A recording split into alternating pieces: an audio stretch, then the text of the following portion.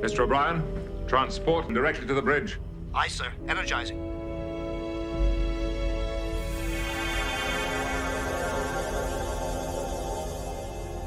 Security team to the bridge. Belay that order, Lieutenant.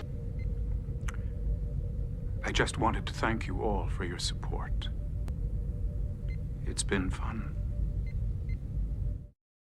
From the Streamlab Talk Studios on YouTube, this is Jeopnerdy.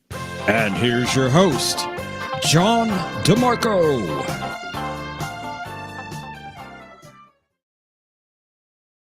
And greetings, everyone. Welcome to Jeopnerdy. And guess what? John's not here. I've taken over. That's right. It's my channel now. Not really. John had to work tonight, and he did not want to go 2 weeks without Jeopnerdy. So we're going to do it without him, but he will join us later in the show. But I've got a special treat for you, folks. Yes, indeed, I have a special treat because I have a co-host tonight. And here he comes. Here is OmniCast. Hey. Maybe.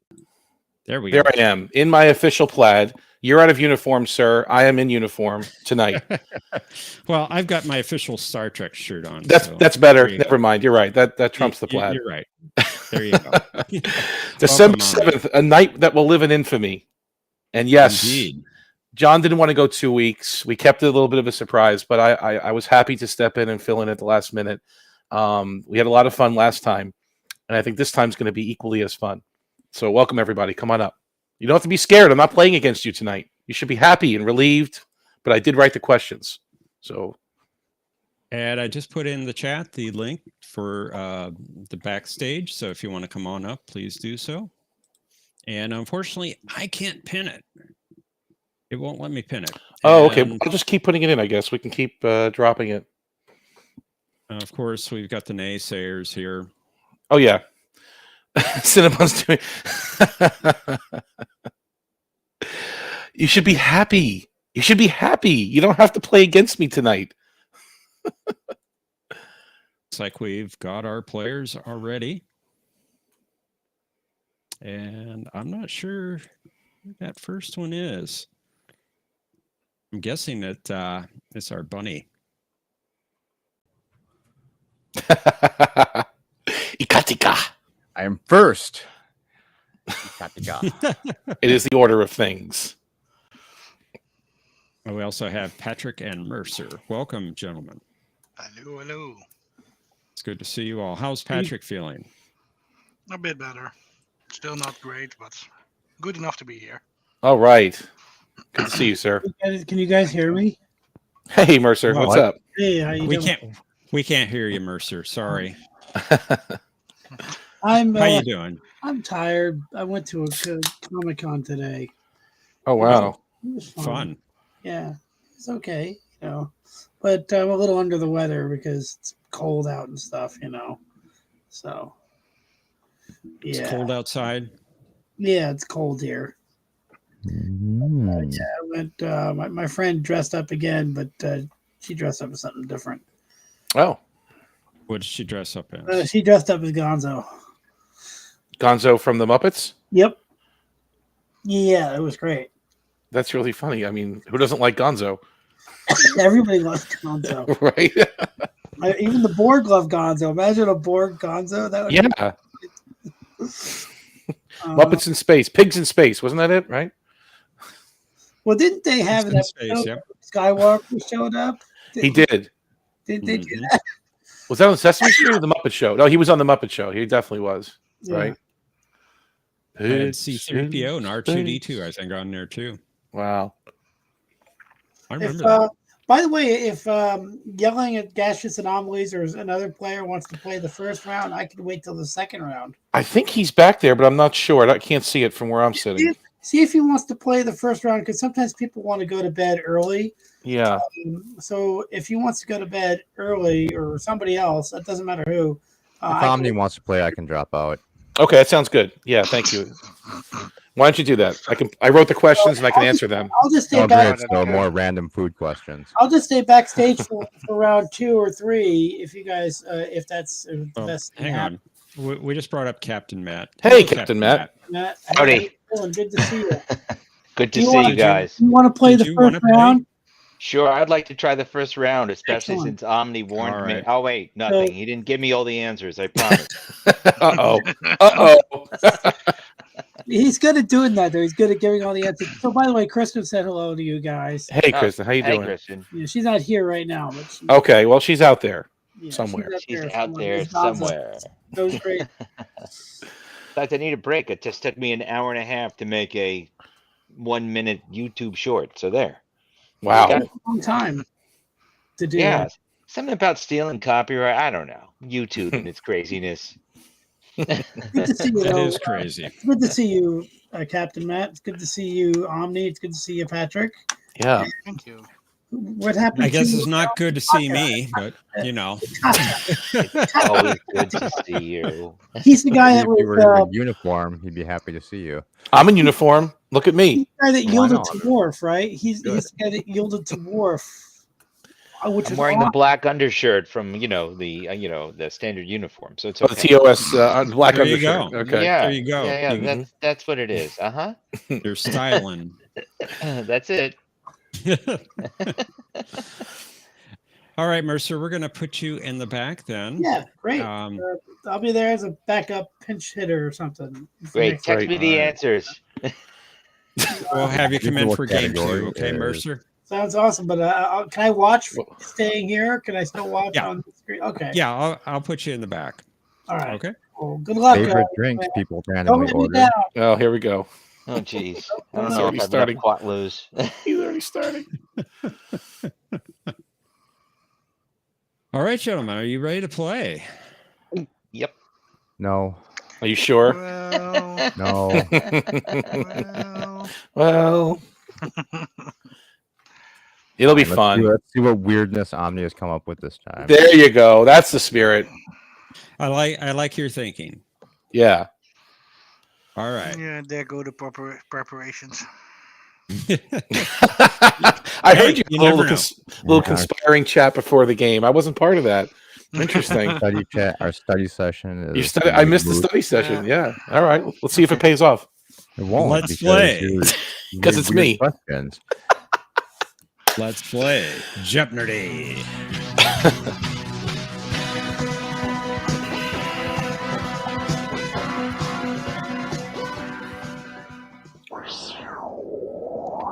Characters in Knight Rider. Those I know. Those I know. Categories in the first game are home planets, Okay. holograms, In reverse alphabetical order.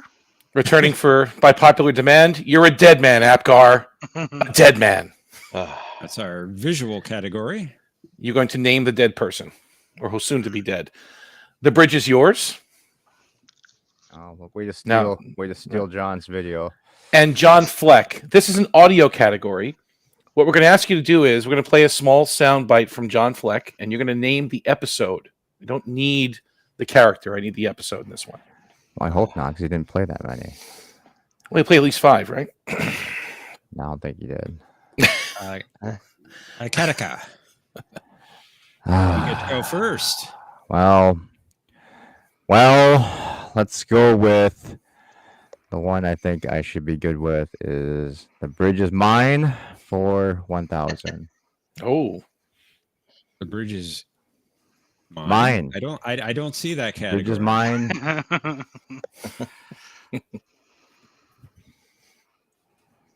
Which category? Bridge is not yours. It's mine For 1,000. for 1,000. when Malcolm's leg is impaled by the Romulan mind, Captain Archer turns over the bridge to this person. Ah, damn it! I knew this was gonna be like this. And, who is? It was this. That's.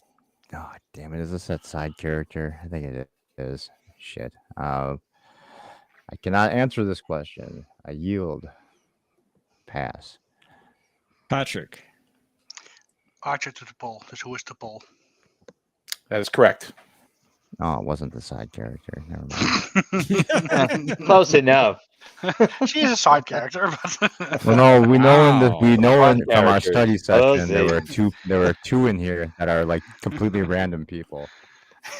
All right, Patrick. Good start, and it is your turn. let's go with 800, same category. Hmm. Rake them some points. Harry Kim, firmly in command of the night shift, turns over the ship to this junior officer at Damn the it! I helm was hoping in this was nostalgia. in Warhead. Who is Jenkins? Ensign Jenkins, that is correct. Ensign Jenkins. Rigged. What? It's not rigged. You said you studied. You heard me. All I right, did. very good. Very good, Patrick. Captain Matt, welcome to the game. It's Thank your you. first turn. Let's do home planets for 200. Got it. This planet was home to B'Elanna Torres and her mother Miral, who happened to be the only two Klingons on it at the time. Oh, Lord. I'm going to have to pass. This wasn't a planet. Right. Was it? It was the Tandara? Taka. Was the Tandara colony? Is that your answer, Ikatika? I don't know what you're... Yes. That was in the promo for the final episode. I remember that. So what did you say? One more time, please. What is what? Tandara colony.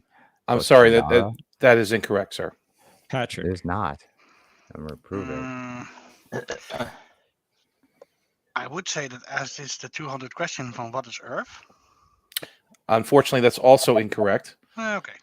The answer is Keswick 4. Oh, that's right. Oh, of course. Yeah. Keswick 3 is nicer, though. A distinct possibility. Katika. Home planets in winter for 1,000. Winter. In winter. The notably unstable HD-25 isomorphic projection claimed he left his home planet blank before going on his killing spree. Oh, and what was my fish? What the? What the? He's imitating the hologram. They were mean people. I didn't like them. Your They didn't skin's let me have a over, fish. What was it? What What's was the it? result? What was it? Oh, we'll pass. Patrick.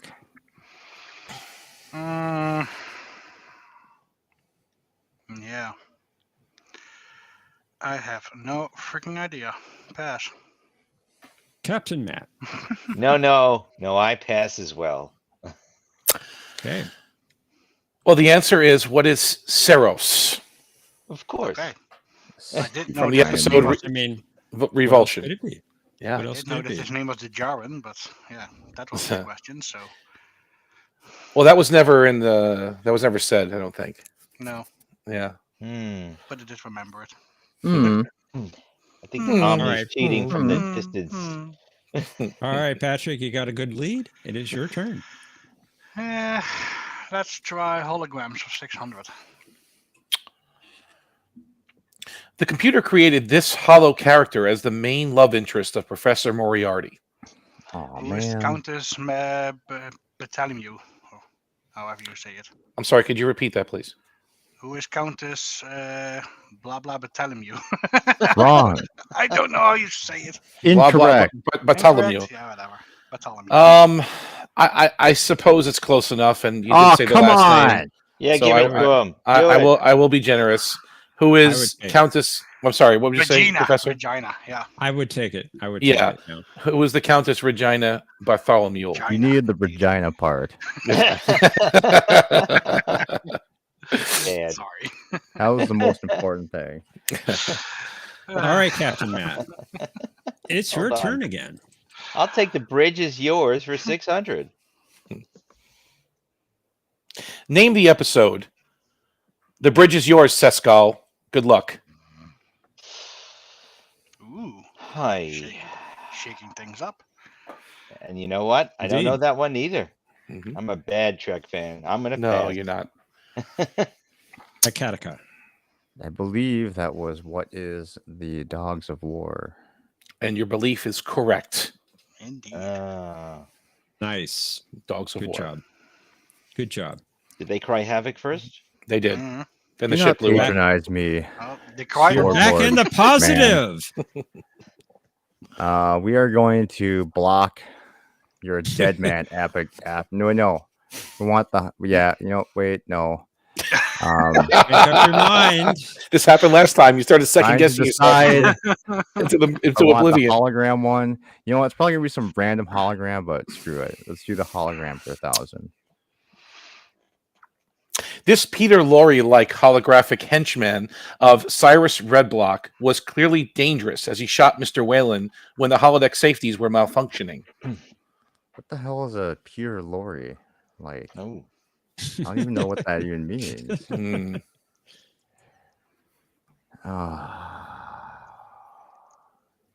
Not Wayland. That was the guy that went with Leech. Who is Leech? That is correct. Who is Wow. Felix Leach? He Well did done. sound like Peter Lorre. He was kind of a knockoff Peter Lorre, right? From Who is the Maltese Peter- Falcon. Who is that? Peter Lorre's an actor from the 1930s and 40s. He was in the Maltese Falcon. He Yes. played Cairo, I believe. Ah. And he's also Casablanca, who goes like, He help is. me, Rick, hide me. Hide me. That's right. Let me shoot him, Mr. Redblock. That's yes. You got it. You got it. Very good. All right. All right. That closed the gap there. Patrick, it's your turn. Indeed. Let's try home planets for 800. Located in the Beta Magellan system, this planet was the home to some very technologically savvy individuals.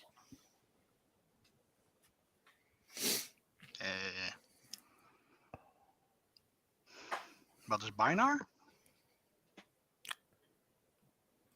Binar Can you Prime? repeat? Wat is Binar? That's Yeah, not the planet's name. That's the- Unfortunately, that's I might have to say that's the wrong answer. I'm sorry. Okay. Not a problem. Captain Matt. Well, then I'm going to say, what are the binars? Well, if you want to read the question again. Oh, located in the Magellan system. Oh, no, it's the Look- planet. look- Yeah. looking for the planet. Yeah. Shoot. No, I'm going to pass. But Okay. it is the binars. Ikatika. Man, I want to say Binus. Beer nuts? I really do, but oh, man. Damn it, timer. Well, you should have said it because the answer is what is Binus. bias. Yeah, I thought it was gonna be some. I like beer nut better. I I, think that'd be a better name. I found it Binar Prime nicer. I like Binar that. Binar Prime. All right. Got a tight game. Captain Matt, it's your turn. All right. I'm going to go race for that seller with holograms at 200. After being liberated from the Hirogen, this hologram of a Cardassian female was given a Bajoran name. Damn it. I don't know any of these. Pass. Sorry. Ikatika. You call the people or? Oh, this was 200. It should be easy. Yeah. They never are bad. I mean, Patrick. I have no idea. Pass. You are children of light. Actually, that's yeah. Well, who is Kejal? You got it. You got the episode, Flesh and Blood. The one that was helping the doctor. Mm. I Yeah. remember the character, just not the Yeah. name. Ikatika, you can take the lead. It's your turn. No, you can't. Don't even try. Yeah, probably not. But we're gonna try this. You're a dead man, Apgar, for 1,000. Oh, Okay, we're looking for the character's name, please. It's visual category. Odan. Who is Odan? That is correct. Who is Odan? Udon noodles. Nicely done. And you got the lead. But it's Patrick's turn. Yeah, let's try the same category for 800. Ooh, Of course it is. the All right, Omni you double. found the daily double. You are 1,600 off the lead. You have 2,800 points that you can bet. How much of it would you like to bet? Let's just do the 800. 800. Mhm. All right. Please name the character. Come on, really? Yeah, you would almost think that it would be different, but who is Apgar? And that is correct. That's 800 and a daily double. Are you nuts? Oh, I should have bet everything. God. You didn't say Dr. Apgar, though. That's not fair. It's true. It is Dr. Apgar. See, what did I tell you, Patrick? Last We're gonna have name a weird is order with sufficient.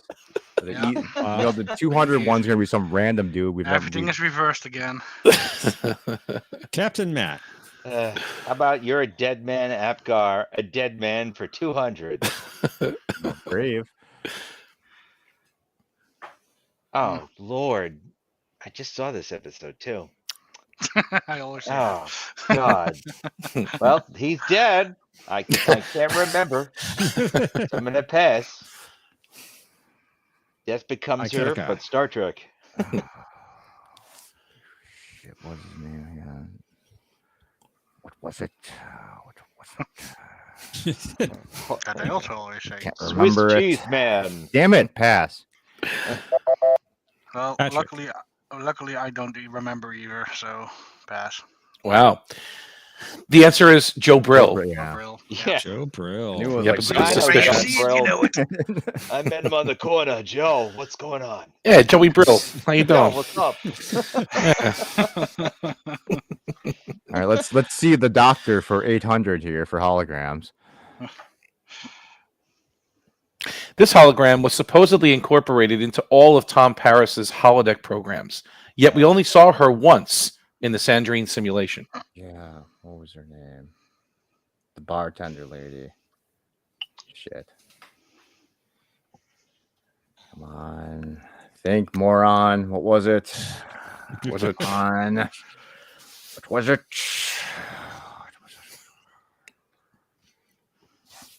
Oh, damn it. I can't remember. Pass. Patrick. Well, it's definitely not Michael O'Sullivan. So It was the wife until it was deleted. wife, indeed, it's the I was going to wife. say she was deleted. Yeah, delete the wife. Captain no, I Matt. don't remember. Yeah, no. Forget it. I know she was blonde, but I'm Yep. going to pass. Actually, she's a brunette, and from the episode Oh. The Cloud, who is Ricky, Oh, and we Oh, never Trey, saw what's her. the Yeah, pool player chick? she was hanging around the pool table, and yeah, we never saw her again. Okay. mm. But Tom said, I write her into all my programs. What, Patrick? she was in Fairhaven. She was turned into a cow also. Wow. What a weird episode Fairhaven is. Yeah. Yep. Patrick. Let's go with the dead guy, dead man for 600. Dead guy. Uh-oh. Yeah, Oh, they God. Should have been 1,000. Pass. Don't know. Don't remember. Captain Matt. Who is Schmitter? Who was burned to a crisp? Banged gotta have it. to a crisp. You're correct, sir. You gotta really put the zhushed on the P.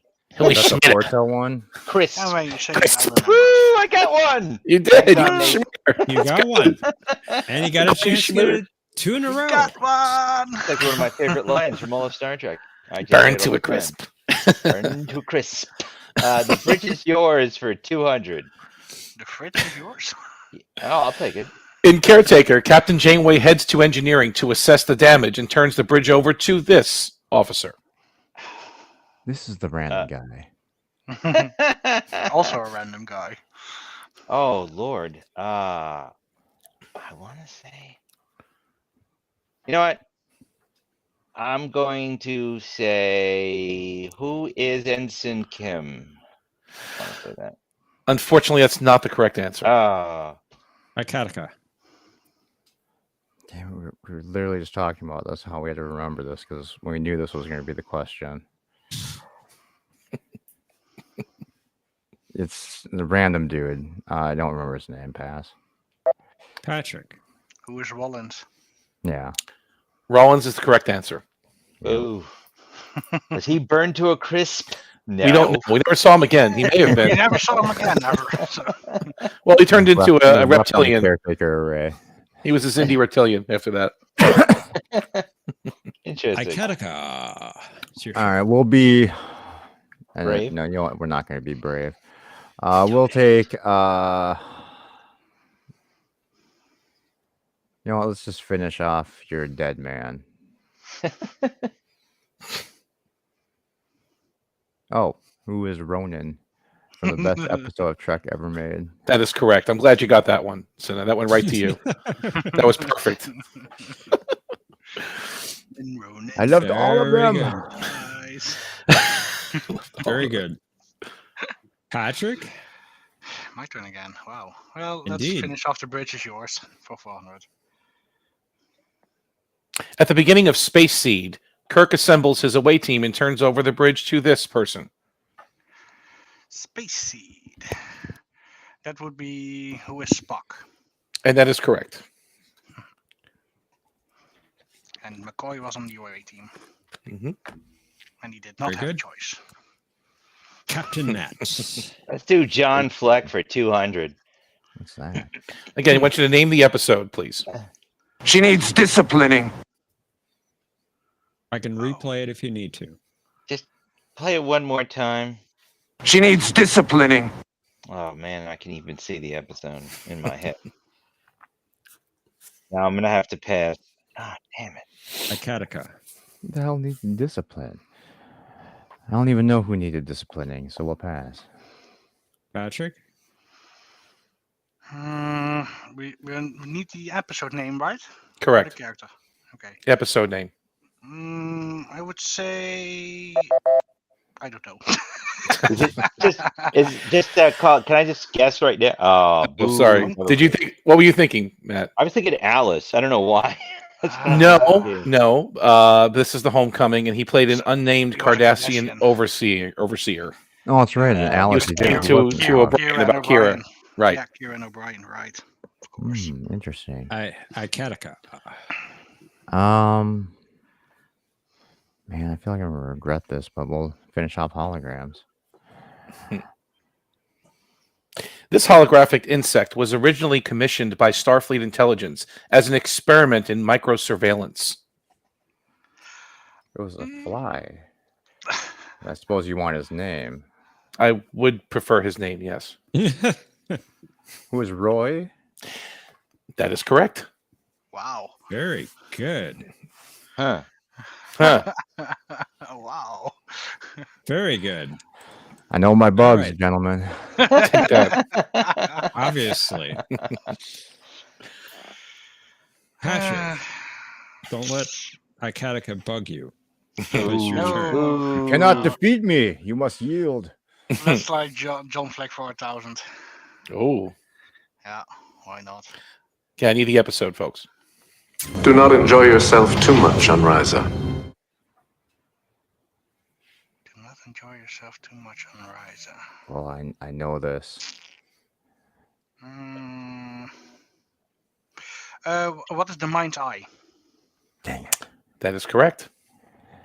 He was a Romulan. Nice. He was a Romulan. Not mentioned in dialogue, his name, but it was Talbot, I believe. It definitely remembers as Tomalak, but yeah. Mm-hmm. You mean Very Jakar? good. Wow. No, his name was Talbeck, not Tomalak. It was Talbeck, but it was not mentioned in dialogue. All right, Captain Matt. Home planets for 400, please. A terrible disaster occurred on this planet where Beverly Crusher and her nana, Felisa Howard, had once lived. This forced Felisa, as a healer, to learn about natural medicine with herbs and roots. I'm gonna pass. Iketica. Sex Candle Planet O. It's not going to be the planet Lollipop. So we'll pass. Patrick. Yeah, I can't remember the name of that planet. So pass. Those poor people. It is Arvada 3, and it was Arvada. mentioned in the Arsenal of Freedom. Yeah, that's why course. I said Lollipop. Indeed it was. I've been there twice. One of my favorite season 1 episodes. Trying to give a of hint. TNG. Scalded for years. Iketica. It's your turn. Did you just call me Aikaka? That's not very nice. I did not, sir. No, I need to caca. You're reduced 2 steps in rank. You're reduced in rank. You're stripped of rank. You're stripped of rank. Reduced to servicing crewman. All right, let's just. This whole planet's one is ridiculous, but we'll finish it off. Okay. This failed human colony was the birthplace and home to the Yar sisters, Tasha and Ishara. Ah, for the. Damn it! We were just talking about this too, Pat. I know. Pass. Did you pass? Patrick. What is Tucana for? Yes. Yeah. That is correct. Seems like Matt knew the answer too. Nope. Although he knew it when he heard it. All right, Yep. Patrick. That's with almost every question here. Let's go with 800. Why not? Please name the episode. Ah, here's something interesting. Appears to be diamide-laced beryllium. I'll give you 52 diracs for it. What is the search? Part 1? Incorrect. That is correct. Incorrect. His name was Ornithar, and yes, that is from the Search Part 1. Huh. I believe he Nice. played a Karma. Karma, All right. that was the name. Yeah. Captain Matt, 400 or 600? Let's go live dangerously and not have an answer for 600. Okay. Identify this episode. You persist in asking questions you know I will not answer. This one we all know. No, actually, I don't know that. I guess Well, you know I'm gonna this one. pass. Kataka. I refuse to answer non-canon quotes. Pass. Patrick. Really? He passed? Ah, I don't know come what on. the Enterprise episode. Patrick. Okay. Yeah, the episode name is eluding me, but he was Silic. That is, yeah. Obviously, you passed, and yes, it was Silic, but from Stormfront Part 2. Stormfront. Yeah. This is a tough choice for me, but I think we'll finish off John Yeah. Fleck for 400. I believe that is a good choice. Alice, come on. Identify this episode. Artificial gravity plating. Where's Alice? Plasma base power induction. Impressive. Do you have an answer, sir? I heard you mumbling something, but I don't know if you have an answer. I believe. What is it? What is Alice? That is correct. Yeah. What is Alice? That was Abaddon, the traitor. Yeah, I knew it like 5 sentences in advance. And for Captain Matt, I did not remember that we needed the episode name. That's why I said that you knew it. Oh, I see what you're saying. Yeah. Duh. All right. When it came to me, I didn't know. Yeah, I mean, I knew it was Silic. I just didn't have the episode name. Cosmo Buzz, link in the private chat. Please go there and consider how much you would like to wager on Final Jeopnerdy as we swing on over and reveal our category. What's my 6,000? Federation Transports. Oh, what? So, wait, where do we put our bets? There's private a chat. link in the private chat. Let's see. 68. Click on chat and then private. 6,800. Boys. We're going all in. There's a link It's down not there. letting me do it. Yeah, no, it's not letting me do it. Come on, click. No. Well, he can see it. I mean, if you're in there, he could see you typing. I thought I was. Yeah, he's not in there yet. Oh, okay. There we go. Okay. It's probably the only transport I know of.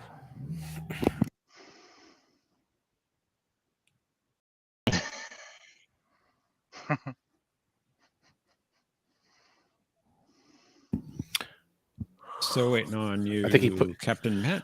I think he just put it in the I- private chat. He didn't put it in the Cosmo Buzz. He put it in the chat. Oh, sorry. You need- $1 million. yeah, you Oh, You where need- yeah, there's a link there. It says cosmobuzz.net. No. You mean inside the? Oh, I see. Right above the where you private typed. chat. Yeah. Got it. Got it. It's loading. I wonder what Well, it sounds Captain like it Match could go is really looking high. Oh, I told you. at. It's a mystery. There you are. And you don't have to hit enter or anything. I can just see it.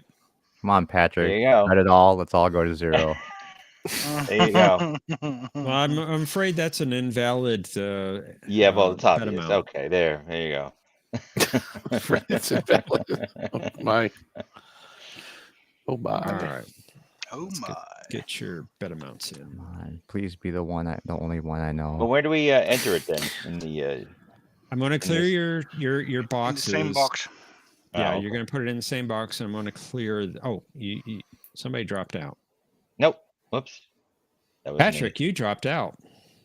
No, Captain Matt, Oh. you're still there. Am I Am I still there? back? Can you see me? Am Yeah, I can back see yet, you. or- Did you get No, you're mine? not.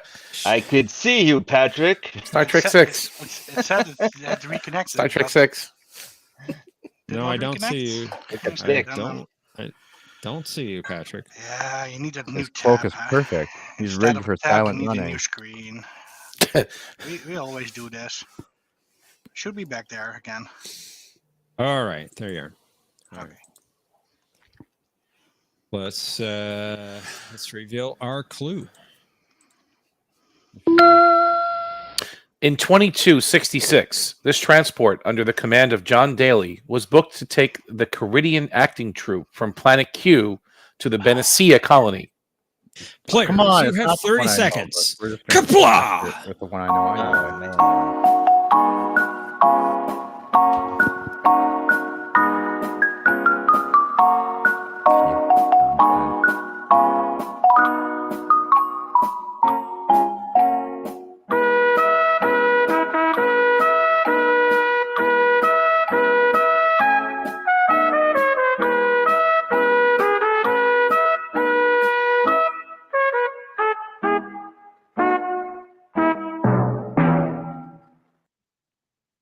And Captain Matt, I don't know if you're aware you were supposed to enter a Yeah. response. Okay. I don't. All right. There's my response. There. I was just making sure. Yep.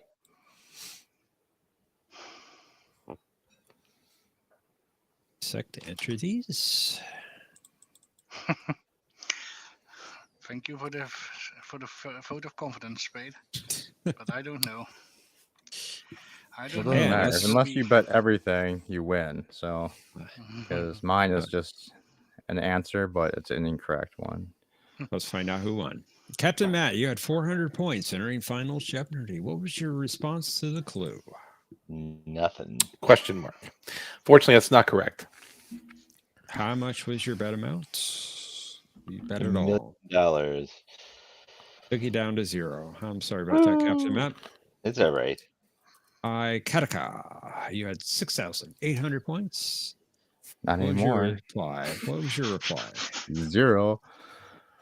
SD103, yeah. What is SD 103? 103. Excuse me. 103, excuse me, from the movie. Yep. Unfortunately, that's incorrect. That was what I was Yeah. thinking. What was your bet amount? I wonder. You also bet it 6,800. all. 6,800, taking you back to 0. Hey, Eric. All right, Patrick, Congratulations, Patrick. you got a shot here. Mhm. You had the lead at 8,800 points. Your reply. What is I have no idea. Yeah, Well, unfortunately, that's also incorrect. I didn't Come on, want to all write zeros? SD103, so yeah. The answer is what is the Astral Oh, the Queen? Astral Queen. And Yeah. somebody put that in the chat as the episode, which is the Conscience of the King, and that's from the original series. So unfortunately, you didn't get that correct. Normal chat. What was your bet amount, Patrick? Only 800. 800. Taking you down Wow. 8,000 points. And Patrick, You are the champion. Didn't want to enter. You should have bet it all. You have no grumba. Yeah. I have no grumba. No, I still remember all. talk and you bet like a human. You bet and you bet. You But have no remember, all our grumba. points still work for a common goal. So I don't always want to bet. Thanks, everything Eric. Because I still want Okay, to. I have my yield. points. I cannot defeat this trivia master. Matt, did you have fun? I had fun. Okay. They burned to a crisp. That's the most Yeah, important thing. I'm gonna call you Schmitter. Schmitter from now on. Yeah. Schmitter. Burned to a crisp. Round one can burn one to a crisp. Let's just say, okay? It can indeed. Yeah, we've all felt it from time to time. Except me. I've never. Well, I take it back. I did play before John and I were doing this. Some great people in the chat. Yeah, come on. If you guys want to play, I put the link in there, and there should be some spots for round 2 and possibly round 3. Indeed. So, good game, all. Good game. Hard questions on me. Well, I like to keep it interesting. Yeah, mostly by placing the hardest ones in the middle. Interesting. In the beginning. And Dr. Apgar, we saw his face finally, so that was good. What a weird episode that is. But it gives us the double face palm. Come on. Yeah, it does, yeah, it's Riker and Picard, right? That's it. Yep. Very true. That's good times. Well, thank you for playing. Well, thank you for having me. I will fade into the background so some other lucky player can come on in. We can put you in the back. You don't have to exit completely if you want to stick around. I'll stick around. All right. I can make animal noises. It'll be great. So I want to welcome everybody in the chat too. I see some new people in here. This is great. Game Master Mike Spade, how are you? Thanks. If you guys want to play, please click the link I just put in there. And if you haven't already, please give John a like here on his channel. Give this video a like. Only 5 likes right now. Let's give him a thumbs up and get that algorithming. If you're not subscribe to the channel, please. Yes. We'd appreciate it. I won't do it. Do you like our contact? Our Contact? Contact? That's First not contact, the word I want. yeah. Our content. please subscribe. I'll get it right. Thank you, Captain Matt. Thank you, Kayatka. And I'm going to put you both in the back, and maybe you can go back for game 3 if there are spots. I'm so tired of you patronizing me. It's ridiculous. Who's patronizing you? Would you stop it? Stop it. That's just him. I hope you had fun. And he's gone. Spring. I know. I did. Well, I put him back there. All right, so let's bring up Mercer and Chaz. Hey guys. Hey. Hi everybody. Before we start, Howdy. hello. Before we start, I started to watch the final episode of season 2 of Strange New Continuities, and it made no sense that they could draw a borderline near a planet, because once the planet moves, it's going to cross the border. So I turned the episode off. I was so angry. Season 3 ends a lot better. Let's just say. Season what? I guess it's 2. No, I'm sorry. You mean the one with the corn? I'm sorry. Yeah, I'm I turned it off halfway through because really. I said the corn. Once the planet crosses the border, then there's no reason to have that border there. Well, I guess you're right. This was like 8th grade math, science, Well, but I'm going to keep watching it. It ends pretty good. I don't know. It was all right. I'm just like, that's ridiculous. Yeah, but there you go, Mercer. 8th grade math. The writers only took 6th grade. Tim Bowman says New Trek sucks. Thank you, Tim. A lot of people feel that way here. I like Anson Mount, but I think he's been phoning it in lately. So anyway, I'm ready to play. How many days, Omni? I believe 47. What did I put on the Discord? Oh, 40. dude, I watched the new trailer for Section 31 that came out today. Pretty good, right? No. Oh, okay. No. I'm glad I didn't see it. I'm only going to watch 48. it if you watch Andor around the same time. I'll try. But It's a Because movie it's hard- event. It's a it was hard to special get movie through. event. It was hard to get through that trailer. I thought the second trailer was better than the first trailer, but we can talk about it after the show. Can we address Scotty in the chat? He may not know how the link works. He's asking, may I play? You might want to instruct him on the link for the third game. Oh, yeah. Hang on. Just I think click the link. I think Scotty's fairly new is why I'm bringing that up. Sorry, Mercy. Yeah, Scotty. R37. There's a link there that mean, Omni put I'll in. It says put it again. talkstudio.streamlabs.com. Is Click that, Michelle and Yeoh you'll be playing brought the into the back. Mercer, Jeff's trying to He says talk. he's backstage. Okay, he made it back there. Awesome. I don't know All right, if you have a delay, Mercer, but you're talking every time when people try to talk. Just be aware, please. Sorry. Wow. I'm just making sure because it's not the first time Mercer's done it, whether deliberately or accidentally. Sorry. Never. We'll send Mitch Buchanan after you. Better watch it. You're never gonna let that go. I'm happy. Are you all ready to play, but Omni folks? being a co-host gives him more excuse to play the Baywatch night. Yep. Oh, I would love to. I would do it anyway, though. You know that. Chaz, are you ready?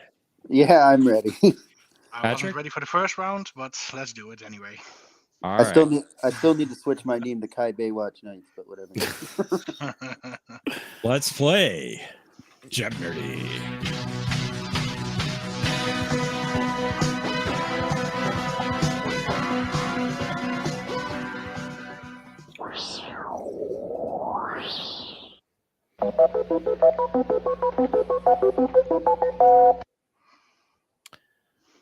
And the categories for this round are Zoom,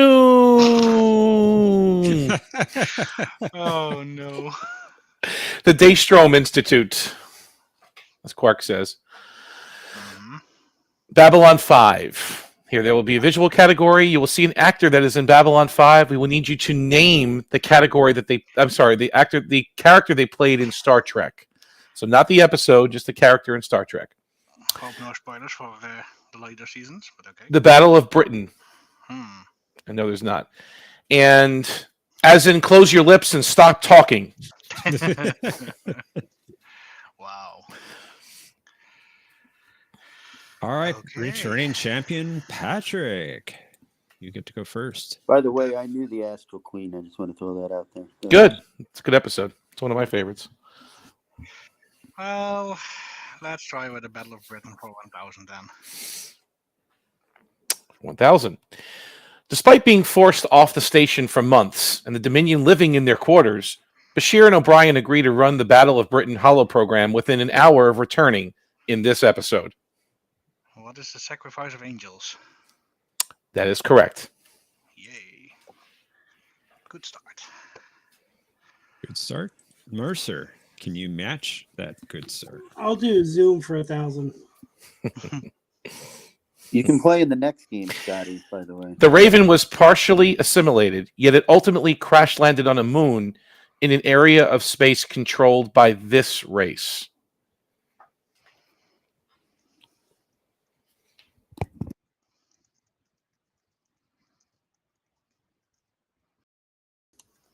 Mercer? I'm thinking. I'm trying to remember. I've only seen this episode once. Want to make sure you were still there. I'm not still here. Pass. Chaz. I know this episode. I know that the race is the people that represent the race are a couple of jerks, but I don't remember the name of the species. Pass. Patrick. I believe they is what is Bomar? Bomar space. I'll accept that. What is the Bomar sovereignty? That's correct. Sovereignty. Okay. Very good. Didn't know it was a sovereignty. But Is that supposed to be like the Gorn hegemony, Omni? Hegemony? Yes. Sovereignty, hegemony. You federations are all alike. Send one in the chat. I know this one, Papa.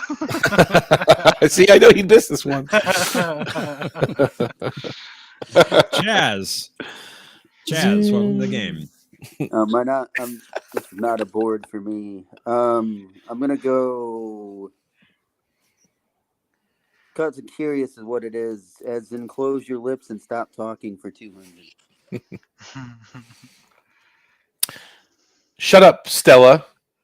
What do you want to know? The I want to speaker know who said it.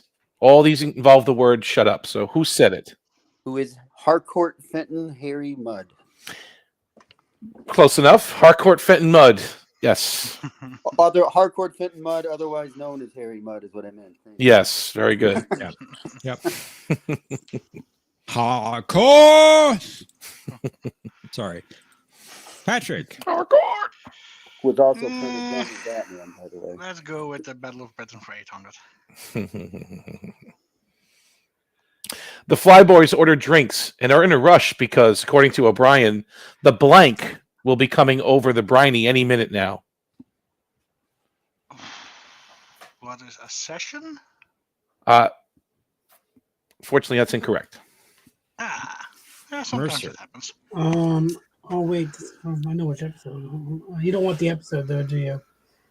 Fill in the blank. Right. The Oh, right. Duh. Read, Patrick. Read. Yes. Never mind. Chaz. The session. I feel like Omni's hesitancy was a clue, but I'm going to pass. Are you passing?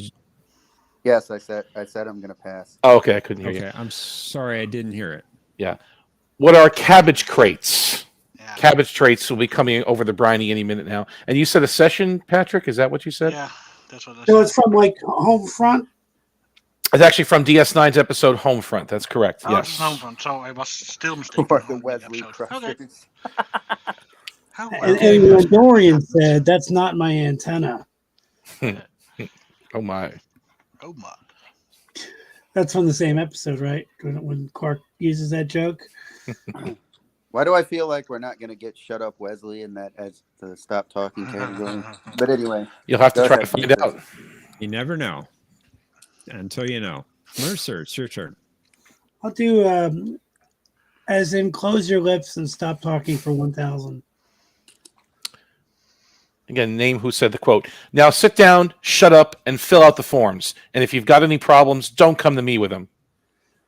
You want the I want who said it. yeah, I Character. know the guy who said it. I'm just trying to think of his name. Can I give you the actor's name? No, I'd prefer the character's name, please. Hold on, let me think of the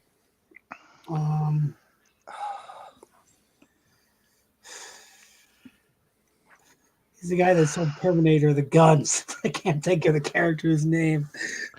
They close early today. Yeah, we may close Chaz. early today. What did you just say, Patrick? I didn't say anything.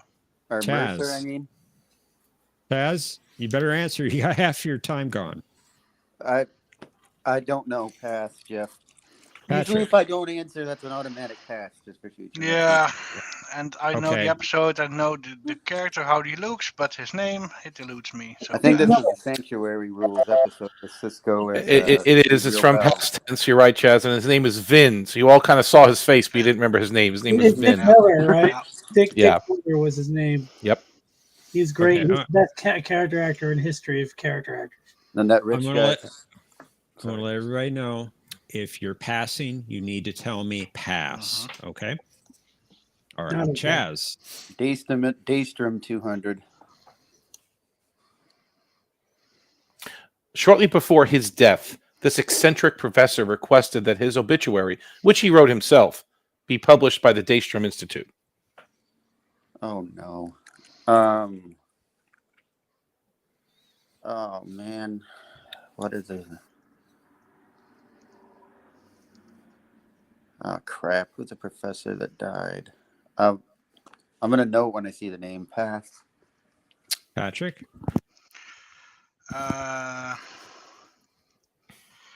to love him is to know him, but to know him is to, I think, but no, pass. Can't remember the name. Mercer. Who is Saleya? What was that? I'm sorry. So who is Saleya? Saleya? Yeah. Unfortunately, that's incorrect. But I think you're onto something. It's Professor Sayatek Yeah, I couldn't remember his exact name. from the episode Second Sight from DS9. That was not Richard the one I was Kiley. thinking of.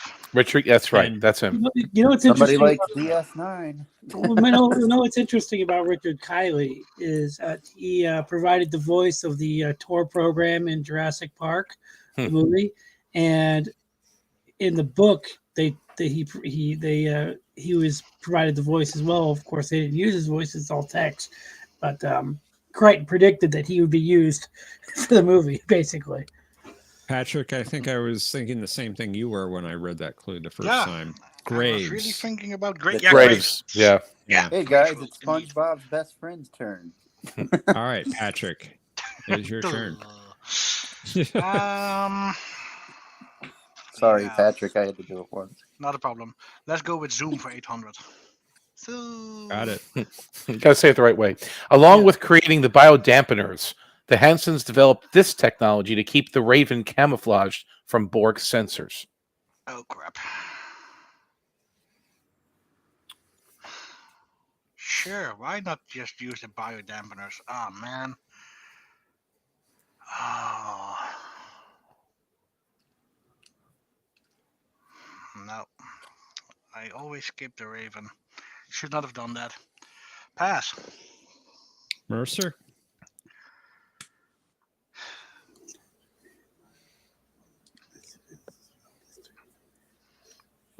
Pass. Chaz. I'm gonna pass also, but all hail the Bomar sovereignty, right? Don't mess with them. Unfortunately, the answer is, what are multi-adaptive shields? Yeah, right. As if they didn't exist either. Come on, man. Adaptive. All right, Mercer. I'll do shut up. Well, as in closing your eyes and close your lips. Close your eyes. Talking for 800. All right, 800. You got it. Shut up, Spock. We're rescuing you. Oh, that's who is Dr. McCoy from the Immunity Syndrome? Didn't need the episode, but you're right on both counts. Dr. Leonard McCoy. Yes. And I can picture Carl Urban saying it too. Again, I feel like if Cinnabon was in here, he'd do the same complaint as the Apgar question from the last round. Why, thank you, Captain. That movie had McCoy. good. That episode had good special effects for the 60s. Two All right, Dr. Chaz. McCoys would approve the medical efficiency on this ship. What's the middle category, by the way? Because I can't see it. Babylon 5. That's a visual category. No, thank you. Close your lips. 400. Shut up. You laugh so much, it's a wonder you ain't got flies in your mouth.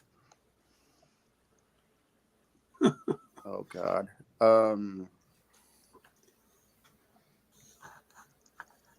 I have no idea. Pass. Patrick.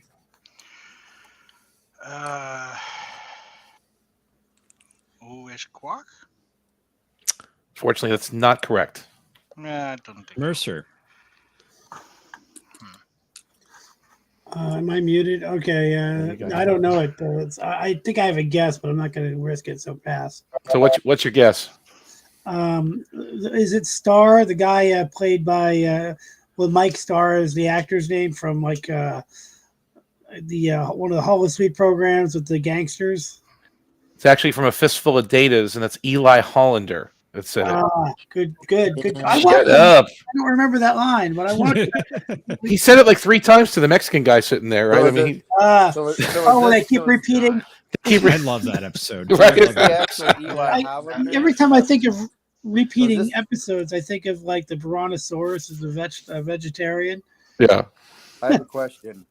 Yeah. Is that actually the Eli Hollander actor, or is that Brent Spiner? No, it was the Eli Hollander actor. It wasn't Brent yet. He turned into Brent when he was in the jail, I think. Okay. Yeah. Patrick, it's your turn. Battle of Britain, 600. This time read it. Bashir and O'Brien drank a toast to this fallen hollow pilot. Who is Clive? Correct. He is also known as Clive. Took ever to prang his kite over the channel. That's better. I like that. Yes. That's such a great scene. That's like one of my favorite scenes because it has nothing to do with anything in the episode. Mercer, it's your turn. Let's do shut up and the stop talking for 600. Shut up, Herb. Oh, who is Pabst? That is correct. Douglas Pabst from Far Beyond the Stars. Yep. One of the best episodes. Very good. His full name is Douglas Pabst Blue Ribbon. Yes. That's a All joke, right, by the way, a beer joke. Not that I. It's not personal, Ben. It's just the way things are. We have a tight game, and it's Chaz's turn. Daystrom 400. Vosh claimed that she wanted to present this artifact to the Daystrom Institute, but she later admitted she wasn't going to give it to them. I feel like there's an obvious answer here, but although I don't know if this is Captain's Holiday or QS.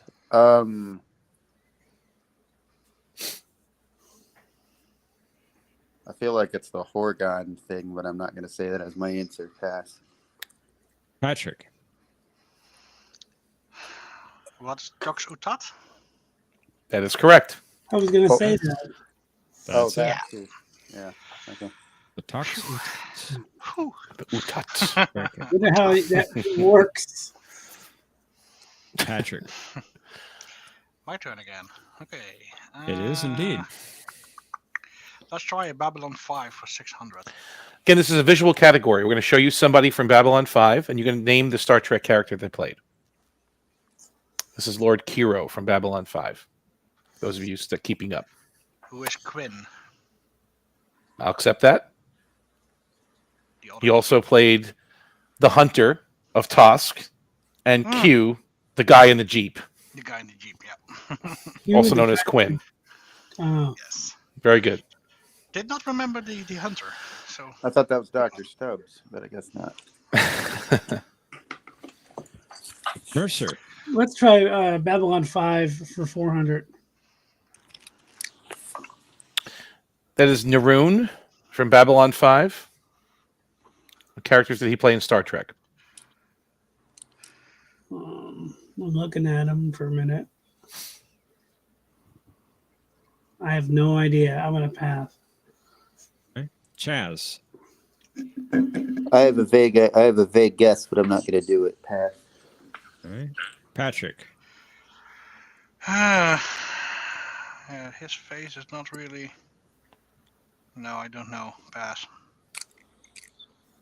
I wish we could get the actor. So he played Andros Hagen in Night Terrors on TNG, Rousat on DS9, The Changing Face of Evil, and on Enterprise, the episode Judgment, he played Orak. Wow. So 3 characters in Star Trek. So That's 3 John characters Vickery you is the cannot character, remember. is the person's name. Yeah, these are great questions on me. Yeah. Good. Wow. Glad you're enjoying them. Chaz, it's your turn. We're going to do the old blocking method. Babylon 5 for 1,000. It's Catherine Sakai from Babylon 5. That's the character's name from Babylon 5. Okay. Yep. Who the hell are you?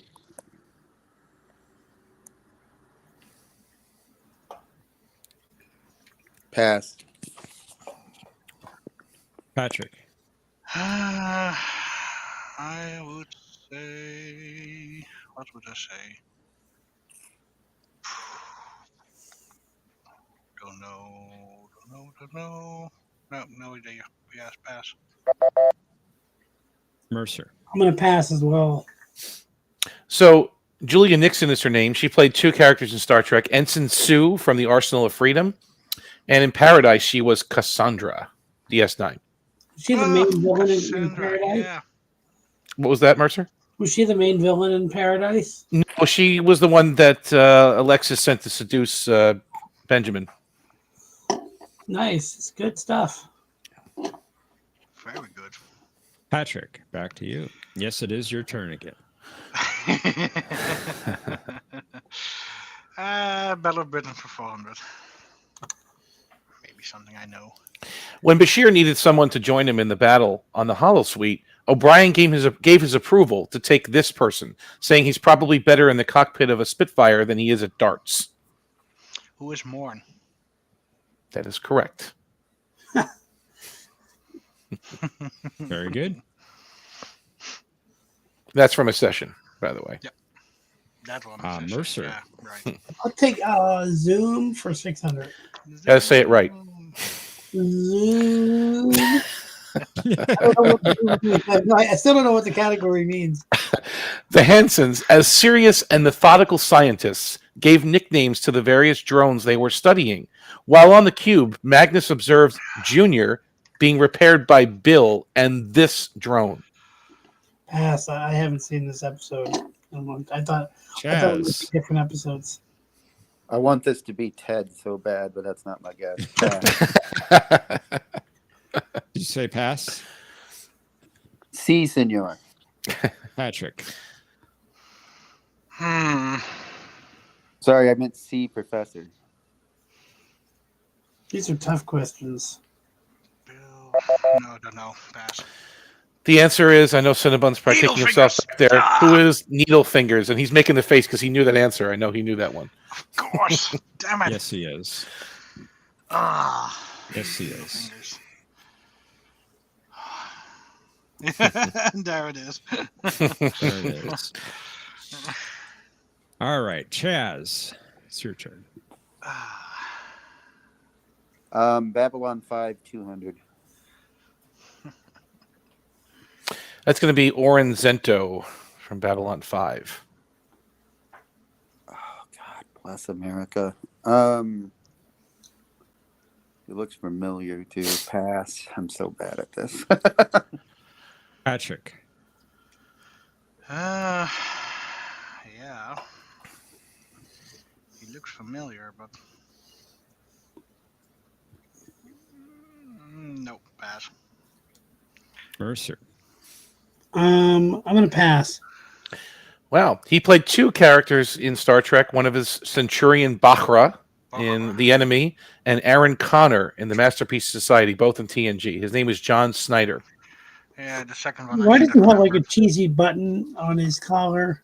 Well, it's Babylon 5. That's how they dress. That's the future. Commander Tomalak claimed they had no. So they basically go to Walmart to get their wardrobe for Babylon 5? It was the 90s. You know, banded collars were cool. You know, that's it. I'm just joking with you. Wow. Patrick. Let's get the Babylon 5s out of the way for 800.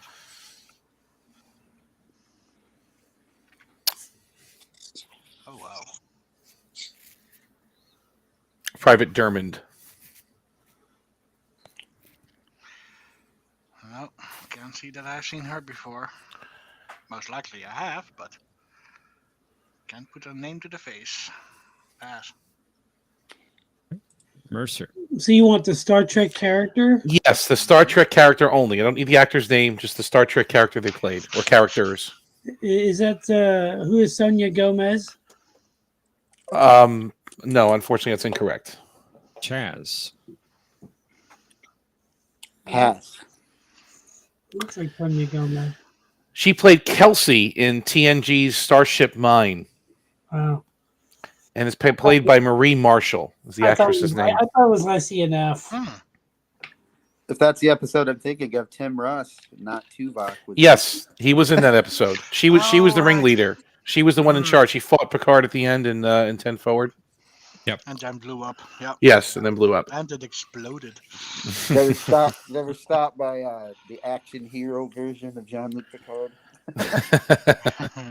That'd be the one. Even though he cowered from the force field at the end. And they say he was so out of character in the films. I don't buy it. Mercer, it's your turn. I'll try Daystrom Institute for 1,000, please, Alex.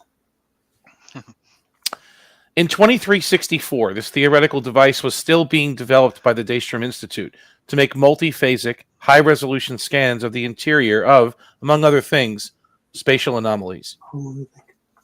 I know the name of it. Oh, it's gonna kill me.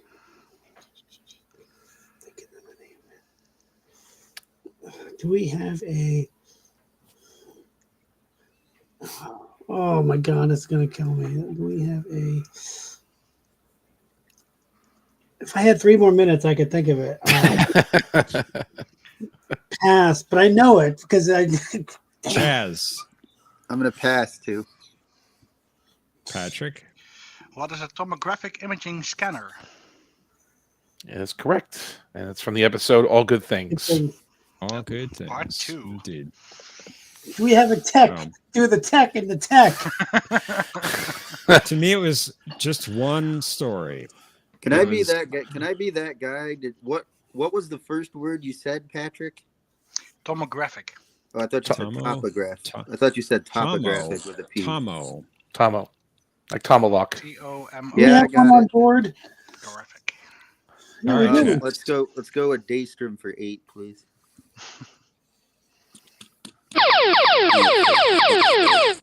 All right, you found the daily double. You only have 400 points, but you can bet up to 2,000, and you are 6,000 off the lead.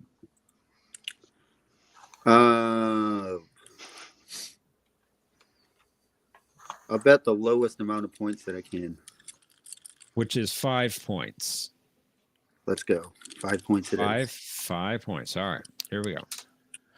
Dr. Richard Daystrom, the Institute's namesake, was the designer of duotronic circuit technology, as well as this, its predecessor.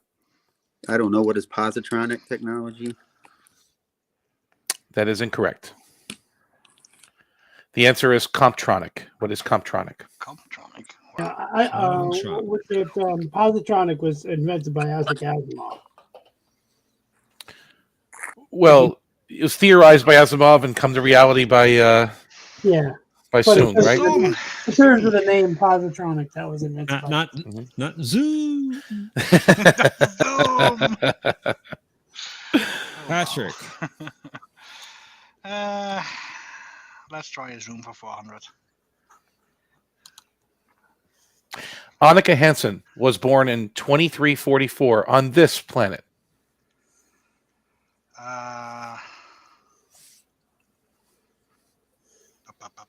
She was. It's on the tip of my tongue. Come on. What is the Tandawa colony?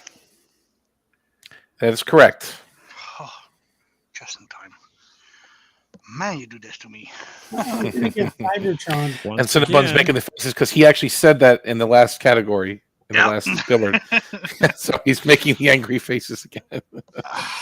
Poor Cinnabon. Look at that. Look at that face. Look how red he is. Look at that. Mercer, it's your turn. I'll do the 600-point question that's left over from the Daystrom Institute, please. Admiral Haftel attempted to order Lal to be transferred to the Daystrom facility on this planet.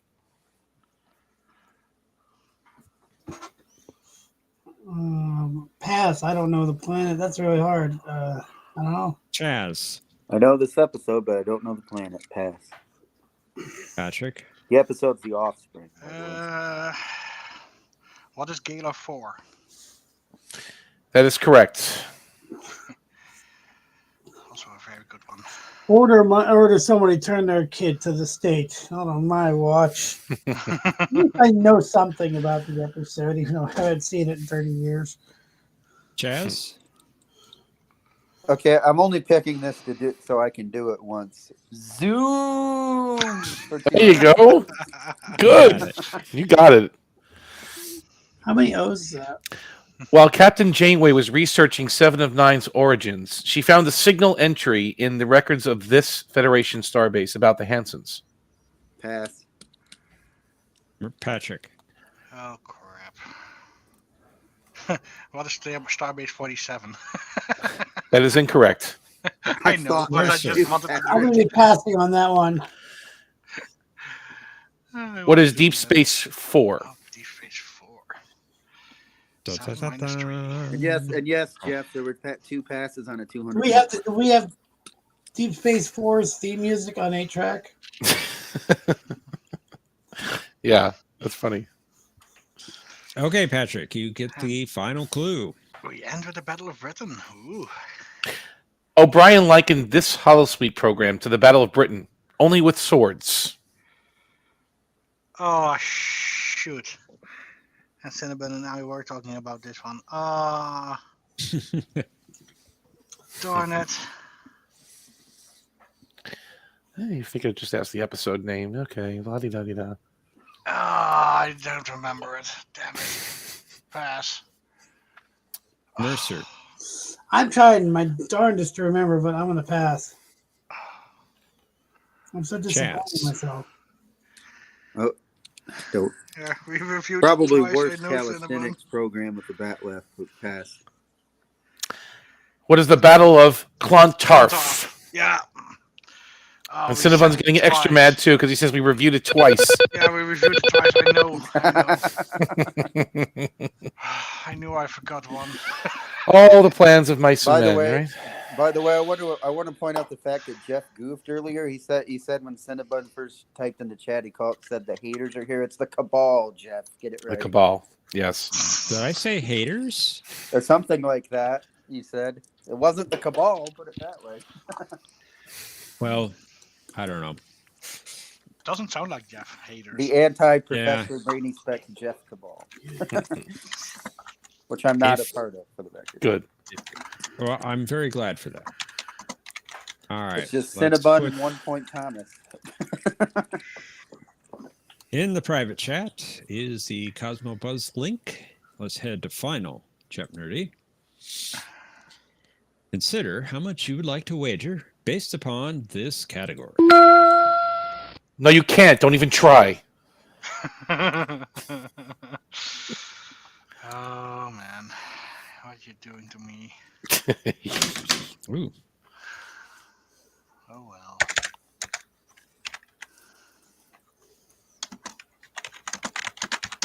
Yeah, why not?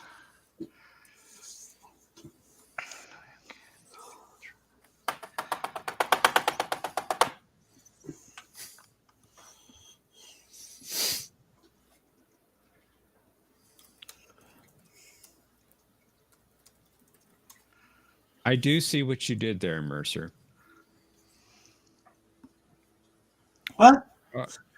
And Chaz, you dropped out of Cosmo Buzz. Uh-oh. I did get your bet amount, Chaz, but you did drop out as well.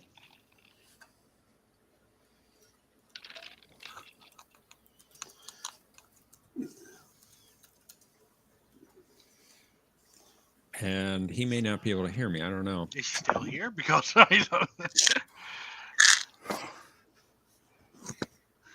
Forfeit. See if you can see the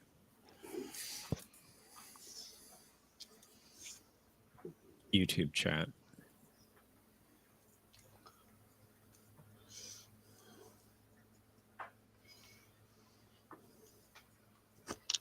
Wait and see if he comes back. Sorry about the delay, folks. We're waiting on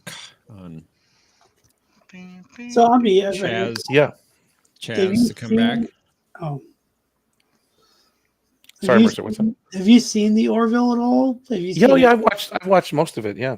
I'm just curious. Yeah. Yeah, I like it. I respect what he did with that show a lot. Did you get and how much we could have had Star Trek like that? I wish we did. Did you ever get to any of these season 3 episodes? Not really. I kind of finished one, most of two, and then I kind of dropped off a little bit. Season 3, they really increased the special effects budget and the episode lengths. Okay. Some episodes are an hour and a half on. long. Chaz, you dropped out of the Cosmo Buzz. Yeah, I know. I gave you my wager. I'm going to answer it, and I can't. I can get in there and try to answer, but then when I back out, it's going to kick me out of Cosmo Buzz again. Oh. Okay. I did get your bet amount. Yes, I know that, but I can't back out and get back in here. It backs me all the way out to YouTube. He'll drop out of the stream.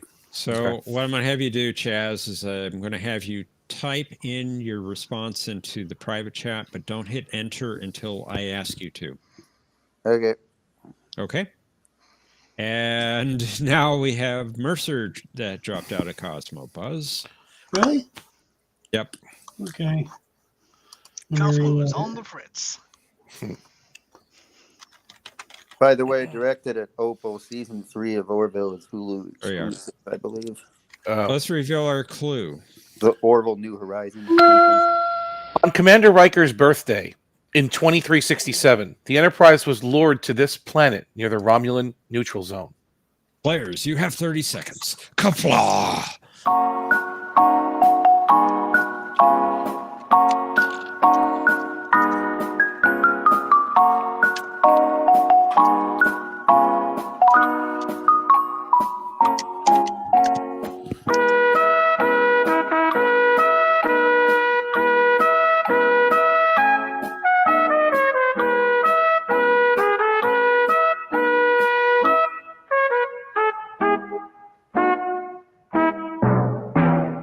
All right, Chaz, go ahead. I don't think this is right. We shall find out. I don't think so. Oh, well. Good game anyway. You did good, Mercer. Let's see what happens. I did not do good. Neural will be a better contestant than me. These were a little tough. All right, Chaz, you had 395 points. Entering final Jeopnerdy, what was your reply to the clue? What is Nirvala 4? Total guess, by the way. Unfortunately, that's incorrect. Sorry about that. How much was your wager? 394, taking down to a single point. You're being Thomas. I'm totally not trying to get Cabal membership with that, by the way. Well, Nirvala is where Riker got duplicated, so you weren't too far off, I guess, with the Riker connection. Yeah, that's the only planet that came to mind. Yeah. Mercer, you were in second place at 1,800 points. Your response to the clue was? What is Galornding Core? Because it's the only planet I remember. Thank you, Omni. Unfortunately, that's also incorrect. Yeah, because I knew it was in the neutral zone after I finished typing it. Well, no, I think London Core is near the neutral zone, but it's not the right planet in this case. How much was your wager? 1701. There was 2 Romulans on the planet. That takes you down to 99 points. And see what you did See there, what I Mercer? did there? You see what I did there? We see what you did there. Very, very clever. Patrick, you were in the lead at 7,600 points. Your reply to the clue. What is Wolf 359? I don't know. I couldn't even remember planet. Wow. I was really thinking that you was going to go with I Future thought it was Imperfect. London Core, man. I And thought then his son's name or something, but nope. Mm-hmm. Oh, the correct answer or response. What is Alpha Onias 3? And that is from Future Imperfect. I think you got mixed up with the enemy maybe a little bit. Yeah. How much was your wager, Patrick? 1,700. Well, they go back to Galornding Core. I should have done the 1701, like Mercer, but yeah. They I go think- back, they go back to Galornding Core. I think in unification, maybe. Yeah. After. What's funny is that they use a different graphic for the planet. Yeah. They made it look different, which is one of those times they should have reused a special effect to save money. It's the same planet, but they didn't. I don't remember which episode. I thought it might have been Feature Imperfect. That's why I guessed it. Patrick gonna go for the clean sweep in game 3. Thank you for letting me play. I really don't know what's enjoyed it. happening here. It's just very strange. This. Never done that. All 3 rounds. They're At gonna least let not they're gonna clean let sweep. Cinnabon back in for revenge. Just you watch, Patrick. I know we have a lot of players tonight. We'll have to see who's back there. That man is playing We Gallon. do have a lot of players. I don't think you probably wouldn't notice, but we did. Is Great there game, room? Is there everyone. room to kick me back in backstage? Otherwise, I'll just leave. There should be. Okay. Thank you again for allowing me to participate. Oh, it's great, Thanks for Mercer. playing. Thank you. By the Thanks way, for coming. I'm playing. I want to point out that Jeff is going back on this whole take over the channel thing, but his name when he puts in the link in the private chat, Professor Jeff or something, Professor Jeff 22 or whatever, Prof. John 22. or Prof John rather, yeah. Yeah, That's what I meant. it's a combined account, Professor John. Jeff DeMarco. Wow. Let me ask you real quick. I don't think I like that, but Regardless if Is he's Jeff or Gordon- John, regardless if he's Jeff or John, Omni not in uniform. Is Gordon Core the only planet with the word core as like a subtitle? You know, like could they be. have- I'm gonna while I watch the next game, I'm gonna simultaneously try to find some way to stream Baywatch Nights real quick. So That's good. Good luck with that. I don't think the DVDs are even for sale, but good luck trying to find it streaming. That's great. I mean, they've never put the '60s Batman available for streaming that I know of either, like ever. Yeah. But I love that as much as I love TOS. wasn't it on Max for a while? The original Batman 60s show. Yeah, Adam West. I thought it was streaming on Max for a while, I but I have don't know. season 3. Oh, was it? I have season 3 of that show. Shut up, Spock. We're rescuing you. I don't know if you heard me I earlier, thank by the you, way. Captain Hard- McCoy. Hardcore Fenton, aka Harry Mudd, played by Roger C. Carmel, who was also in Batman as Colonel Gum. Mm-hmm. You know, he was also which that episode was the spin-off, or the not spin-off. What is it called? What are they called?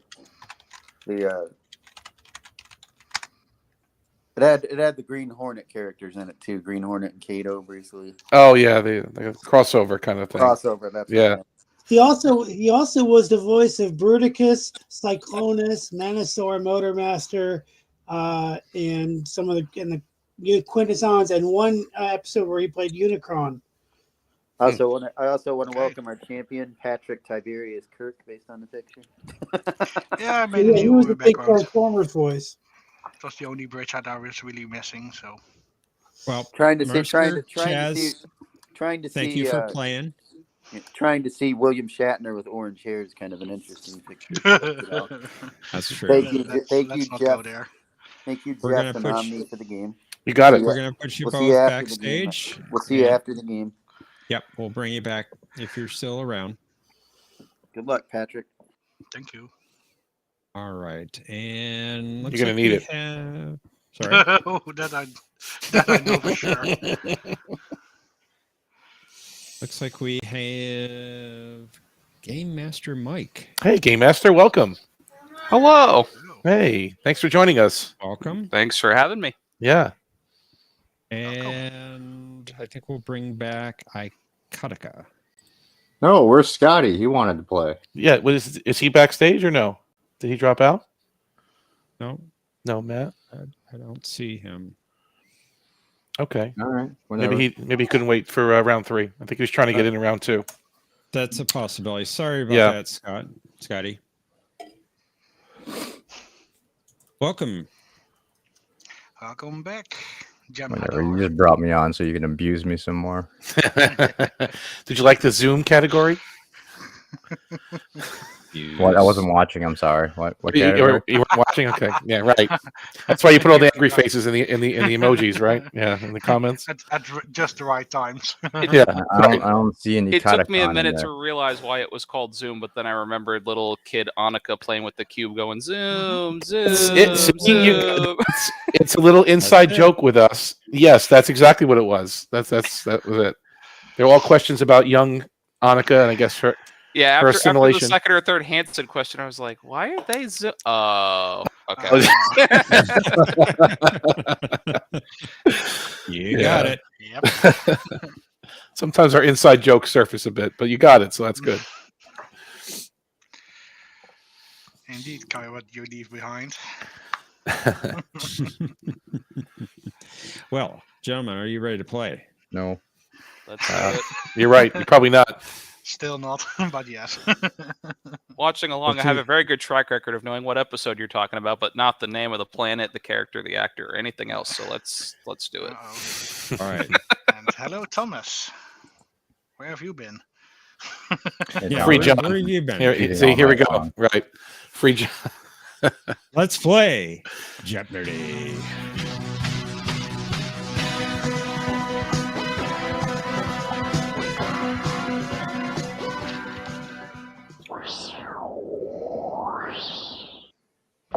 The categories for this round are Bad Admirals, Admiral. AKA anybody not named Ross. Kolopak, Jamusi. Soup, Plain Nature tomato. soup. actors in Knight Rider and Star Trek. Oh, come on. Yeah, there we go. Dunna, dunna, dunna, Oh, That garbage off the board. dunna. Finally, the Ron Jones Project. This is an audio category. You will hear a clip, and we need you to name the episode where it came What the from. hell is the Ron? okay. Who's Ron Jones? Ron Jones is a composer from Star Trek. Uh-oh. Soup. All Tomato. right, returning champion. Soup. Patrick, Yeah. you get to go first. I don't like any of these. No. Now with soup, just so you know, it's a visual category, soup, and you need to name who would possibly order this particular soup. Not whose favorite soup it is. Who would possibly order this type of soup? Let me make it very clear. Like chicken soup. Who like character or who like what race? No, which character in particular would order the type of soup that you're going to see? I can't say it any clearer than that. Okay, got it. Well, Patrick. let's just start with the Admiral for 1,000. Vice Admiral Kennelly was skillfully manipulated by the Cardassians, who staged an attack on this Federation colony while trying to frame the Bajorans.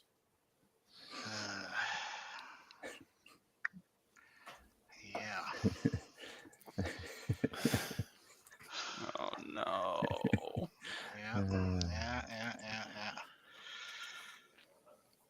Yeah.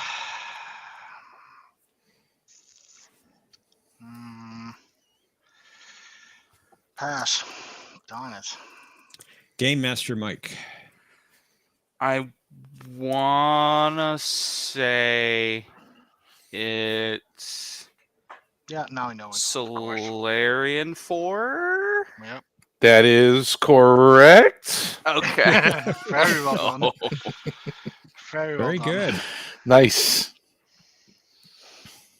That was excellent. Good. And it's your turn, Game Master. All right, let's do Ron Jones for 600, please. Okay. Get an audio category. Okay. Identify the episode.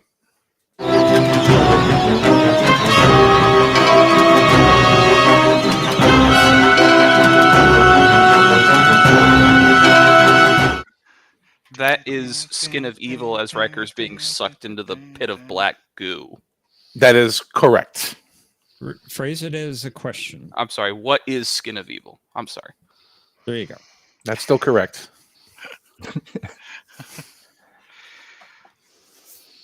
Wow. Ikataka. It's your Total first turn. pack. 1,000 is sacred to me. This direct ancestor of Kolopak and Chakotay was once a great leader of the tribe. However, he was conceived without his mother's consent. Say Aktum. Wiz. Could you say that again, please? Say Aktum. I would say you're close enough. You got about 90% of it, and I'll give it to you. Who is Seactl? Whatever. So, close enough, and that's Was from he born basics. with 2 arms? And two... I never would have gotten that. His name was Seactl. Very good. Patrick, back to you. Yeah. Soup for 600. Good man. Who would possibly order this soup?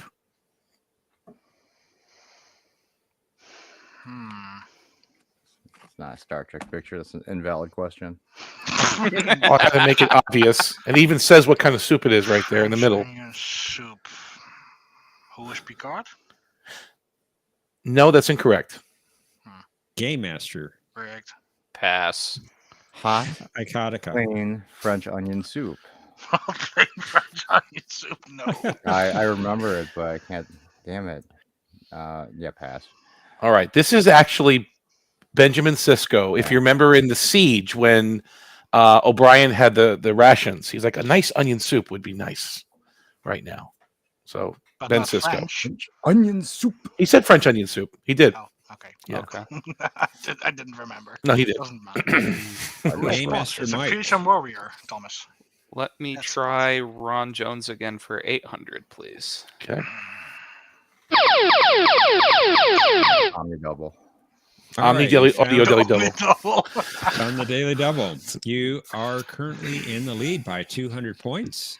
You have 2,200. How much of that would you like to wager? Let's wager 1,200. All right, for 1,200 points. Identify this episode.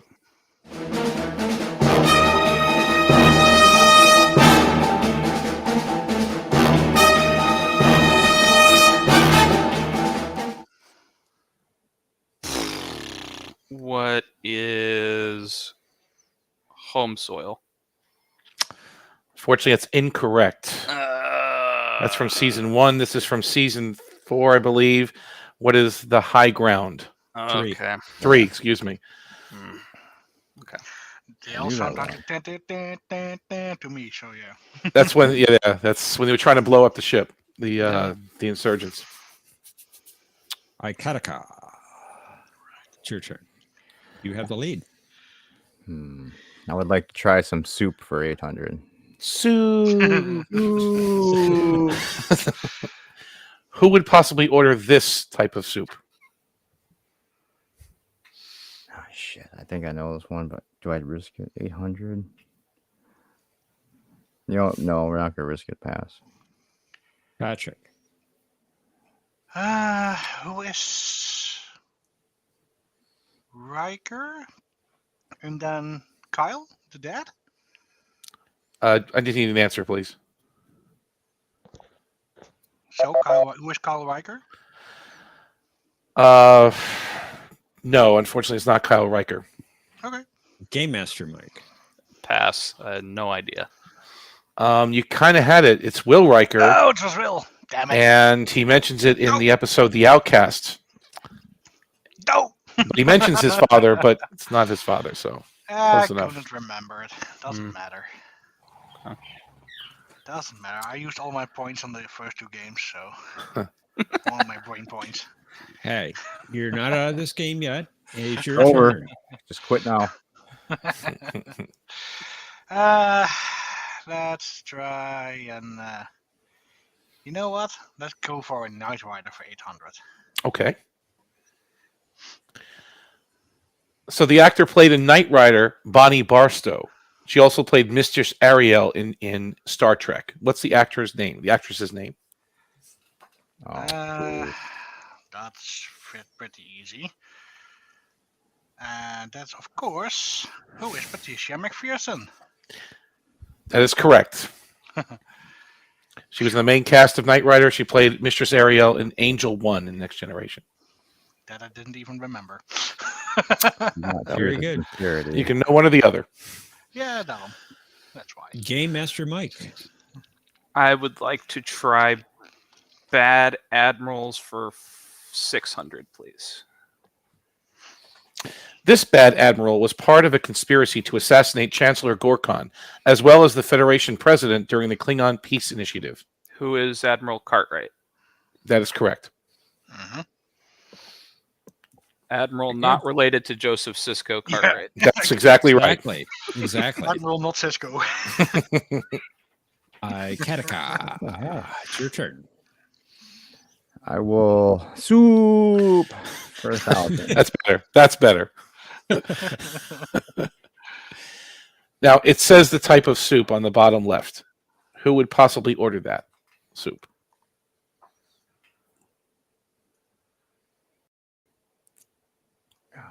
It was.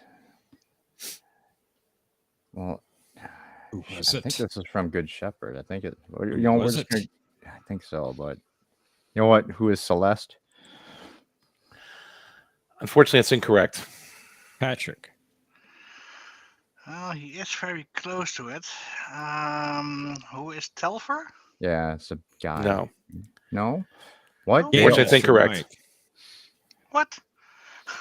I can't Yes. trust. No. You passing? Yeah, I'm passing. Yes. It's actually Captain Janeway. It is from Good Shepherd, and she tells Celeste to order it. All three of them ended up ordering it though. So, but Janeway wanted it, and it was Janeway's more known for vegetable bouillon. So this true. Is It was Neelix 651. That was her suggestion for the replicator. Oh, Thomas says, "Who is Kefir?" Kefir, right? If Omni was a real Voyager fan, he would know that vegetable bouillon was Janeway's favorite too. Only in her ready room. Well, let's go with another Knight Rider 1 for 1,000. So in Knight Rider, he played Vernon Gray as well as Christopher Stone. So he played two characters in Knight Rider. Captain Katamok in Star Trek. Who's the actor?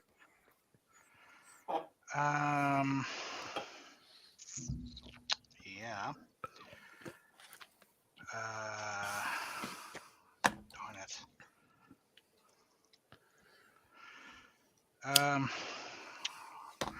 Who is Legault? Lance. That is correct. Oh, man. Lance Legault. Also known as... Got a tight game. Game Master. Kolopak 600, please. Teenage Chakotay was taken to Earth by Kolopak on an expedition to search for these people whom their tribe was descended from. Oh, God. I want to say Cherokee, but I think that's wrong. But I'm going to guess it anyway. Cherokee? Fortunately, it's incorrect. Right, Kataka. Who are the rubber tree people? That is correct. Hmm. Good job, Thomas. Wow.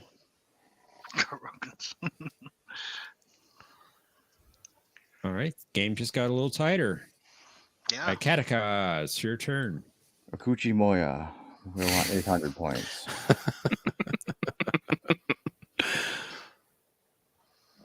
Kolopak was surprised that this Starfleet officer would consider sponsoring Chakotay for the Academy without discussing it with him first. I believe that was Sulu. That is correct. Ironic you got that one. Yeah. Captain Sulu. Well, I know I remember it. That should disqualify Chakotay. It's one of the few that I remember of that one. Wow. Patrick. Let's go with Knight Rider for 600. Okay. He played Bill Gordon in Knight Rider, but in Star Trek he played Commander Tabak, Gul Macet, Gul Dukat, and La Roque. Yeah. What is the actor's name? That was, of course, the incredibly talented Mark Alemo, who is. That is correct. Well done. The Frenchman. Game Master. All right. Let's do Ron Jones 1,000. Okay. You can identify this episode, please. Okay.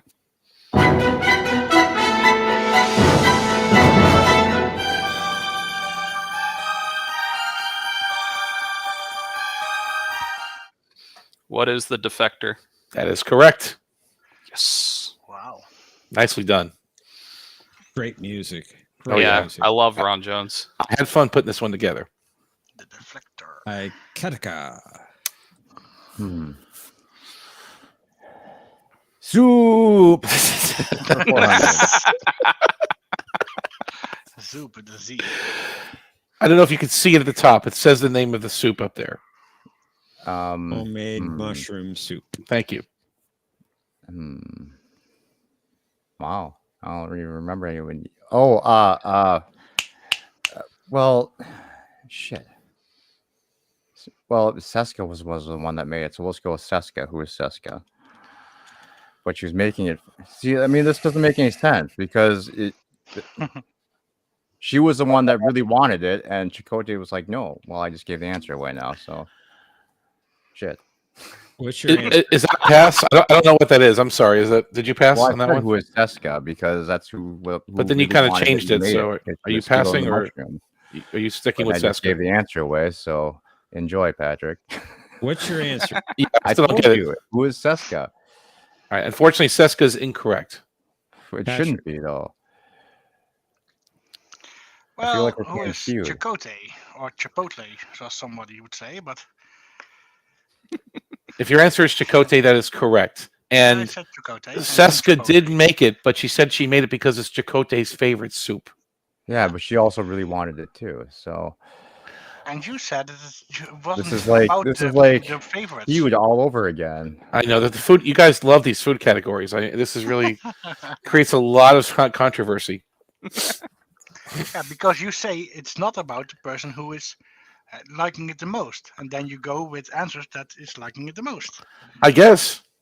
Yeah, so you're doing a me. I'm doing. Yeah, I You're doing a take it me. that far.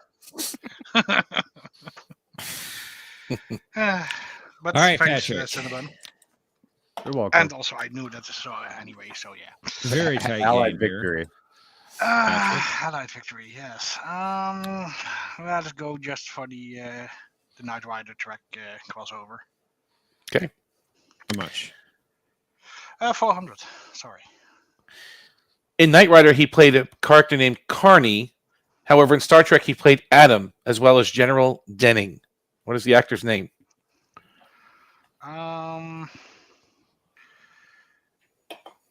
I believe it was who is Charles Napier. That's correct. Whew. Yay. All right, we got a tie for the lead, and Game Master, you can break it right now. It's your turn. Bad Admirals 400. All the Bolian tonic water in the galaxy couldn't seem to calm the nerves of this bad admiral after his failed coup and attempt to place Earth under permanent martial law. Oh God, what's his name? Admiral Beard. I can see his face and I can't think of his name. Oh no. Pass. I don't remember his name. Ikatika. Oh, what? I wasn't even paying attention. I haven't failed. Still stewing about the soup problem. He's still mad about that. Yeah. I am. I'm very angry. I know about this food nonsense. Who is? Well, now there's no time, so never mind. Wow, Patrick. that did not go as I thought. But who is Admiral Layton? I was gonna say that. but the timer was That's it. done. Admiral Layton, correct. Did not think that it would go that way. What? Wow. Well, you know, it's Cinnabon. Enough said. Hi, Ikatika. It's your turn. We'll enter the Habak for 400. Kolopak had a saying, blank is wherever you happen to be. I believe that's just what is home. That is correct. Exciting match here. Patrick. Not. You got the lead by a hair. It's your turn. Let's try a bad Admiral for 800. The bad. According to her, she's taken down bigger men than Picard. Who is Nora Satie? Yeah. That is correct. The easy ones though at such high level point levels. What the heck? Yeah. I know. What are you doing? And then you That's pick not how up. this is supposed to go. Got to keep you on your toes. Game Yeah. Master, your turn. All right. Ron Jones 400. Identify this episode.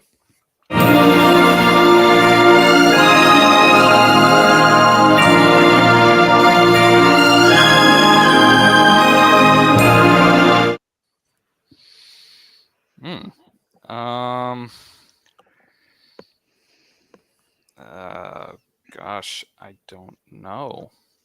Do you want to hear it again? I mean, we have a little time. Yeah.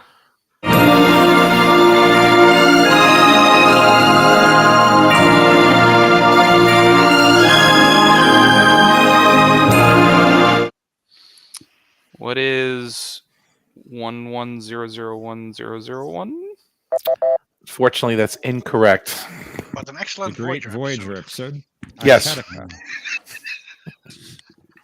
I mean, it sounds like either Haven when the plague ship arrives, or Justice when they're watching the people work out. So we're gonna go with Justice workout music.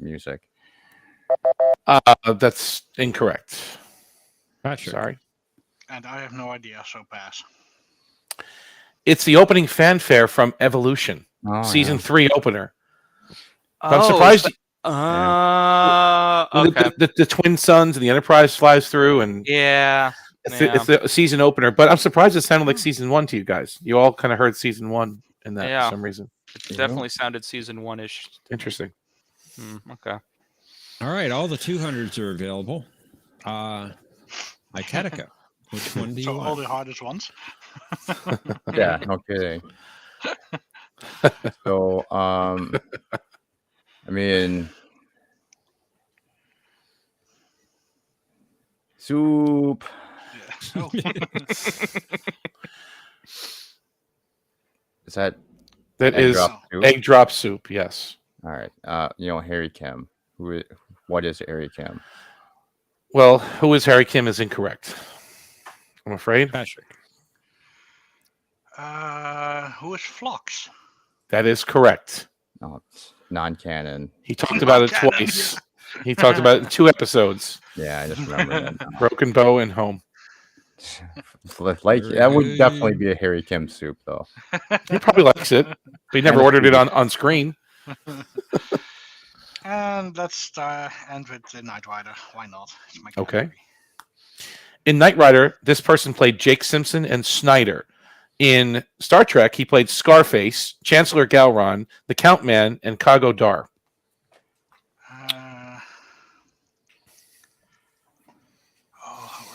O'Reilly. Who is Robert O'Reilly? That is correct. Crazy Eyes. Indeed. Who's Very Crazy good. Eyes Game O'Reilly? Master. Let's finish up Bad Admirals. Before becoming a Bad Admiral, as a Starfleet commander, he violated the Prime Directive big time on the planet Morden by supplying weapons to warring factions.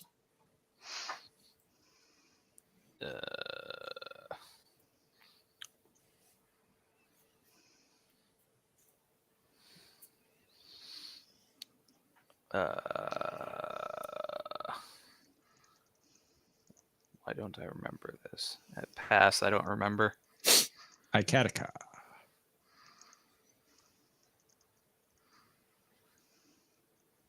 I'm thinking, so don't even ask. No, you can't. Don't even try. Oh, why can't I think of this moron's name? Pat. Patrick. Um. Oh, I got it. Yeah, I can't remember it. So Jameson. pass. All right, so yes, well, obviously Patrick passed and Ikatika was right. Who was Admiral Mark Jameson? That's correct. Season 1 TNG. Yep, 2 shorter There it seasons. is. There's season 1, right? There you go. Ikatika. Chamusi. Excuse me? Chamusi. Chakotay remembers his father drawing this symbol in the dirt as a blessing to the land. Who is Chamusi? What is Chamusi is correct answer. That's right. Chamusi. Chamusi. We are far from our bones of our fathers. Thomas says, stupid episode. I like that too. That was an awesome episode. Yeah, I liked it. All right, Sky Patrick. Spirits. Final clue coming your way. Identify this episode.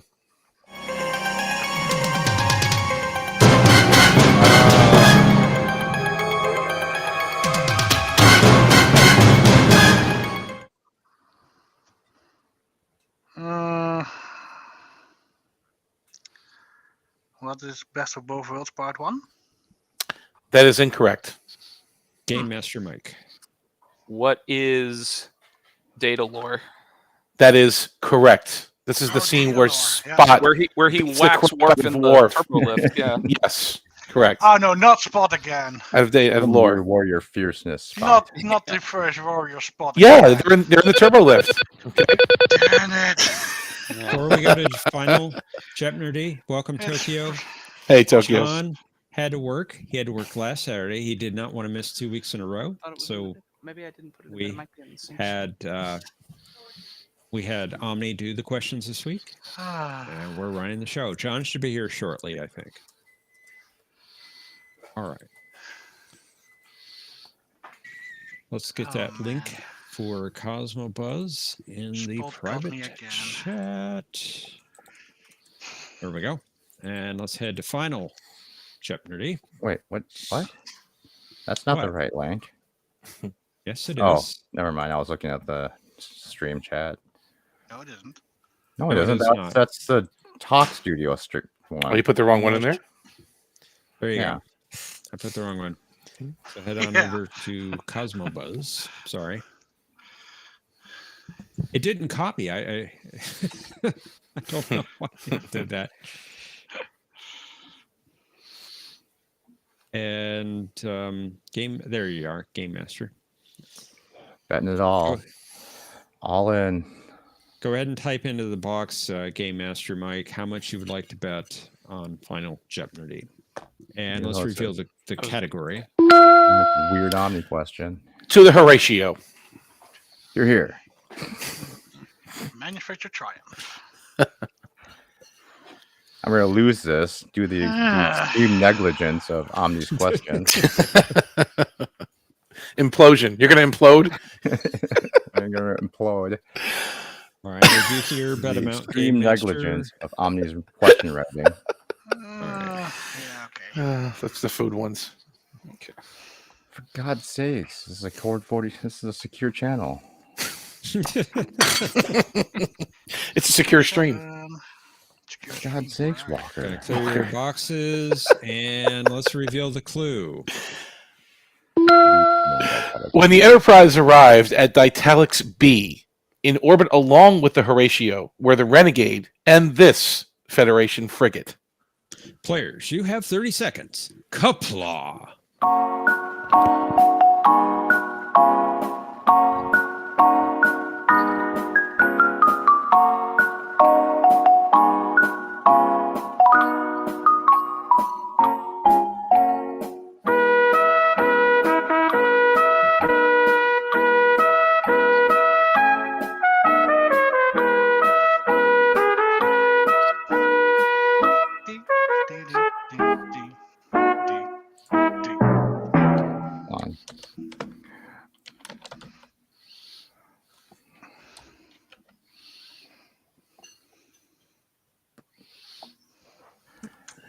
Couldn't remember it. Just watched this episode 6 years ago. I always skip it. You were just quoting the episode 2 seconds ago. I mean, come on. All right, let's find out who the winner is. All right, Kataka, you had 3,400 points. Unfortunately, I have an Italics B deficiency. What was your response to the clue? What is the lollipop? Well, although it's a good ship, it's not the right answer. Sorry about that. Kataka, how much was your bet amount? At all. Taking you down to 0. Very brave, sir. I always bet it all now because you guys complain too much. You have Game Master Mike. You also had 3,400 points. What was your response? What is ... Question mark, question mark, question mark, question mark. No idea. Unfortunately, that's incorrect. Sorry about that. Oh, well. Your bet amount, 2,400. Giving you 1,000. See if that strategy pays off for you. Patrick, you were in the lead at 6,000 points. Your response was? What is the USS Boom? No boom today, boom tomorrow. Unfortunately, that's also the wrong answer and the wrong series. The answer is, what is the Thomas Paine? Pain. Thomas Paine. Painful question. How much was your bet amount, Patrick? Only 1,000 points, taking you down to 5,000 points. And Howard. Patrick, you are the champion. Just betting 3 times strategically. running. Wow. Very strange. That has Very never good. happened. Boo! Very good. Boom. Boo! So That's right. Oh, man. Congratulations. These Good questions job. are broken, Papa. Wow. But there are some Welcome hard everyone questions back there. Welcome. to the show. Some very hard questions. Yeah, I wanted to mix it up a little bit, but you guys hate the food questions. I have to word it better somehow. You always Yeah, you do. Welcome to my world. Yeah. How should I say it? Terrible. I don't They know what once you would ordered pick. this food. They like this food. They ate this food. Mhm. Next Okay. time it's gonna be drinks. So Oh, thank you. Good one. Drinks. Yeah. In reverse start alphabetical remembering all the order. random drinks people order, and they'll be Mhm. listed as their favorite. I like the food questions. Who orders the Roctagino sweet, unsweetened, with milk, without milk? Yeah. I like the Double food sweet, double questions. strong. how does O'Brien like his Thank you. coffee? Thick and bland. Double sweet, double strong. That's right. If I'm not mistaken. Yep. My husband Because I made that never drinks mistake once that coffee I said it after Roctagino. Hmm. So I'm not going to do that again. If anybody would like to join us on the panel, the link's in the chat on YouTube. So come on up. Wow. Hi again for one. Hi, Chaz. Hey, Chaz. Welcome back, Chaz. And Two. welcome That back, last Captain Matt. that final Jeopnerdy question. I know the captains of the Renegade and the Thomas Paine, but I don't know which one ship they commanded of the two. It's Rix and Tryla Scott, but I don't think know it which one was- they commanded. I have to go back and think about it now. I think it was Tryla Scott was the Renegade, I think, and Rix was the... No, it was the other way around. Rix was Apollyon. Rix was the Bolian. Yeah, I think Yeah. he was the Renegade. I'm not sure. Oddly No, the Renegade was stupid. Tryla Scott. And I think the Rix was Thomas Paine, I think. I have to go back and check it out. Tryla Scott, Captain the Renegade. Right. Well, either That's way, indeed well, either them. way, well, either way, at least Tryla Scott, I know, ended up loving worms for dinner. She did. Yeah, I was just looking it up because I was curious. But have you guys seen the transcript on this? He was greeted by a pink-skinned Bolian. Does it say pink-skinned? in the... Yeah, was he pink? I thought he was blue. No, it was blue. He was like a weird greenish blue, I thought. It was a weird blue, and there was Yeah. red light in the cave, so it may have looked like a weird color, but it was primitive Bolian makeup. It was early. Yeah. Yeah, it was terrible. I don't think If they it's have the down Cassie's yet. transcript, Cassie is sometimes colorblind. Also, welcome Games Master Mike to the insane asylum. Yeah, thanks for joining us, Mike. Yeah. Of course, no problem. You guys just Hope you had popped up fun. in my YouTube feed, so I was like, okay. And Patrick, Well- you had no confidence on the 3-peat, but yet you did it. Congratulations.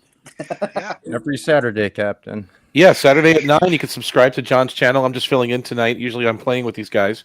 And Be here Yeah, normally we soon, have I hope. a component of When he says playing with these guys, he means irritating the piss out of Senna. What? I didn't hear that. I'm sure it was something Senna, offensive. Cinnabon, you're not proud of me with the 1-point ending, my tribute to Thomas. No, if you had any grumba, you'd said it all. I had 395 points. Okay, I just Still had out. some fun. Still. you talk and talk of Hasselhoff, but you have no grumba. You talk of Baywatch nights. Just because I forgot about Night Rider for about 2 minutes and thought of Baywatch Night, Baywatch nights is sacred to you. It is. Yeah. I've never even seen Baywatch. Nobody has. That's why it was I haven't seen canceled. Quickly. Oh. That's one part of the Hoff that I do not miss. What? Baywatch or Baywatch Nights? Just Baywatch. It was the most popular show on television for like 10 years straight. I know. I mean, care for it. Isn't it crazy? Like the whole world watched Baywatch, obviously for what reasons they did, but I mean, I mean, he was more popular for laying on the floor with a cheeseburger. everybody remembers that. You know, it's funny. He had one bad day. It's like, and everybody goes back to that. It's funny, man. Yeah. Huh. So I have a question. Giving the uniform, Omni, would Al Borland be welcome at your cabin? Yes, he would. Al Borland is always welcome at the retreat here in the north woods of Minnesota.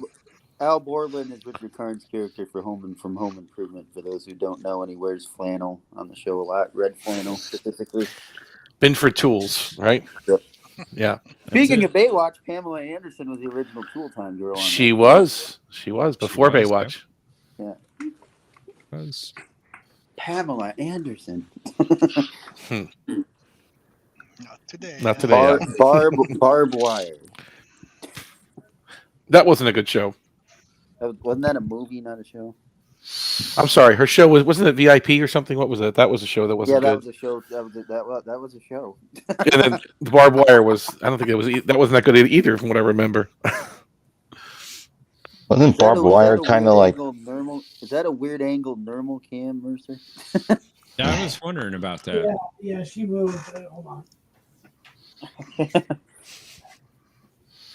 She just doesn't like the camera. Get that away from me, Daddy.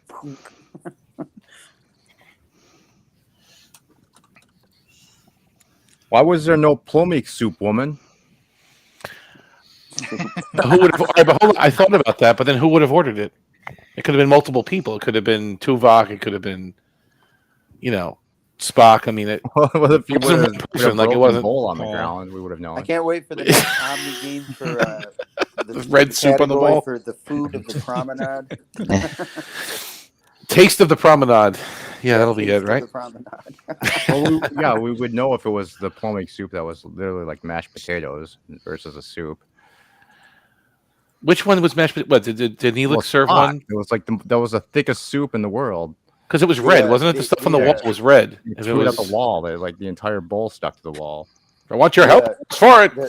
Get out, woman. The side category to Throw it that at your head. would be the side category to that Omni would be lunch with Garrick at the Replomat.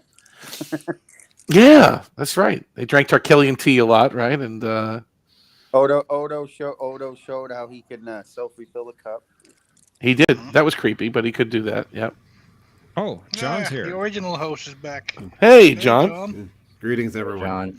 Thomas thinks you've been replaced or kidnapped or assimilated or something. So just let everyone know you're okay.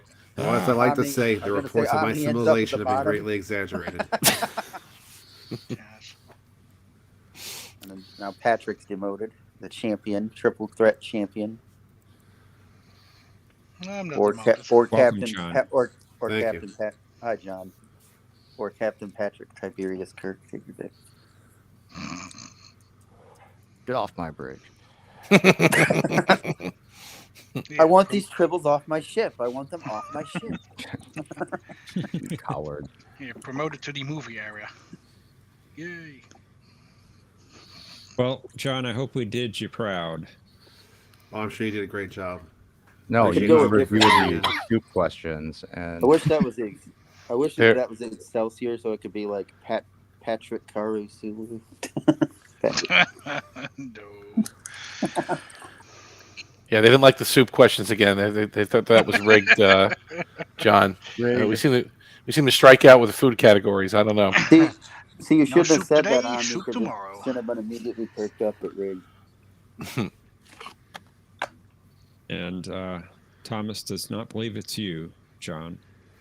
That does not surprise me. it's a drone. We know It sounds like an AI version of surprised, John, right? I'm surprised you're not going to address Jeff's claims of taking over the channel at the beginning of the show. I'm just kidding. You Anyway, stated Jeff, that I was joking. yes, I'm very aware of that, Jeff. I watched. Welcome, Planet X. Greetings. And hello to everyone out there in chat. Yeah, some new faces tonight. Welcome everybody that joined. And Yeah. we do this every Saturday at 9 on John's channel here. So I'm pretty 9 sure o'clock Captain Eastern. Matt's played at least once before, right? what's that? What's that? Planet. Pretty sure Captain Matt's played at least once before, to my memory. Yeah, Matt's been with us Yes. before. Yeah. I played once before. Yeah, but this was Yep. but this, John, I believe, was Game Master Mike's first attempt at it. So. Yes, it was my very first. nice. You did good for his first time. Very What good, did you say, actually. Mike? Very well. I would like to play Channel popped against up on Mike. your- Something on YouTube. But does Mike want to play to you, Omni? Well, I don't know. I'll play whoever. I mean, I'm That's down. Oh, Captain Matt, aka yelling at gaseous anomalies, who I thought was Cinnabon at first. What? I didn't hear that either. I'm sure that was also slanderous. But I play at about level 14. I don't want you guys to have to come down to my level for a while. Oh yeah, the phaser range. That's all you can get to. Yeah, exactly. Yeah. 14. No. I suppose I can come down. Yeah, dwarf. Yeah. I've seen you laugh. I like it. I've seen Klingon belly laughs that'll knock your socks off. I do not feel Klingon. Nobody I misses. feel like He goes, other Klingons. Yeah. Maybe the joke was not funny. Yes, it was. Really don't think Nermal likes your camera there, Mercer. She loves it. She loves it. Yeah, she loves it. She just doesn't like the user. Ooh. And that's But she not tolerates slander. And that's not slanderous towards Mercer. No, she tolerates him, like all cats do. Yeah, that's what cats do. You're right, Yeah. Patrick. You are so right.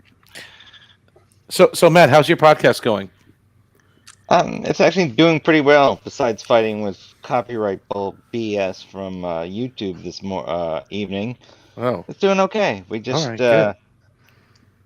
yeah, I put out 2 shorts and which I think are pretty cool and everyone should watch. And go over to Yelling at Gaseous Anomalies on YouTube and you can see it.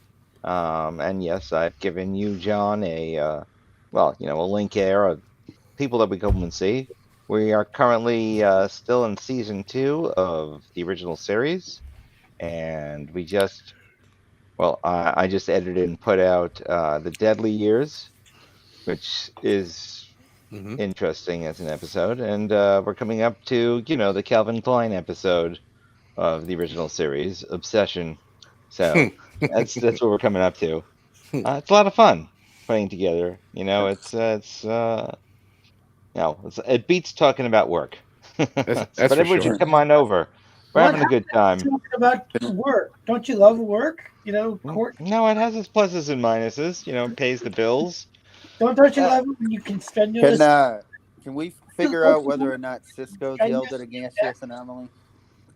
Well, yes, he yells at everything. Actually, I put in a sound clip from DS9 in this last episode too. I just enjoy pulling things over there. There's also a Simpsons clip in there as well, but it's all a good time. My co-host hasn't seen most of the original series, so that's what makes it fun. Yeah. Cisco yelling at people. We're afraid of the doctor. Sorry, Mercer, go ahead. I was just thinking of you'd love your job, doing the court stuff, like in A Few Good Men, strenuously object. Yeah, no, I've actually said that in court, where I actually say I strenuously object, and most people, because most legal professionals have seen that, so everyone rolls their eyes. I go, "You do?" I go, "Yes, that's how it works." That's a little inside joke. I'm pretty sure Cisco yelling at people is one of Omni's favorite Jeopnerdy categories of all time. I love that category. I love when it comes up. I think I did it last time, but it's you can't beat it.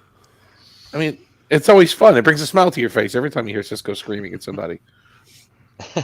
Matt, I That put a and link seeing in the him- YouTube chat for your Yeah. channel. Why, thank you. Certainly. I think So go over there and check out their content and subscribe if you like it.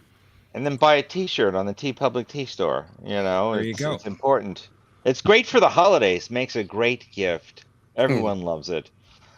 It's a good idea. Yeah, and it's the law. So like the speed of light. It's worth it. Omni will only get a shirt if there's a flannable customization option. Yes, has to be. I could put like an Enterprise, a 1701 with flames on it. I guess I'll just put it on there. That's right. I got six. But I had to. I guess we can make eventually we'll make a Patreon for that. So What for the show or for the Yeah, the for the merch? show. Okay, yeah. We met at that convention last month in November in New Jersey, and we had the opportunity to meet some Star Trek actors. It was really a lot of fun. We Sure both spoke to Robin Curtis for a while. She was so graceful. I mean, so gracious and just very approachable. But I wish I would have known, and we chatted about this a little earlier today. I wish I would have known she was in this, this film that just got released. What that short, the Roddenberry short, where she's in character again. I didn't know. It didn't. She didn't mention it. And I didn't know it was coming out. But that was pretty neat. You said you did talk to her about that. Oh, I talked to her for like over an hour. I also talked to her afterwards because we actually talked about law for 30 minutes. She asked me what I do for a living. Sapphic interest in the law. And she said, "Oh, can I ask you some questions?" So as I've been joking, I got her autograph. She got my card. So it was pretty cool. I've actually spoken to her since then. And Very helped cool. her on some matters. It was actually kind of nice, but it's also kind of weird. It's like, wait, I want to ask you about warp coefficients, but you want to know about statutory compliance? Okay. No, I didn't actually try to say that to her, but I did mention to her about the Otai thing that she was just in. Right, that's what I was talking about. Yeah, I didn't know.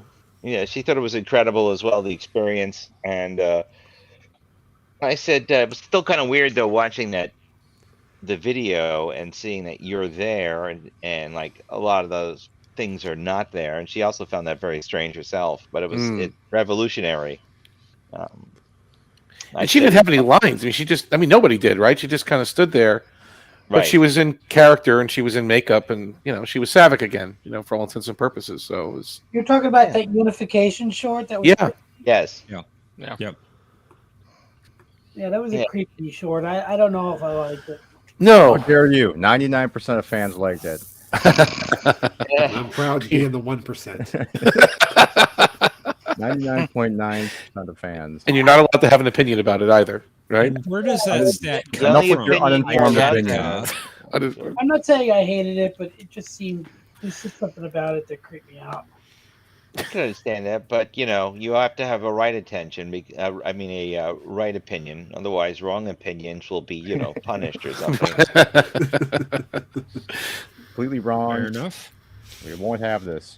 They'll punish you. Yes. And then you're supposed to like try and strangle me and say, and then I'll say your ship. Remember your ship. I'll twist your head off. Let's travel the river of blood. That's and then Mike. that brings it full circle back to unification because it actually deals with Yeoman Cody. So Isn't that crazy? Comic. Well, is it Yeoman Colt or Cody? What is it? Colt. That's it. Colt? Cold. Yeah. Yeah. Which I still can't figure it out. We've talked about it on the Yeah. show. We're all scratching our heads on this one. At least most of us are, unless you watch 6 other shows or videos to figure out that one video. Because I can't. It's from the comic. It's from the comic, you said? Yeah, I think it's an IDW comic. Oh, say it's got the comic books now too. You see, look at this. You gotta watch 6 videos and read a comic book to figure out what they're doing. Okay. Well, Not figured out Spock's kid. isn't that what the heck was that thing with Spock's kids? Oh, wasn't that by Diane Duane? That book? Well, no, behind Savick in the video, that was Spock's son, wasn't it? Oh That- yes. That Savick had. That was from that Savick book. Huh. What the heck? I mean, the is one name she of that was book? pregnant with that got cut from the films. Right. Supposedly, Okay. yeah. Exactly. Yeah. I mean, cut from 4, really, right? It would have been in the beginning of 4. Yeah. Right. And they didn't bring it back at all after that. One of the things that was cut from the movies was the idea that Savick was half Romulan. Yeah. That was cut too. implied, and but they never actually included it in the canon. Yeah. It actually got shot out of the canon. Ha! Yeah. Was it 2? I think. Was it Wrath of Khan? There was a deleted scene where they mentioned that. One of the movies had a deleted scene where they mentioned it. 2. Okay. And then 6, Valeris was supposed to be Savick, wasn't she originally, or no? She Originally, was, and they yes. wanted to get Kirstie Alley back, and she asked for way too much money or something, so they couldn't do it. She was on that. She wanted the same money as Shatner. Yeah. She was on that podcast with the Enterprise guys, and they were talking. Hi, Chaz. I'm gonna head out. You guys have a good one. Thanks for Take care, joining Chaz. us. Thanks for playing. She was saying that during the making of Star Trek 6 that they called her up to tell her that they were probably bringing Savick back, but only to tell her that they were recasting the role. This is who, Kirstie Alley or Curtis? Yeah, which one? Curtis. So Robin Curtis, okay. Because they wouldn't go back to Kirstie, would they? I mean, you go Kirstie Alley, Curtis, then back to. I guess they could, but They could. That'd be weird. it's confusing. Yeah. It would be weird. But I'm kind of glad it wasn't Savick, though. You know, she's a good. She's not a. You know, Valeris is a little evil. I don't know. I always felt like when I watched 6, it was years after I watched it the first time I found out that was supposed to be Savick, but I always kind of felt like they give away the mystery too early. There's this random Vulcan helmsman that we've never heard of before, and oh god, there's this conspiracy. Like, I kind of figured it out pretty early on the first time I watched it. Well, If it had been Spock's protege, Savick, right? I mean, that's like Yeah. again, yeah. If it had been Savick, it would have been like that moment when they do the reveal in the sickbay. Imagine if it's Savick standing there instead of Valeris. It's like, That would have been shocking. That would have been shocking, actually. Yeah. Yeah. And even in the transporter room, it was a dead giveaway that she was bad. Yeah. And she, don't you people have work? Or don't you? Yeah. Don't you boys have something to do or something? Boys, Or yeah. Officers or whatever. Yeah. That's what I heard, Thomas. Roddenberry didn't want Savick to become a villain. I Mm.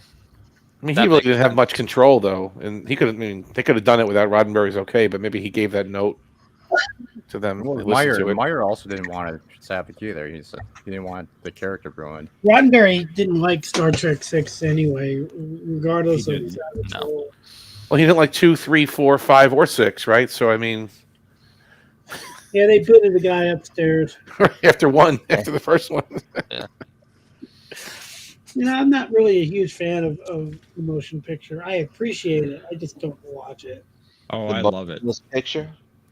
Yeah, I appreciate the film. I just don't watch it. I didn't care for it as a kid, but I love it now. I Especially could watch- the director's edition. That improved it a lot for me, honestly. Yes. That it cleaned it up enough where it's easier to watch now. Yeah, it's better. Yeah.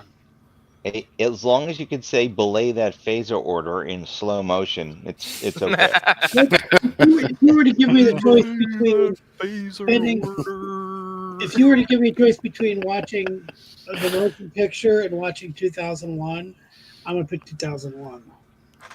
Yeah, I'll agree with that. I'll fall asleep usually at the end of both, but I'd rather watch Star Trek. Yeah. No. Well, would you rather watch? Dead tired to fall asleep to the motion picture. Really? Yeah. I love the film. I love it. I'm not saying I don't like it. I like it. And I think the shot of the Enterprise and the sun in the background is some of the best shots they've ever done. You know. We spent a lot of money. They spent more money on the visuals for the first motion picture than all the other movies, I think, combined afterwards. 2, 3, they reused a lot of them. 4 may have been a little expensive with the Klingon stuff. 5 was garbage, the visuals, and 6 was pretty decent. But they kind of recycled some stuff. I think the nostalgia critics' take on the motion picture is fantastic. It's a hot take. You guys ever watch that? Which one? I think The I did nostalgia a long time critics. ago. The nostalgia critics motion picture review. Okay. It's worth it to see. And what do they conclude? Do they like it, or is it? They find it very ponderous and slow, and but I think to me it has a very funny Star Trek 2 skit in the middle of it with Angry Joe, which makes it worthwhile to watch. It's worth it. That's funny. I'm surprised that Ryan George hasn't done a pitch meeting for the motion picture. He's done. I'm sure he'll get there. I'm sure he's done the Kelvin movies. He did, Star Trek and Star Trek Into Darkness. Super easy, barely an inconvenience. He's I awesome. love that. Sometimes I can say that in court. I have a pitch meeting. I have the screenwriter guy action figure. I'll have to show it to you. He got an action figure. Yeah, it's like a. I'll show it to you. Hold on, let me go get it. I'm really behind on this merch. By the way, the thing with Spock's kid isn't that wasn't Diane Duane. It was A.C. Crispin, Yesterday's Son. But is there another one in the pocketbooks? As far as what, the reference to the sun? Yeah, I mean the one with Yesterday's Son's A.C. Crispin. I don't know. If It was Soval, or what was his name, or Sova? I'm just looking at the wiki page. It says he's got a son named Czar, which is Zarabeth's kid from that All Our Yesterdays, I think that is. Look at that without looking at anything. See, I got that one. Oh, the one from the past. Okay, the Ice Age girl, the one that was in. Yeah, it's with Mr. Ataz, Mr. A to Z. Ha ha. He's a good librarian. Yeah, it was written by a librarian. Yes, I'm laughing on the inside. John, were you about to say something? I thought I heard you there. Yes, I was going to say, if I remember that book correctly, like Matt said, that was supposed to be Spock's son with Zarabeth. I don't know if there's been any stories about his son with Savick. They mentioned it in that video. That what are those guys called? Trek whatever Central. Yeah, like it. Yeah, that one. Yeah. Unification. Well, they were doing the breakdown video. They mentioned the book it was, but I didn't care to even remember it. So, what was his name again? I can't think. It started with an S, but I can't think of the name of it now. Stinky. Sorak. It's like Sorak with O instead of a U. Yeah. Sorak. Sorak. I can't believe there are all these pocketbooks. But that's not really canon, though, is it? The books aren't. No. Nope. I'm just saying I can't believe there's so many of them. I'm like just going on, and I remember reviewing How Much Just for the Planet for my Star Trek club years ago. I think that's got to be one of the worst books I've ever read. I don't remember that one. How Much Just for the Planet? It's I don't even know how you would describe it.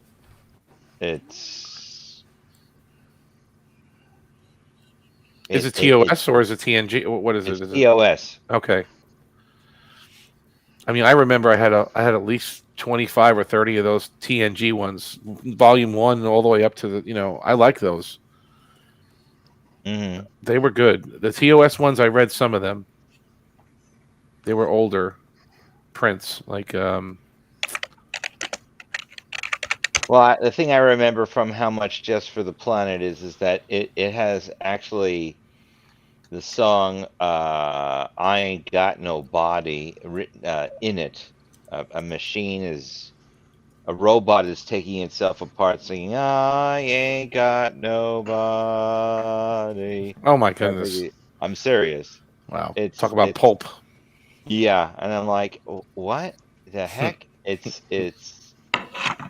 weird. And I actually wrote a letter to Pocketbook saying, what type of garbage is this? So they sent me, here, take this book, kid, and they sent me the Vulcan Academy Murders. I'm like, they sent you a free book? Really? Yeah, they sent me a free book. Well, that was nice of them. It was. I didn't like that one either. The Vulcan Academy Murders. It's garbage. I don't have the figure available to show you, but I do have a picture of it that I took because I put them I put it in a box, but I just put the link to my photo in the chat, so you can see it there. You see it? Oh, there it is. Image. That's the pitch meeting guy with the paper. Oh, no kidding. What's that? Yeah. That's pretty cool. That's Isn't that robot thingy from Andor next to him? Yeah. Yep. That's B2 Emo. He's my favorite new droid that Disney's come up with.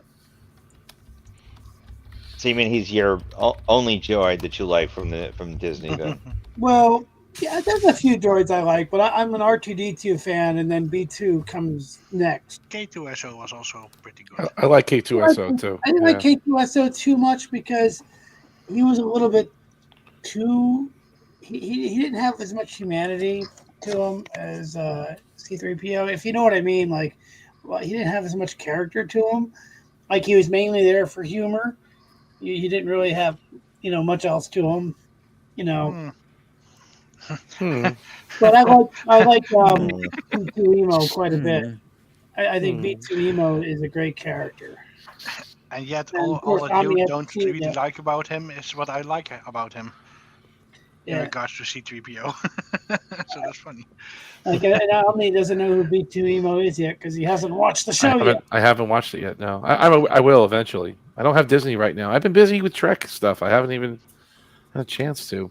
I So know. You're missing Bluey. What's that? Bluey? I like this meetings. screenwriter guy Yes. action figure. Yeah, meetings and corporate trips. Very important to go on trips. Counting money. Yep. Well, hopefully they make the Expensive producer- hotels and lobsters, steaks. Lobster eating contests. Yep. That's it. What- Cigars. Let us know when you wake up. Here's your stale corn muffin. Don't forget you have 7 meetings, and then for lunch you can I spend don't stay no $3. Lodge, sir. Please don't push me in that category. That's for certain Jem Hadar on this panel, like Econo Lodge, not me. Excuse me. They're inconvenient. He likes the free breakfast that Econo Lodge. He likes the pancakes that come out of the waffles that come out of the machine, right? The batter that comes out of the dispenser. I'm saying nothing but E. coli. E. coli. Ecolica. E. colica. E. colica. I'll be right back. Oh, I think man. the last business trip I took was like over 20 years ago. When I worked at a company, we went to New Orleans for our corporate convention type of thing. I do know that Bourbon Street shuts down at 4 o'clock in the morning, and it was so hot. I was wondering why I wasn't drunk, but then I noticed that all my clothes had the alcohol in it. Oh, really? Yeah, I just sweated it all out. I didn't fly back with the president of our division. Yeah. I stayed an extra day, which was wise. Well, you know the first rule on the jet, is don't spill your drink. That's rule number 1. That's true. When you fly on the jet on the corporate jet. So. Oh, it wasn't a corporate jet. It was American. Oh, okay. All right. Yeah. Well, when you get in the corporate jet, that's rule number 1. You hold on to that drink like it's your last thing in life. You will lose. People have lost their job for less. The last time I did that trip, it was so long ago. American actually gave you food as opposed to charging you food. Oh, wow. Wow. That was a long That is time over ago. 20 years ago. Now they charge you for like walking in a door. I mean, Yeah, it's definitely a different experience now than it was. Omni has no idea what you're talking about. He's never flown commercial. I don't like to, but sometimes you have to. well, family, got to fly commercial. Although it's funny, you're right. I did recently fly to Chicago, and it was in the front of the plane. Let's just say, but there was no food. There was no service. Really? I mean, but it was a short flight. It was from Newark to From Chicago. Jersey But to, right to. Huh. And it's like at least come out with sodas or something. Yeah, they give you as much. They give you like pretzels. They give you like a basket. You can take as many pretzels as you want, or chips, or those popcorn chip things, or whatever. But JetBlue, woohoo! Yeah, no, it was. I think it was American. Actually, it was American. And not that I was looking forward to airline food, but I didn't eat really before I got on the plane. And I'm like, oh, maybe they'll serve me something, but no, nothing. I see that Tokyo Gaijin says all aboard Amtrak, except they charge you like $7 for a glorious hot dog. Well, hold on a second. Yeah, I was watching some videos about Amtrak, and if you get a room, like one of those roomettes or whatever, Yes. you get the food included, and the food looks really good on those Amtrak trains. I haven't done it myself, but they look pretty good. I took like was it the Metro liner down from New York to DC to see a friend, and Not the They did Acela, the the other one, the regular service one. regular Not the, service, yeah. local. But they only had hot dogs and chips, and it was the most overpriced garbage I've ever seen. You know, in your head you think North by Northwest, and you know, it's not. It's far afield from that. There's a YouTube channel that actually shows like travel by Japan and some of their extreme luxury Mhm. trains, or those are pretty fascinating to watch. Well, Tokyo's in the chat right now, and I'm sure he has a lot to say because he loves trains and he lives Thomas? in Japan. So, yeah, not Thomas. I quoted Thomas in court too. That was funny. Only the Did you? parents laughed. Yeah, I really did. I said, Your Honor, my adversary is causing nothing but confusion and delay. And the judge said, Oh, is he running out of coal as well? Well, lawyers can quote all the movies, right? It's funny. That's good. It's pretty funny. Yeah, it it's was pretty funny. good. But my adversary represented himself. He goes, "What do you mean I need coal?" And I was like, "Never mind. Moving on." It was, Moving you on. know. Strike that from the record. Move to strike. That was pretty funny. That's Good pretty time. Good, clean fun. Tokyo Sort says of. the Japanese trains are a ripoff. Yeah, I wouldn't know. I haven't been on one of those, but they look interesting. All When right. I Well, was in Japan, they were okay. I took some commuters. I thought they were. I also was on the what you would call it, the bullet train. That was neat in Japan. It's like I couldn't look out the window. I just do that because it was just like everything was moving too fast. just wanted to say thanks to Jeff for the game tonight. Right. And because of Omni, I will never be back. Okay. Because of one category in 3 rounds. Because of So your we'll soup. see you in- This see is you my in last 5 game. minutes, I will huh? never return. But See you in what about about 5 Schmitter? minutes. Out of here forever. And your weird questions. My weird questions. Make it Got 4 will never minutes. be back, but Cinnabon will. And he's gone. Have a good night, Cinnabon. Good night. Schmitter burns to a crisp. At least I got one. Woohoo! Now, did you know that because you like the TOS the most, or because you just reviewed it, or I mean? I reviewed that last year, but I think it was last year. But that's actually one of my favorite TOS episodes. Got and it. I just always find it hilarious that he says "burn to a crisp" when he really pushes that P. Put some zhush on it, I guess. These guys all have like Brooklyn accents. Where'd they get these actors from? I mean, that episode. I don't know what these miners come from. Central freaking casting, you know, from Brooklyn and stuff. The miners come from Brooklyn. Is that what it is? The per GM miners? I don't know what it is. You know, before he died, you guys ever meet Isaac Asimov? Now he had a Brooklyn accent. You No, I never this met him. guy who writes, you know, about interstellar travel, never takes a plane, takes trains as well. And here's the guy who made this grand galactic universe with this huge mosaic of stories. Dr. Asimov, it's a pleasure to meet you, said the young 12-year-old me 5,000 years ago. And he goes, Wow. Oh, yeah, thanks for meeting me. So, yeah. I'm like, okay.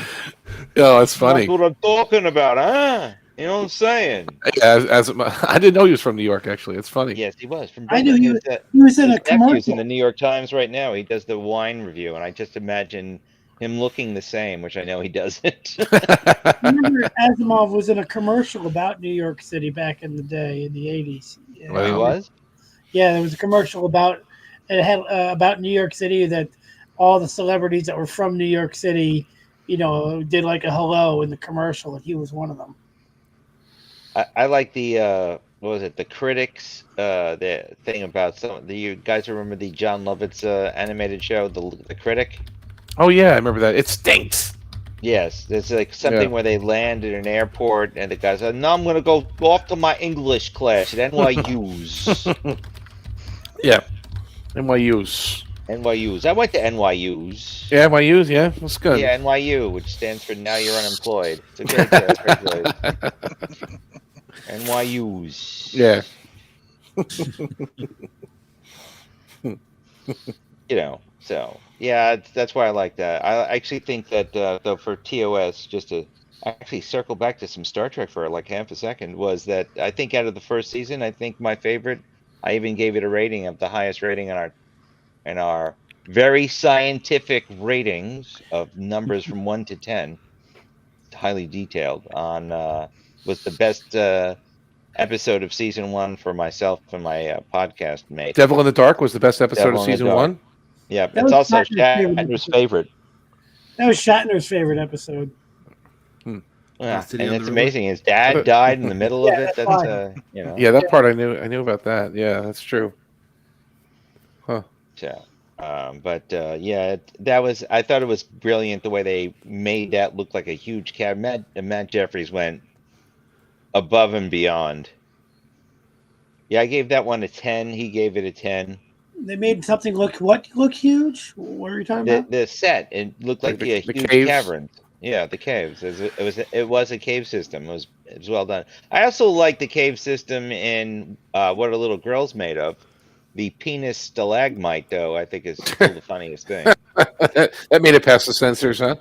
You know, I mentioned that in our cast. It's one of our earlier episodes, obviously, but like the censors were so focused on the guest star's lack of an outfit, they kept putting more and more tape so it would stick to her boobs more and more and more, so she couldn't move. But so they accidentally, on purpose, tried to get away with more. So that's where that stalagmite came from. They did it on purpose. That Rebellion. wasn't an accident. Yes, rebellion. That's funny. Our other 10 was to get where we had the same score was A Taste of Armageddon. That's very great. tasty. Great episode. Yep. But he gave Balance of Terror of 7, so I sent him to the agony booth. So Yeah, he definitely belongs. That's a great episode. You That can't. was an appropriate reaction. Yeah. Sending him to the agony booth. Your agonizer, please. Yes. Full duration. You know, what's funny is that he gave a lower rank to the alternative factor. My co-host is Michael Pontone, and I gave it a 3. I don't know what I was thinking. I should have given it a -3. I was saying -3 would have been better, or -10 or -1,000. Yeah, I used to hate somebody that was her favorite episode. Was no. You know what? So we broke up pretty shortly after I found that out. And as well you should. But you know, it's like you want it to be good anytime it comes on. And every time I've seen it, go, am I missing something? No, it's never going to be good. Don't something? worry, it's never going to be good. So don't even. I know. But you want it to be good. It's like that, you know. It's like, you know, we know that that guy that you know, he's a nice guy. Keeps falling into crime, almost like a child. Come on, at least be the best axe murderer. You know, I raised you to, but that's just a terrible. Yeah, I'm sorry. Go ahead. I was gonna say, how about Matt? Since it came up tonight, one of the questions was about Conscience of the King, and that's one of my favorites. It's not the best, but it's one of my favorites. I don't know why. I just really like that one. What did you think? What did you and your co-host think about that one? We both like that a lot. It's also very creepy. The authoritarian let's see, what did we both give that one? By the way, I do make these available on the community page once. Well, we've only done one other season, but on the Conscience of the King, I gave it an 8, and my colleague actually gave it a 9.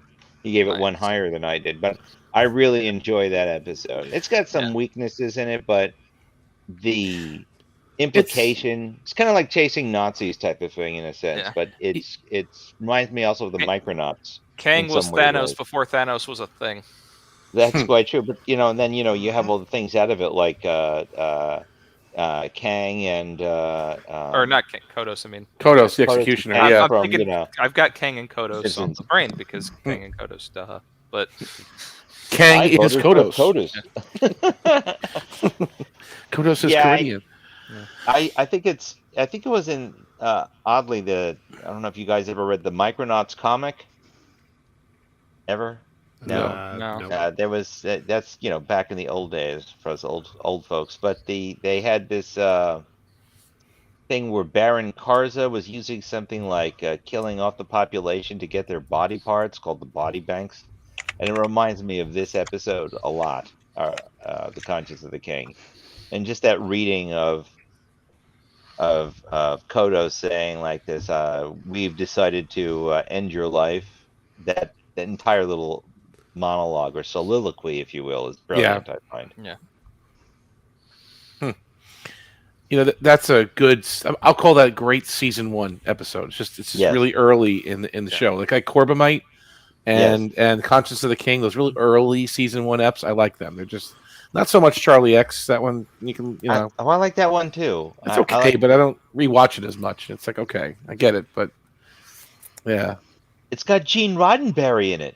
If you subscribe, you could listen to one of the shorts that tell you that. But it's but I like that one for also is there's a lot of body horror and creepiness. It's really a terrifying universe, Star Trek. For all the idea that everything's covered in carpeting and everything's okay, which is Voyager. But even Voyager's kind of, if you could stay awake for after season 5, it's it's kind of disturbing. Time to take out the garbage. Tuvix would agree. Tuvix? You didn't make it past season 2, has right? To die. Who's that? Tuvix must die. That's right. There you go. Good man. Here. I hate Tuvix. Well, you know what? Look, he's got paisley across the top. What's up with that? Style. because it merged the outfits too. Obviously, photogenic glance, man. I thought that's hilarious. I said, by the way, it's real. Everyone gives Janeway shit, but excuse me, as they should. Too. Yeah, but you know what? It's a tough choice all the way around. I think it's a tough. And she choice. made the right one. I disagree. Of course, Tuvix must die. Or they could have used some super science thingy to bring that character and then fire Ensign Kim accidentally. Oh, can you imagine that? There's an idea. Can you imagine that? Oh my goodness. First that would have been transporter, crazy. clone him, then revert him back. Then you have all 3, and then boot off Harry Kim. That would be amazing. Yeah. Or they say, we could actually save him, but we need someone with no personality. Ensign Kim, come here. Wow. Yes, hot take. No, actually, I like him too. I feel bad that Harry never gets promoted. I always wonder, why do you think they never allowed him to direct? That's what I always question. Because Ensign's going to get to direct. Well, no, but there's some he asked. politics behind that. I don't know if he wanted to. I mean, not all the actors wanted to, but you have to go to school for that with them. You have to sit in the editing booth a lot. You have to do a lot of after school stuff to get ready for that. You got to go to the meetings. You got to edit it. You got to do a lot of prep work before they just give you a show to direct. Yeah, I think he said he wanted to, and they said no to him. Then here's the question: why'd they let Patrick Stewart direct anything? Well, because he's a star. You give the star what he wants sometimes, right? He wants to, Yeah, I guess. But he studied for it. I mean, to a certain extent, he wasn't as good as Frakes, but he was pretty good, I guess. And LeVar Burton, Roxana, Biggs Dawson did it. He's awesome. Dawson actually all of the other stuff. It's like, wow, he makes good stuff. It's really wild. I can't believe Dawson was married to Biggs, which is weird. So. Yeah, that's DeMar true. married DeMar. Milano? Yes, that's right. They were married before the show. Yeah. I think almost everybody on the TNG cast directed one, right? Gates did. Yeah, she did Genesis. Dorn did one as well. Genesis. Yeah, Gates McFadden. Come here, beer. Nicely on cue. Which one did Dorn did? Which one did he do? I can't remember. It was a weird one too. I can't remember. He did direct one, I think. Who? Michael Dorn. Michael Dorn. Yeah, Michael Dorn directed In the Cards.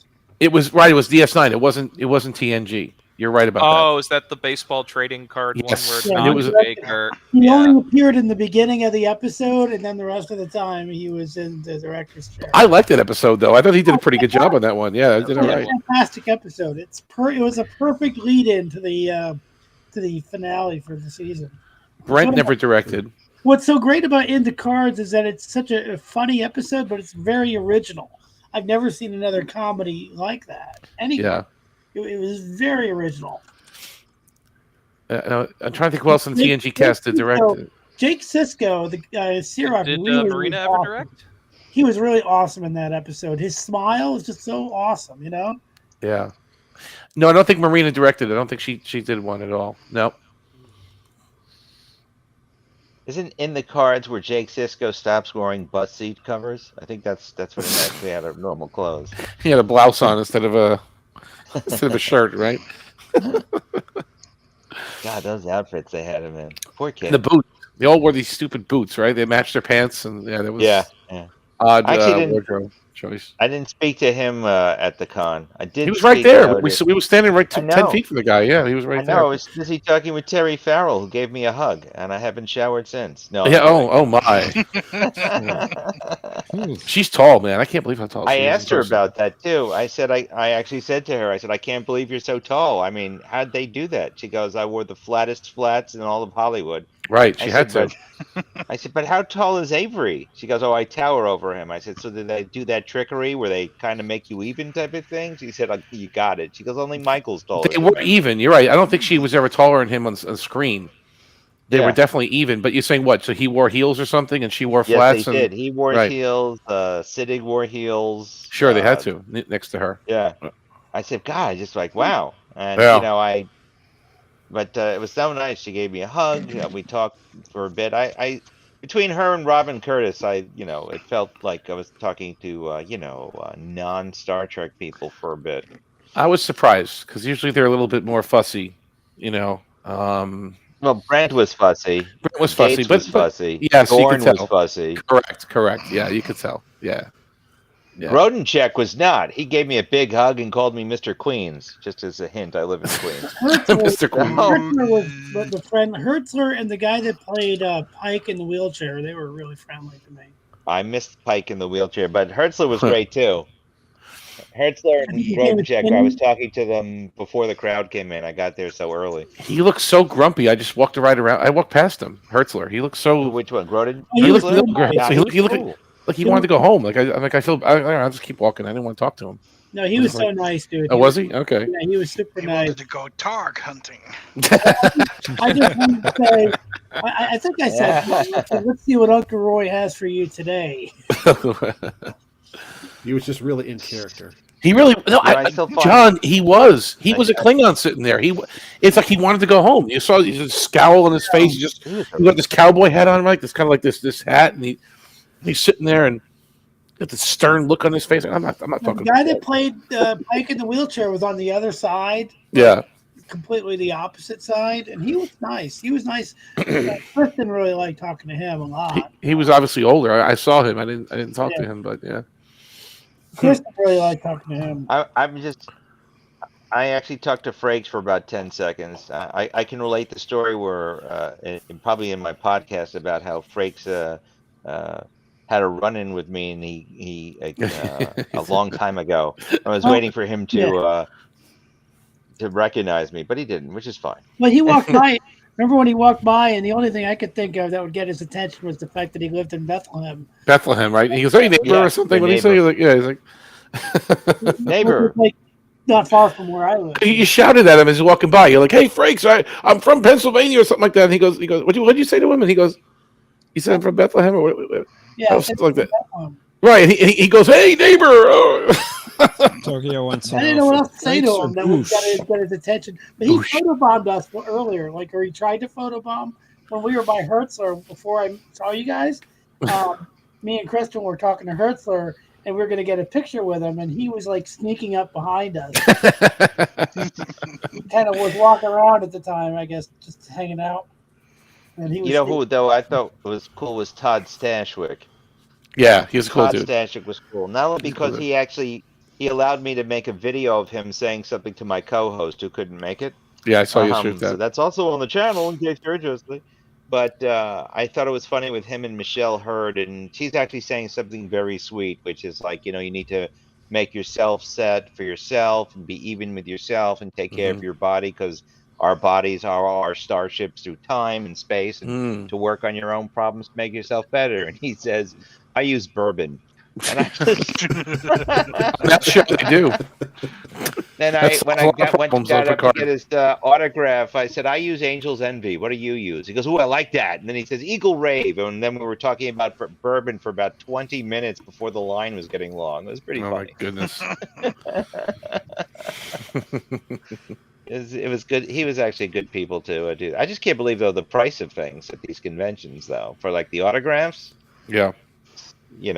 Back in when creation was the only thing around in the city, you would pay for your admission, you'd buy a picture, and they would sign it for free. Now, you have to pay for the picture and the autograph. What did it cost? Like $100? I think I got both Frakes and Spiner. 120. I forget what I paid now for the signed pictures. Yeah, 60 each. 60 each. They also yeah. had what's his name? The guy who plays Saru. I'm blanking on his name. I think he wanted 120. No, I walked right by him. I'm not a fan of. Everyone says he's But the best thing out of Jones. That's right. He was an Oscar Yeah. nominated. He was in The Shape of Water. He's been so many other things. That's probably why he charged so much. Everybody wanted to take a picture of Kristen because she had this awesome not Vulcan, but she had this awesome Starfleet uniform on. She did. Yeah. And today she dressed up as Gonzo. I know that guy who dressed as Mr. Spock with his homemade Vulcan loot, though, beat her. That was I'll awesome. tell you. That was great. That was a great picture. Today Kristen dressed up as Gonzo. Gonzo. The Muppet. Did she have a purple nose too? She had a blue. It was all blue, like bluish, That's cool. and she had the nose and everything. Really? Yeah. Huh.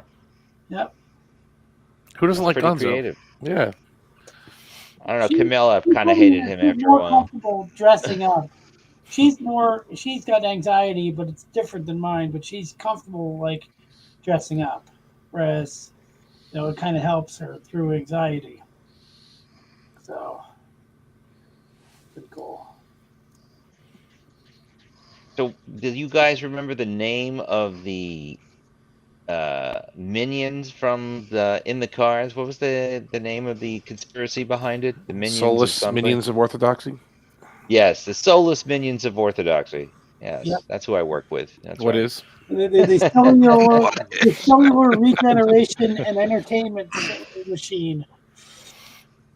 You spend 8 hours a day in this machine, and your cells will never get bored. Oh God, the internets. Was that the same actor that played Durst in Voyager? Was that the same guy? Oh no, I don't. By the way, you There. mentioned Napier earlier. Yeah, Napier. He was in Rambo, First Blood Part 2. Yes, he was. He was like the general or something. Not the general. The guy. That, I'm coming to get you, Murdoch. yeah. Yeah. Napier is He's Colonel great. Decker. I always kind of Oh, that's Lance Legault you're talking about. That would be. I always kind of thought Right. that the guy that played Kreese from Karate Kid was also in Rambo. He in 2. Yeah, in Rambo Yeah. Part 2. First Blood Part 2. Yeah. Yeah, and I always thought it was the same character because it could. It might have always been. It could have been at that point. Yeah. Yeah, they could have had like a subtle crossover. They could have been the same character.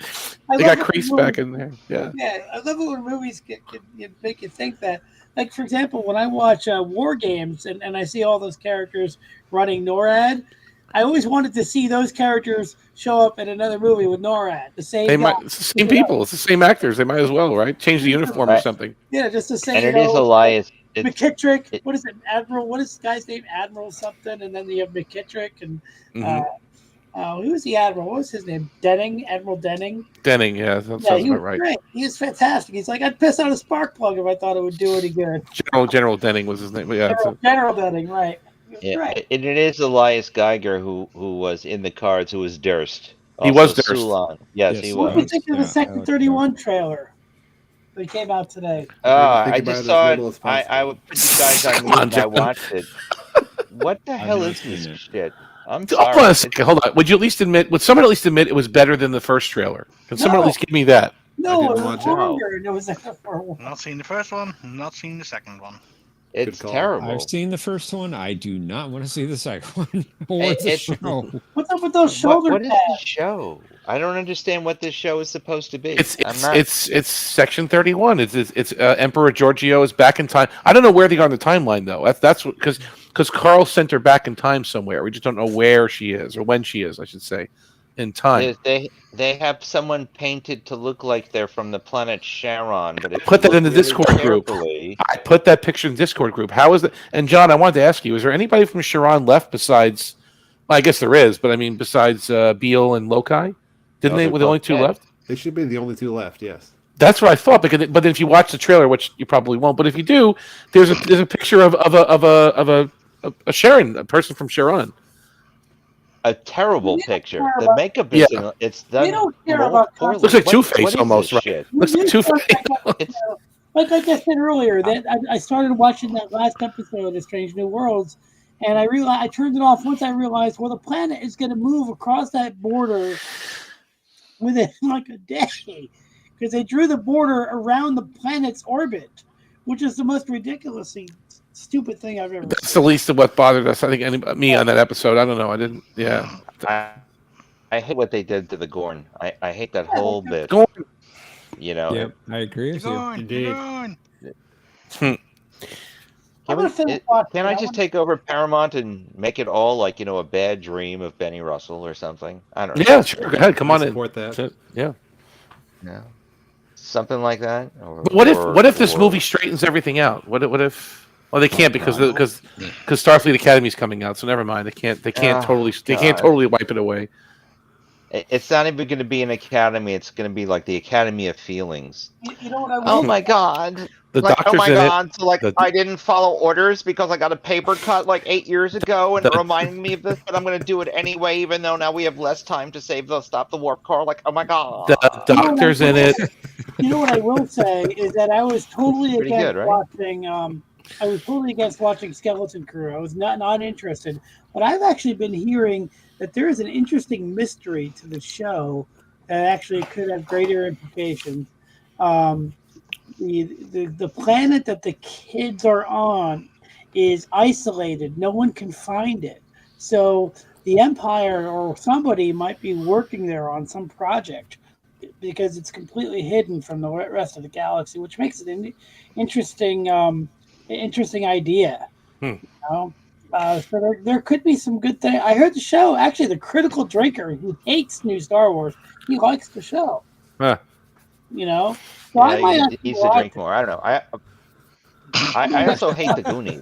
So everyone says, "Oh, it reminds me of the Goonies," and they sing praises for it. I want that. I wish that film was burned from The Goonies is either you love it or you hate it. There's no in between with that movie. I'm in between. There is no. Come on, really? The Goonies? I don't hate it and I don't love it. I appreciate it, but I don't watch it very often. Yeah. You know, I appreciate it for what it was, and it was cool. You know, it was fine. I lost 2 hours of my life.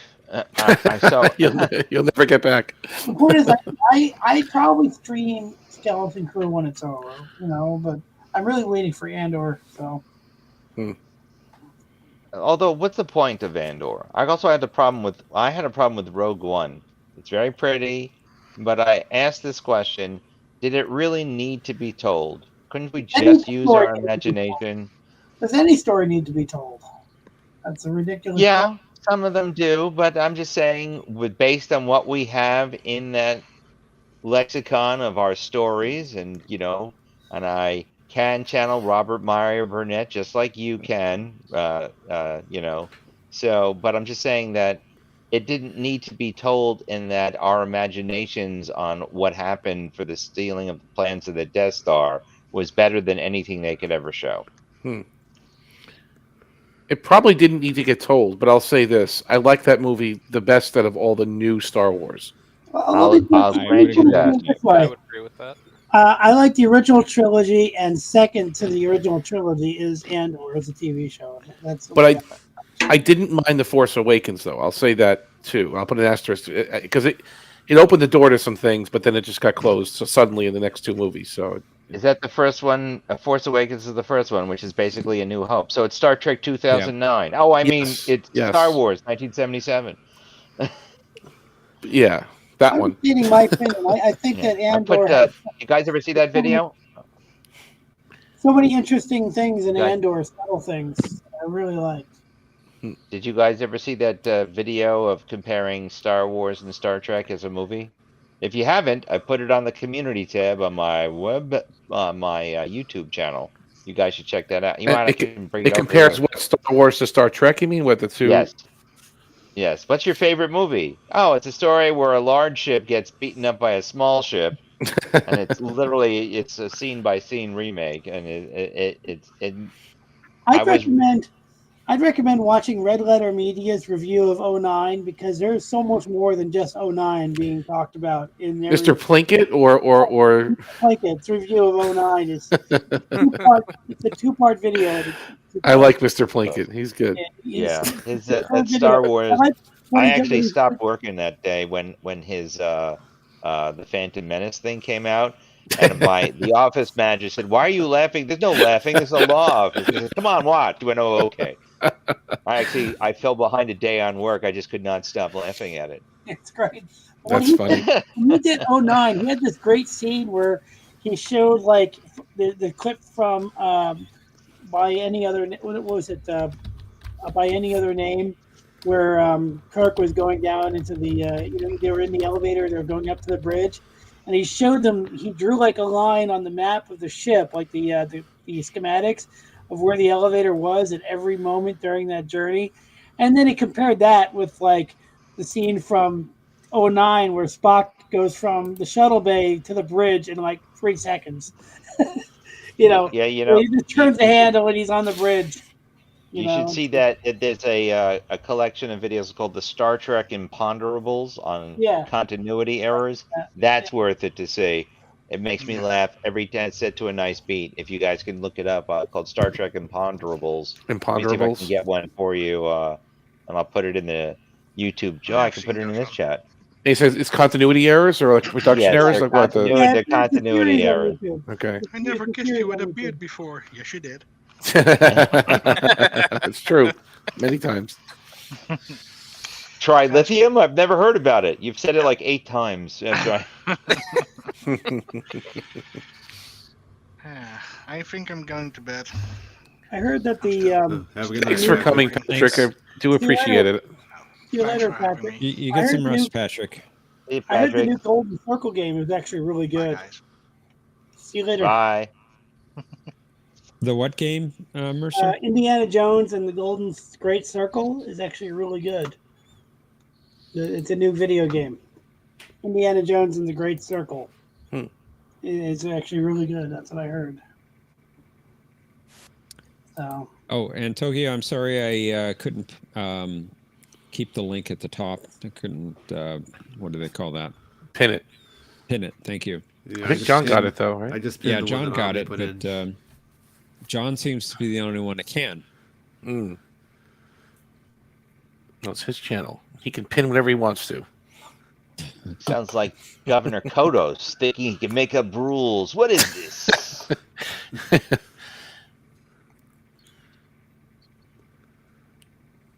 Yeah, you guys should take a look at that.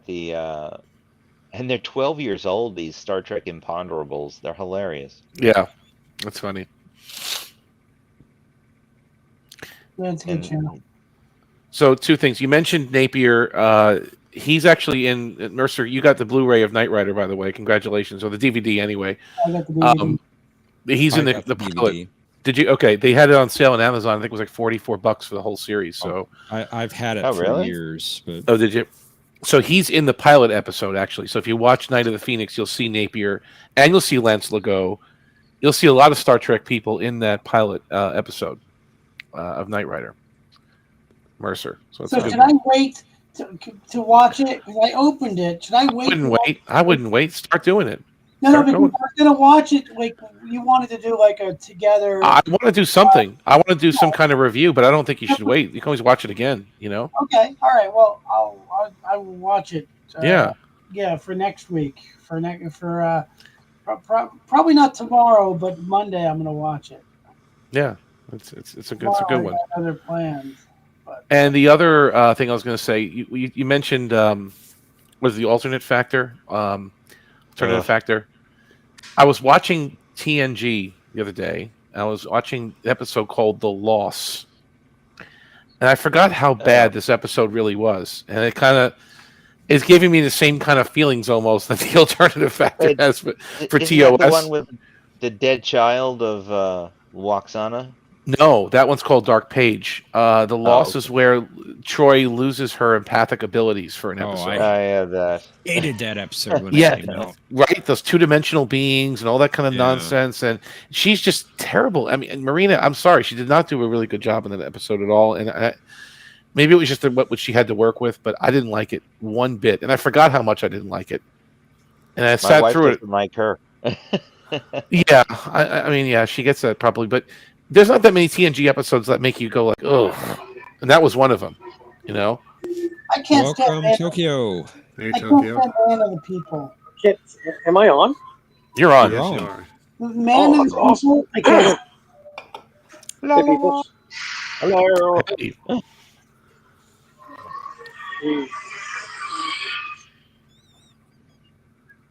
So, you like Interesting the conversation. alternative factor, Tokyo? Because if you do, you have to get off. Well, I'm not going anywhere. And yes, actually, I agree. You like the alternative factor? oh my Oh my goodness. goodness. Yeah, Wow. there's a lot worse. There's a Really? lot worse. TOS, I- like what? I agree. There's a lot worse. It's not a good episode, but I don't hate it as much as most do. I hate it. I do hate it. Like what's worse than that on TOS? But I can't think of one. I mean, the empath maybe, or the And Yeah, the the children Empath shall Lead. lead. Oh She's a- my god. bam. Yeah, that's true. Yeah, that one's. Oh, I hate that. Why'd they hire a lawyer to be the lead star? As a lawyer? that guy was a lawyer. Have you Yeah, ever seen? Marvin Belli. Yeah. Have you ever seen the movie Zodiac? Where what's his name? The guy that played the guy from X-Men 2. Ronnie, not Cobb. What's his name? The guy that played the villain in X-Men 2. Brian Cox. He played, Hannibal Lecter also, but he played Marvin Belli in Zodiac, and they actually talk about the Star Trek episode in one scene. Oh. Did you ever see that movie, Zodiac? No, I have not. With Robert Downey Jr. and Mark Ruffalo, and it's a great movie. Huh. It's very violent though, and but there's a scene where Marvin Belli is in the at the news desk, and they ask him about the Star Trek episode he was in. Yeah, it's pretty funny. Because the Zodiac killer called Marvin Belli and wanted to talk to him. I think we lost Tokyo. We did. What? Unfortunately, that's true. Maybe he went to the antimatter universe. The antimatter universe. It's in the What doorway. of Tokyo and He's- what of Tokyo? He's fighting himself right now. Gotta close that door because if you let the evil beast out, terrible maybe he'll episode. come back with a really bad beard. So bad. I mean, Spock's brain is better than that. It is. Well, like I said, I always like to pretend that there's something else that I'm missing. There were some good ideas in it, but if you read that TOS book about the original series, it talks about how they edited it like within an inch of its life, like 100 times. It's really terrible what they But there were some interesting ideas in it. They just didn't convey it too well. Welcome back, Tokyo. Yeah, I don't know if this is going to work out. I'm trying to keep the phone open, but hold the phone and walk my bicycle at the same time. Oh, okay. Don't hurt yourself. Let me ask you guys a question. If an actor comes out and they have all kinds of legal problems or they get a bad reputation, does that stop you guys from either A, watching new movies that they make, or B, watching movies that you used to watch with them? For example, Will Smith. I was watching Men in Black yesterday, and I love that movie, but, I still am against what Will Smith did, during the Good question. Is it like a big thing? Is it a big hang-up to watch the old movies? I don't look at it that way. I do kind of look at the art that they have to do. But I mean, it depends what we're talking about. Are we talking about their old catalog of things, or is Will Smith making a movie called How to Slap People on Public TV? Is that his next movie? I'm not going to watch that. Right. Oh, I'd enjoy that. It actually might be a big seller. All that noise. Just reach back and assert yourself. I think Tokyo had some background noise, Mercer. I thought it was funny. It probably would be a pretty funny self-deprecating film, wouldn't it?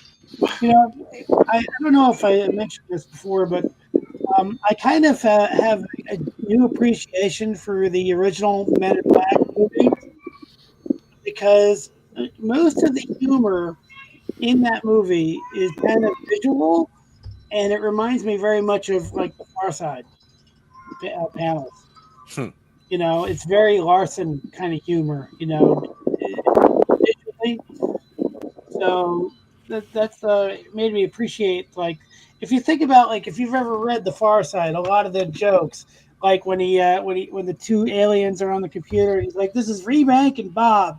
That's a very Far Side kind of joke. Or the beginning of the movie when the dragonfly hits the windshield. That's been done many times on Gary Larson's comics. You know, the bugs hit windshields. Yes. Done many times. So a Or lot of the the cows humor, eating burgers. you know, or like even the quantum physics joke is something I picture Larson doing in his comic strips. You know, like that girl has got quantum physics books. You know, she's way too dangerous. That was And actually a funny scene. yeah, and the He was thing, right though. the thing with the Yeah. table when he drags a table across the floor, that's like one of the best scenes. Captain America over here. He has no clue why we're here. I do like that that line there is a really good sarcastic take. It's like you reflect years of government training. I thought that was brilliant. Yeah. It's so deadpan. It's a really funny movie, but I've grown to appreciate how the visuals, like when he's trying to move the flying saucer into the truck, and the flying saucer is just a little bit too big to actually fit the truck.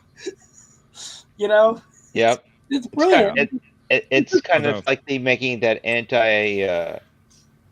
anti-classic science fiction. I mean, you could also find that in other films besides that. It's kind of like if you take a look at which is not science fiction, Indiana Jones and the Temple of Doom, when he sneaks into the sub base. You know, he knocks out a guard. If it was like a traditional film, the guard's uniform would fit him perfectly, but no, it doesn't. And he You're gets talking about the crap first from the movie. sergeant. I think that's actually one of the funniest scenes in that film. We're talking about the first movie, actually, not the second. Yes. Yeah, Yeah. not the time of the what is it? Indiana Jones and oh man, Raiders of the Lost Ark. Raiders of the Lost Ark. That's correct. Yeah. But you know, I if you gotta want, tell you, yes, I gotta tell you, my favorite line from Men in Black is, "The flash of light you saw in the sky was not a UFO. Swamp grass from a weather balloon was trapped in a thermal pocket and reflected the light from Venus." I absolutely laughed out loud in the theater, and I think I was the only one that did, but that was my favorite line. I just love Beatrice as a character. That's a great line, though. Yeah. Beatrice as a character, when he says, you know, the only thing that pulls its weight around here is my goddamn truck, and the truck is destroyed. And he says to her, "Get your big butt back in the house." I just start laughing that whole tirade. And Beatrice is just like, "Edgar, what was that?" She's just so deadpan. She's like, "Edgar, what's going on?" She's one of the funniest characters in the movie, just because she's so like totally like a stereotype, you know.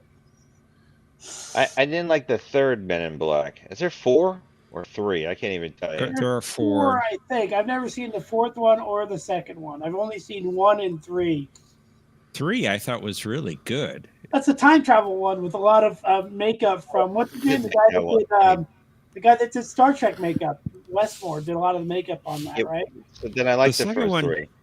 The second one just felt like it was trying to do the first one again, only bigger. And Yes. it kind of fell flat. Yeah, I think it saw the second petered out towards the end. I agree with you on that one. I've never seen the fourth film. It was called International. Oh, I heard they got Men in destroyed. Black by International. Yeah. If you want to see the anti-Men in Black, which is more traditional, you could watch UFO, the TV series. You guys ever watched that one from the 60s? UFO? I think that was. Oh, wait a minute. Which? Oh, the. Or Jerry UFO, since it's British, you know. Yes, Jerry Anderson. Jerry Anderson, yeah. Yeah, that's that actually you could say it's the anti Men in Black type of thing. I've never seen It's it. darker. You have to find someone keeps putting it on, they keep getting taken off. They put the series in order. It was a subject to some weird they showed it out of order. So if you were watching it, it never made sense. But it also had a lot of weird things in it. Well, interesting tidbit is the video game XCOM is actually based off that TV show. Oh, is So that right?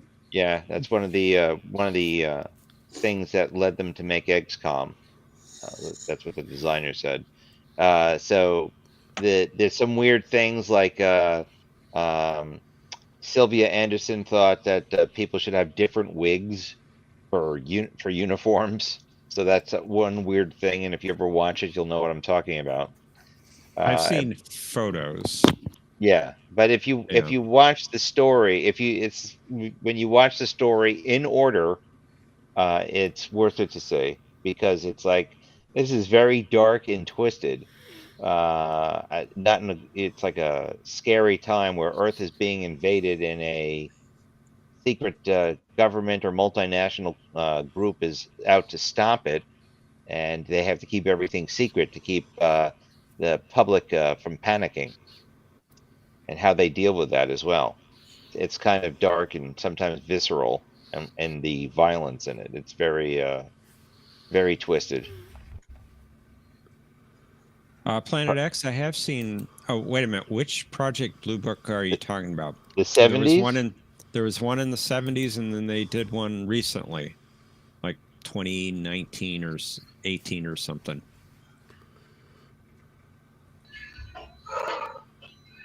Hey guys, I just got Remember one home. in I'm going to the switch to my 70s PC in a couple vaguely. seconds. I'll be back. Okay. Okay. Okay. And then there was always that line in Men in Black when it's like, it just be raining black people. He's always making fun of himself, you know. The whole thing with the eyes, the gills, you know, that's great. Planet X, I saw the first season of that. I know there was a second season. I have not seen the second season, and I like the first season.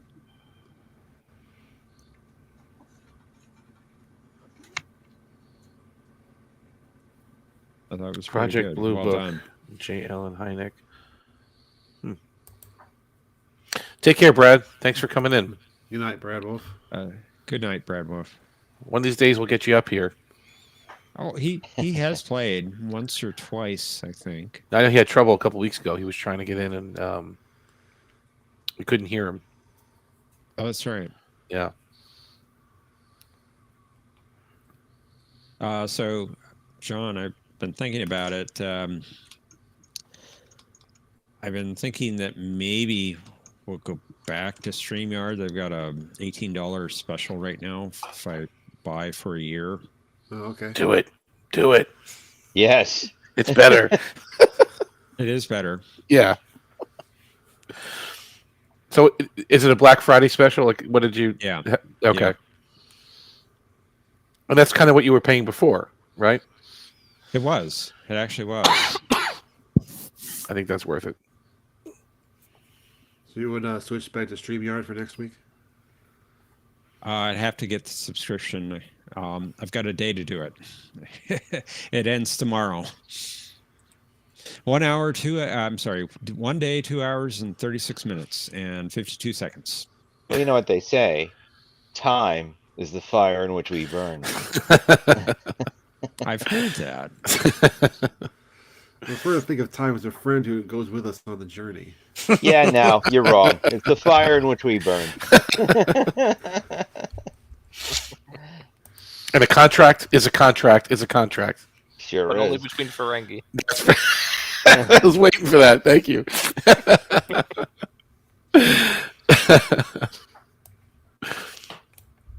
Yeah, I mean, it's better, at least from where we're sitting as guests, because we can chat on it. This doesn't seem to work. And you get your avatar and the avatar. Yeah.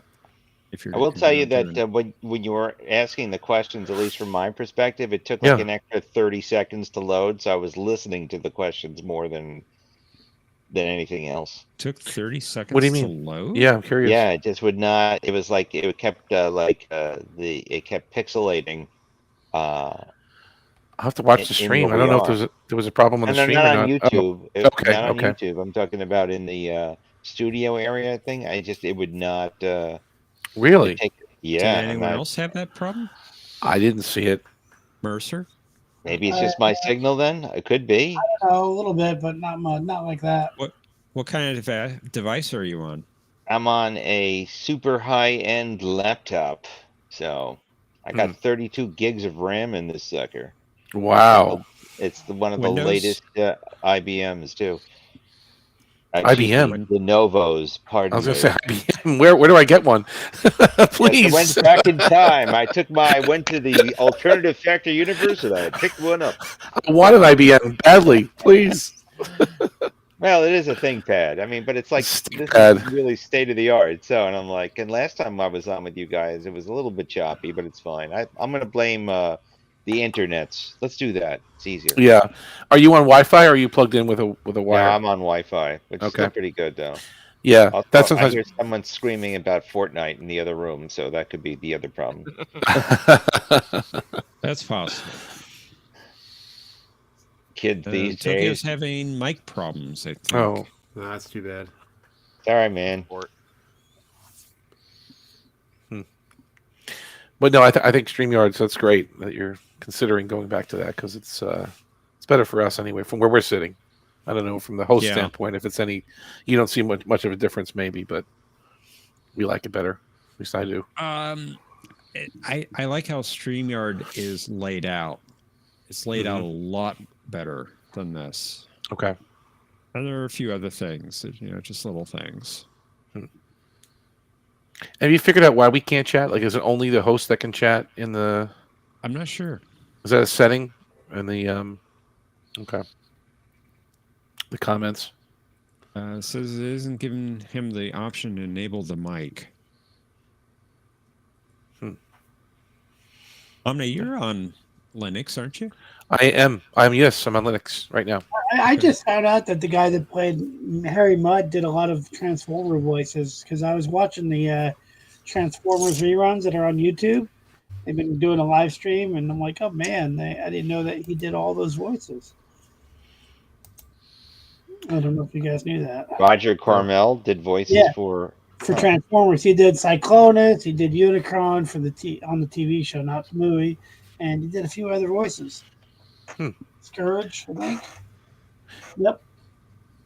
But I'm actually dual booting my new improved computer myself. It has 2 terabytes, and I found out a way I can dual boot it. So half of it goes to Windows and half of it goes to Linux right now because I need some Windows stuff. So that's why I did the dual boot, and I'm not using 2 terabytes for a Linux machine. There's no way. I'm not doing any production on this thing. So Are you turning your back on Microsoft? I've turned my back on them a long time ago. I Are you like at least I like using Linux. Google. If you don't use Google, you will be reported. I'm using Chrome. Yes, Okay. I do use Google Making sure. on Linux though. But yes, I do use Chrome, which I know I shouldn't. I should be using the other one. What is it called? Opera? What is it called again? Tokyo told me about it, and you did too, Professor. What is it called? Brave? Is that what it is? Brave. I think Brave is a great browser. That's what I'm using right now. Brave is better than I love Brave Chrome. browser. And what's the advantage? Is it just a smaller footprint, or? Well, it's supposed to be ad-free, tracker-free. It's like the. Yeah, it's got its own built-in ad blocker that works great. Yeah, I really like it. I've never heard of it. You have access to all the Chrome extensions on it, so That's pretty good. Brave.com.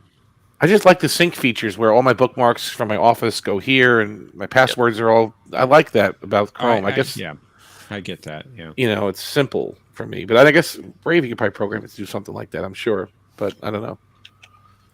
Even Firefox has that, right? You can sync between accounts or between machines. I have that with Chrome. It syncs between my machines. Right. Well, I'm saying if I ditch Chrome, I like that feature. I don't want to lose it. That's what I'm saying. Like if I go to Brave, does it have that? I don't know. I'll have to spend some time with it. Tokyo, are you here? We see him. Now we see you. Can you see me? Ah. And he leaves. You do prefer it this way, as it was meant to be. Well, if he's here, he's rigged for silent running. Well, I can detect gaseous anomalies. There you go. What about all that equipment we're carrying that the actual Excelsior was carrying? That Empire just forgot that we're not actually Now carrying it. she says it in the book. You have to read the book. So she I'm not read reading the book and the script before they edited it. Yeah. Oh my God, you're not going to read a book? No. Understand You just the broke movie? My heart. You just Yeah. broke my heart, man. Your achy breaky heart. As a librarian, you broke my heart. Achy breaky heart. You know what bugged me is the in the first 6 movies, the Enterprise only fires phasers in the second movie. That's true. Well, that stuff's That's expensive. I mean, look, if it cost $8,000 per person to beam up and down in the 60s, how much do you think one phaser shot is now? Come on. Well, they actually did have one phaser shot in Star Trek 4 but it was from the hand phaser when he's trying to seal the door. That's probably $60,000 that one shot. What do you The think? motion picture, there was no phasers, just torpedoes. What did it Yeah, they belayed that phaser order, I believe. That's probably. And the what it was. Klingons too. They didn't bother with phasers. They used torpedoes as well. Yeah. Wait, who's the librarian? Me. Oh, Professor. So then you must love the Demco Corporation. Aren't they awesome? Here's an interesting You can say that, librarian. yes. Here's a little bit of an interesting librarian trivia. If you watch the movie Back to the Future, when Marty wakes up at the end, he's kind of in that weird sleeping position. There's a magazine, I think it's called RQ Magazine. I'm not sure if that's the name of it, but it's only a magazine that librarians would ever use. And there's no reason that a teenage kid would even have a copy of it in his room. If you watch the end of the movie when he wakes up again, at the end, it's a librarian magazine. Basically, on the commentary, the writer just said the set decorators just put whatever in the room and they didn't really think about it. Yeah. Apparently maybe it was the hot chicks of librarians. You never know. Apparently, there is a sync in Brave. Brave Sync, which allows you to synchronize your browsing data across all your. Oh, that's good to know. Includes bookmarks, passwords, history, and other data. Because it's so convenient. It really is. I mean, because I'm on multiple machines between my office and my laptop here, and sometimes my phone. Like it's nice to have all my passwords and stuff. I don't have to type it in every time. Welcome back again, Tokyo. Don't know if you can talk. Let me find the name of that magazine. Hold on a second. I noticed he said in the chat he was having some issues with using his mic. Yeah. Now, there was one time I had a similar issue when I was trying to use Streamlabs and I couldn't get it to recognize my mic. I eventually ended up switching to a different device. Never did find out exactly what the problem was, although after I restarted the computer, it seemed to work. Okay. Well, after this week, you may not have to worry for another year. True. Let me see if I can find the moment I'm talking about.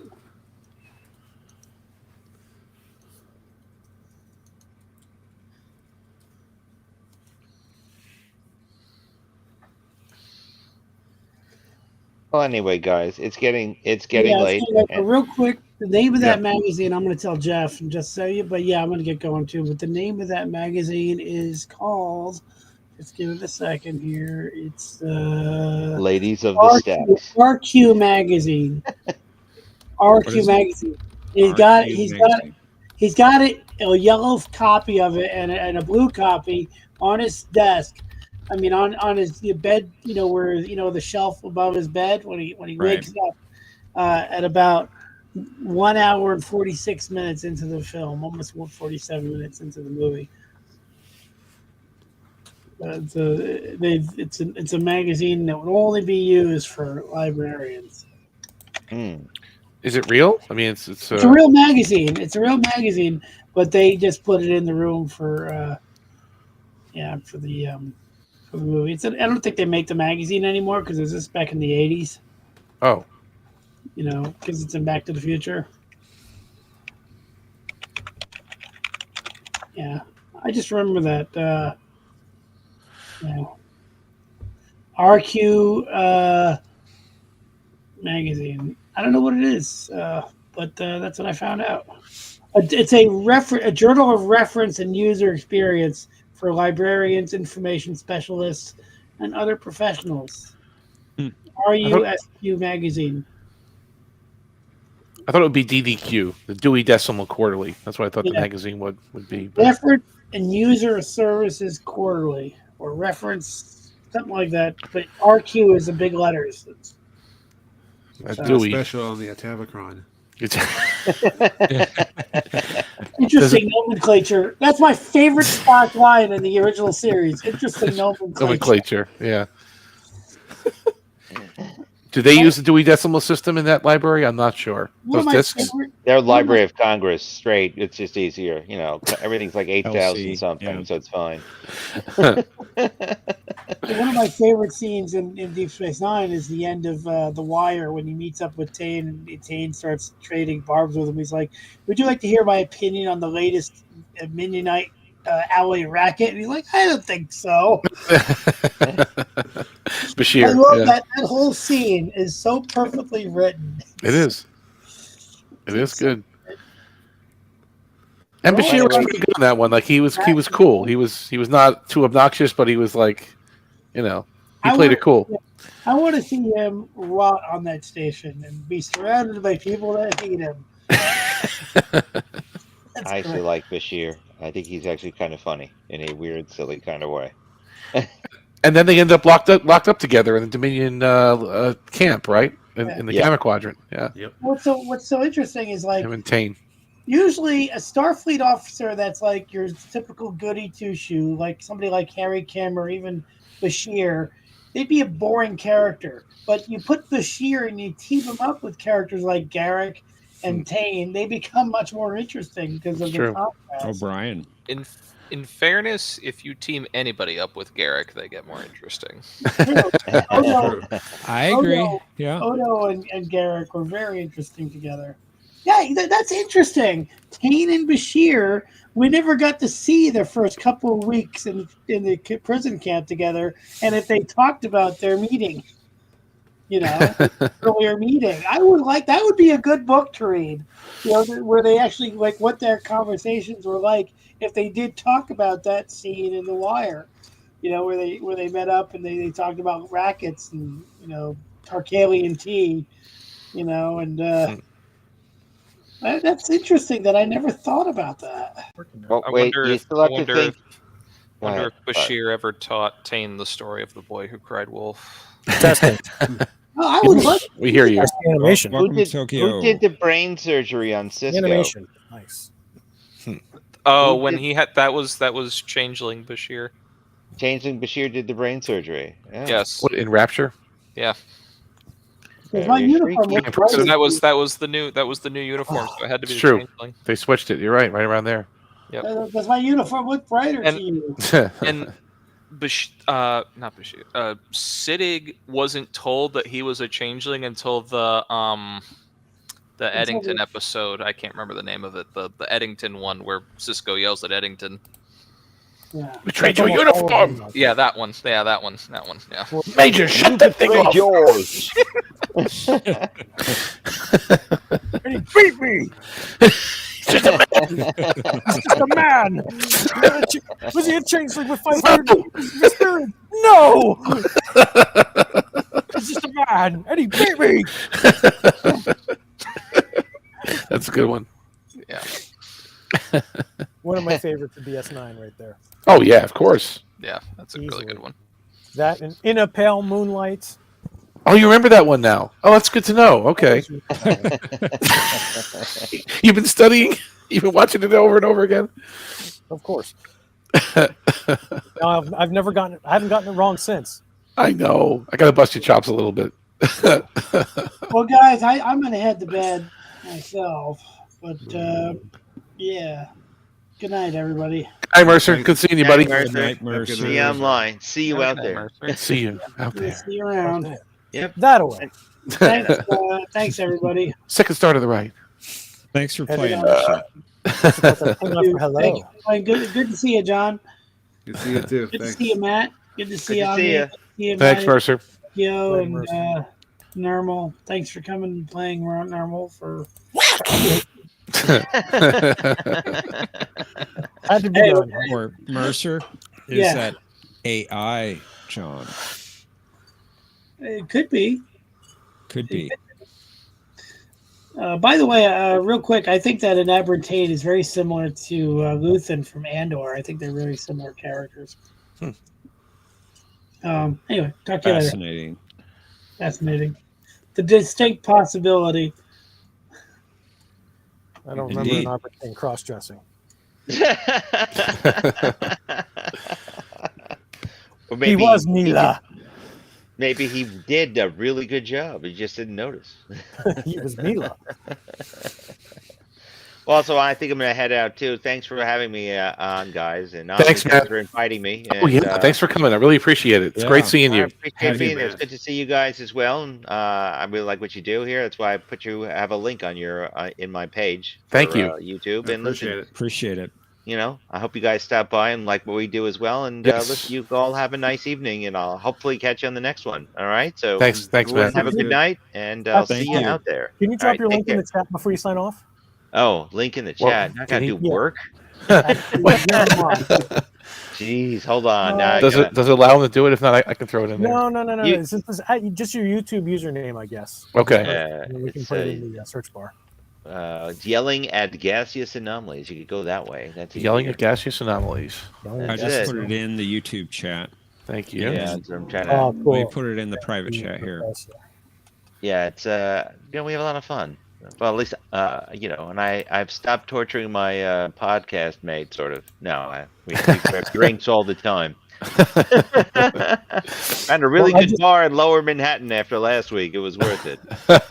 I just subbed, by the way, so it Oh, thank didn't you. go for Appreciate counter it. all, but Yeah, I they worked do a really great job there. Thanks. I worked really hard on these two shorts. I still can't. I got to tell you, because I don't know. I'm new to the YouTube universe in a sense, but the last one I just did is I'm asking, did the Kobayashi Maru come from two different ideas in the original series? I'm going to go with yes, but Right. I put a piece of a scene in and I got a copyright warning from YouTube. Once I took out an extra 5 seconds, oh, it's okay now. And I'm like, really? It's Huh. still the same scene.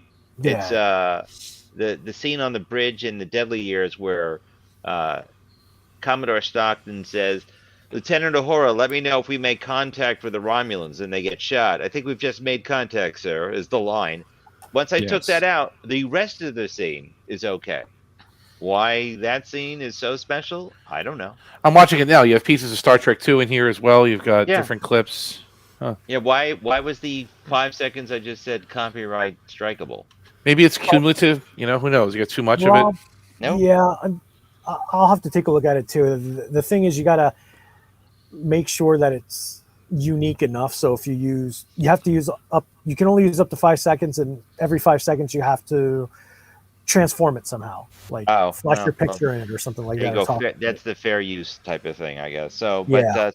so I zhushed it up a little bit. So, you know, but that's it. That's actually fun. And then I still like my Thanksgiving too, which are afterwards. Those are funny to me. But anyway, I hope you guys enjoy it. And if you have any questions, always email at yellingatgas@gmail.com or drop a question off in any of those boxes. And I guess, like I say in my show, I will see you out there. So you guys have a good night, okay? Awesome. Thanks, Matt. Be good, All buddy. right, Thank take you, care, Matt. right? All right, take Have care, a good guys. night. Bye. Thanks for joining us. Yeah. Thank See you you. later. Nice to meet you, man. Nice to meet you. Take care.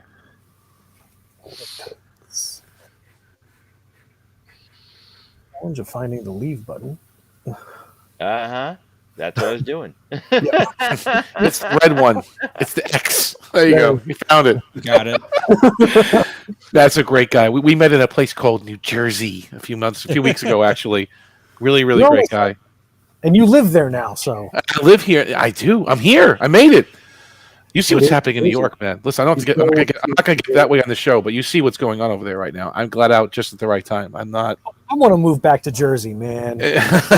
Come on over. It's fine. I'd love to. I grew up in Jersey, man. There's more people here now than when you left, but it's okay. It's still good. It's like Gideon over here. You know, that's pretty much it. Well, you're where? Paramus? No. I live in Middlesex County. I live in the Edison area. So, okay. So Metro Park, all that. Yeah. Yeah, Metro Park. Yep. Or the other line, the South Amboy.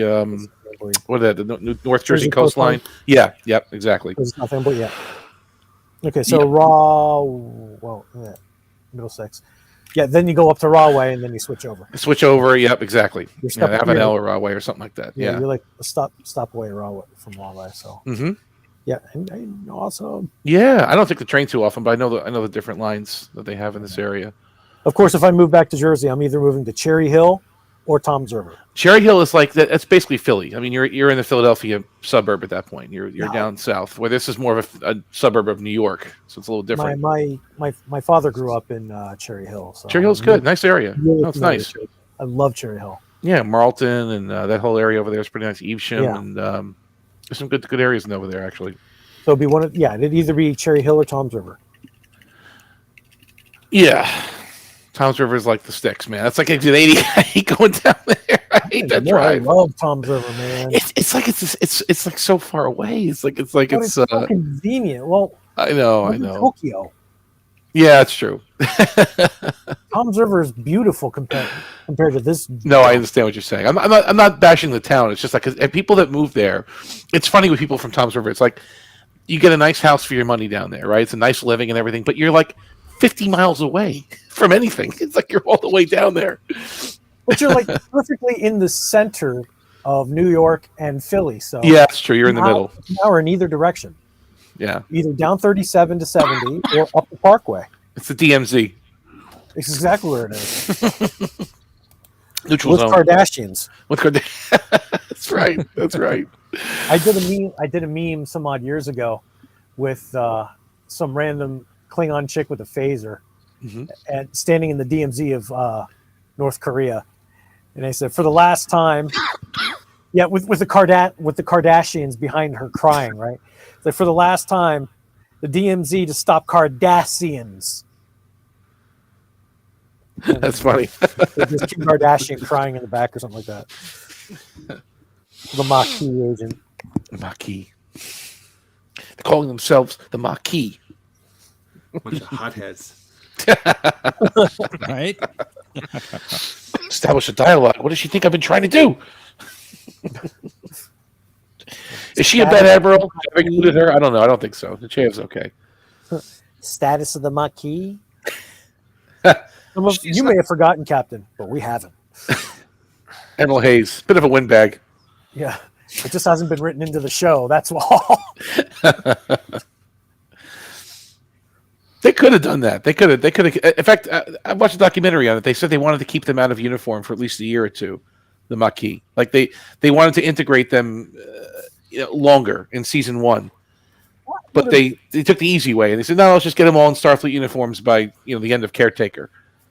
The problem I have with, and I do have a problem with Voyager when it comes to the cast, how you have magically an equal parts Maquis and Starfleet on a small ship with a crew of about 5. All of a sudden, he had like 75 people on his ship. Well, no, I think it was 40 something, wasn't it, on that Maquis ship? Which how did they all fit in there? That's a different question. I know what you're saying. Yeah. Because it was considered an escort ship or something, wasn't it? That it's considered a fighter. Well, it was modified to be a fighter, wasn't it? They called it an old Federation escort ship. Well, initially, you see that variation of that ship in all of the battles in DS9.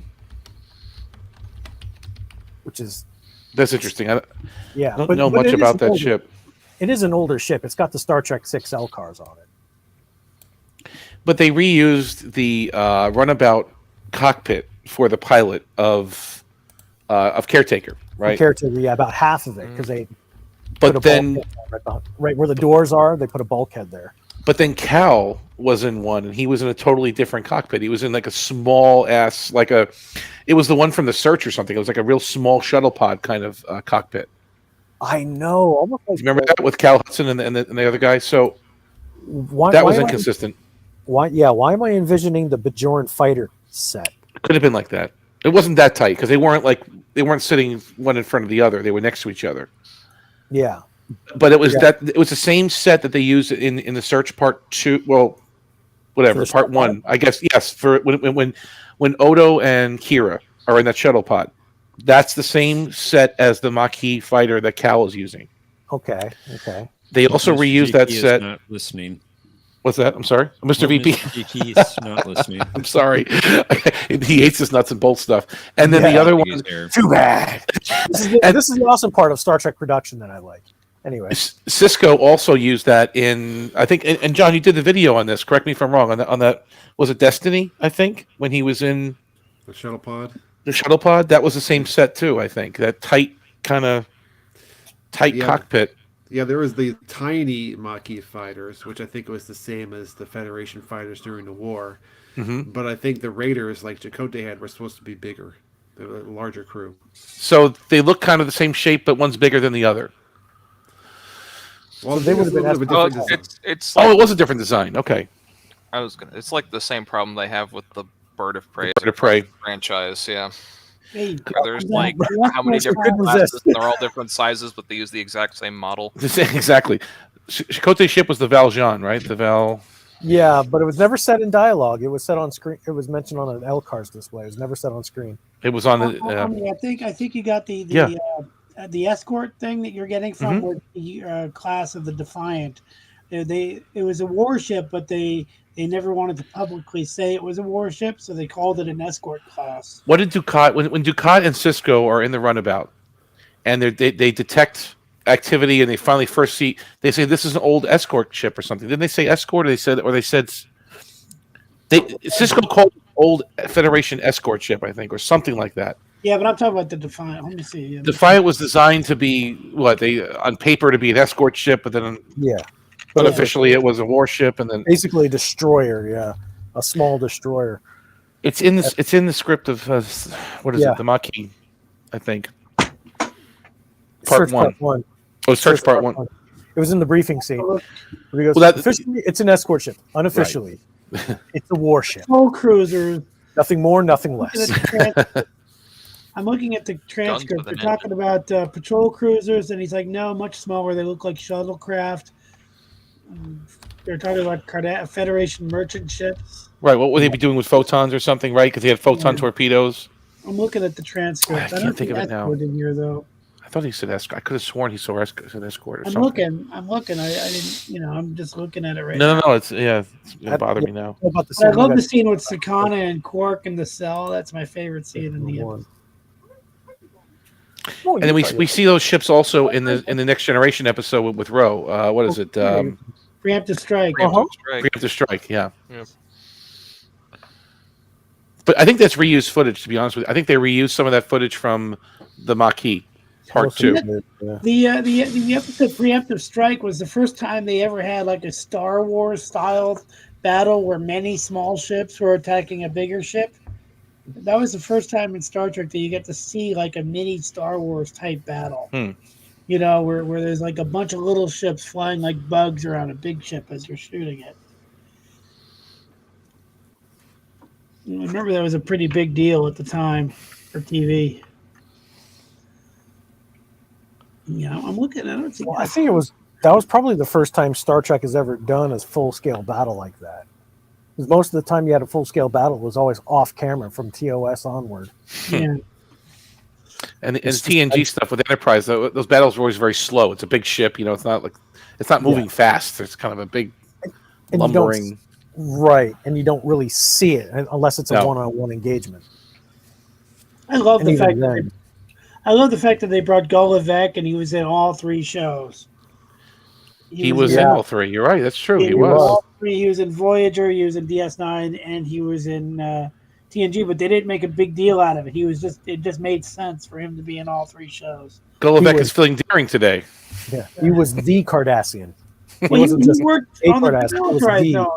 And this is what I always said. The thing that never made sense to me about Voyager was that it makes no sense because the whole point of the Maquis is that they're fighting for their homes, which are now on the wrong side of a line on the map. But when you're all the way across the other side of the galaxy, they're not fighting for anything over there. They're not fighting for their homes, So having Maquis on Voyager never really made sense to me because the whole point is that they're fighting a battle because the lines of the map were redrawn, and their colonies are now on the other side of that borderline. So that just never made sense to me that they would be a thing on Voyager. Which could make sense with them integrating into a single crew, because now they want to get home to beat up the Cardassians. Right, but it just because they're out of the fight, and there's only one way to do that, and it's to align yourself with the pseudo enemy in that situation. They wanted to create conflict. Again, that was always against Yeah. Gene's vision. That's never worked for me. That because they invented the Maquis specifically for Voyager, but they wanted to introduce them in other shows, and they made more sense on the other shows than they did for Voyager. I don't think they were introduced. They weren't invented for Voyager. I don't think that was the case at all. Yeah, they were. Yeah, because Voyager was in development for a long time. Yeah, they were invented specifically for Voyager, but they wanted to like give the background first before Voyager. But then they pooped the bed when they actually executed it in Voyager. There was also a rumor that the cast of Lower Decks, the young people in Lower Decks, were going to be on Voyager, and then they decided against that too. Backstory. Yeah, I think if I remember right, they were originally wanting to go with a female captain, but they were going to give Jonathan Frakes that show. No, really? Yeah, they were going to. I've never heard that one. I never heard that before either. That's amazing. This was a way back rumor, probably around '94. Wow. When they were just in production, it's in Cinescape, So- the magazine. They were going to give that. I'm sorry. They weren't going to abandon the female captain for Riker, but Jonathan Frakes turned it down. So then they went to the female captain. Well, he wouldn't be in the movies then at that point, right? He'd be Right. Well, this was back in in development, so around '93. Because this, like I said, Voyager has been in development since it came out in '95. So I think halfway through '93 they were developing it. Well, when TNG ended, that's when Voyager was going to begin. When one ship stopped, then the new ship was going to be on TV, right? That was the plan. Right. They even reused the sets. They reused most of the sets. They rebuilt them. And yes, fine. Almost 2 years separating the two, isn't it? Or is it one? I think it was January '95, and Right. TNG went down '94.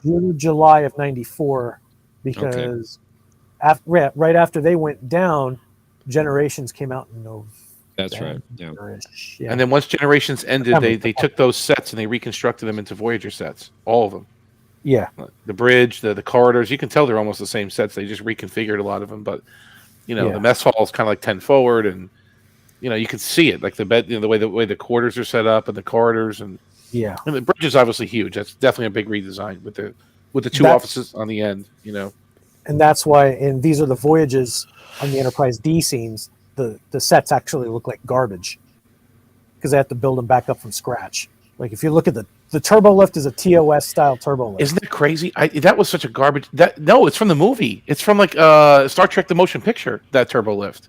No, it's the Enterprise B turbo lift. Which turbo lift? The one in These Are the Voyages. If you look at it, it's the motion picture turbo lift. If you look the at one where Terry Metalis comes out of. With the green padding on the wall or something, whatever that is, right? I think that's an Enterprise B turbo lift. It could be in that as well, but before that, it started off in the motion picture. Yeah, definitely, definitely not a TNG turbo When lift. Spock walks into the turbo lift, and Professor, you just watched the movie recently, right? When Spock first joins the ship and he goes back into the turbo lift, you see it's exactly the same turbo lift as the one in These Are the Voyages. Exactly. The stupid foam is hanging there. Never noticed it. No. Take your word for it. When Spock first rejoins the crew of the Enterprise, and he goes, "Well, it's how we feel, Mr. Spock," and he just walks into the turbo lift, Which you know, episode? I want to discuss these field equations. no, the motion picture. The motion picture. Oh. Spock, welcome aboard. Welcome aboard. Doesn't do anything. You know? It's how we feel. And he just walks into the, but that turbo lift is exactly the same one you're talking about. And that bothered the hell out of me too. In These Are the Voyages. The other thing in These Are the Voyages is when they're in the conference room, the doors are backwards. Did you notice that? The actual doors. All right, in TNG, the doors are painted one color on the outside of a door and one color on the inside of a door. They had it reversed. They had the doors completely backwards. To be honest, I haven't watched These Are the Voyages enough times to pick up on details like this. I scrutinized that episode because I love TNG, so I'm watching it like drinking it up. Like, oh, this, but it didn't. You know that they used footage from what is that? The episode Menage a Troy for the scene in 10 Forward. In 10 Forward, they did. Yeah, the opening. Yeah, it's like a cut scene. They kind of you follow a waiter with some drinks, right? He's coming over this way, and yeah. What episode? Wait. So what doors are you talking about? Okay, there's a scene in These Are the Voyages. They're in the observation lounge. Oh, the observation. If you look at the doors, they're backwards. There's an outside of a door on the Enterprise, and there's an inside of a door. The outside is kind of orange, and it has the door number on it, or the deck number, right? The inside has nothing. It's just kind of gray.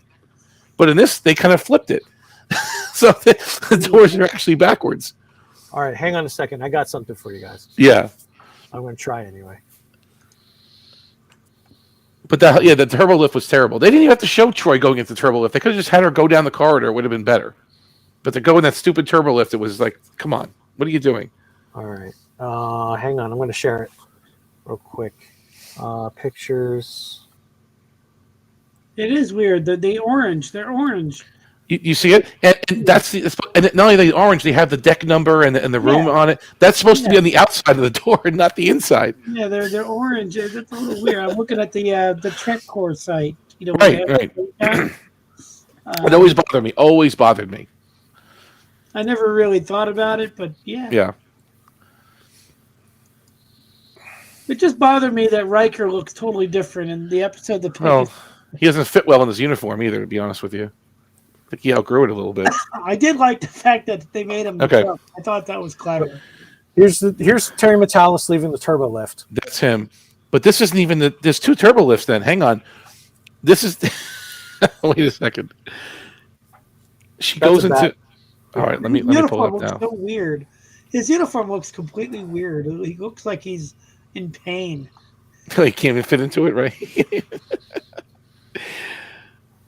I mean, they got older. Right? It happens. You put on a couple of LBs, man. It happens, you know. But don't try to squeeze him into the old uniform. I mean, give him a break. These actors are like 10, 15 years older than they were supposed to be in the Pegasus. This is not canon. No way. Thankfully, Terry Metalis threw this episode away. He did? I did like the voiceover at the end. I did like the voiceover at the end where they had everybody doing the doors aren't indented.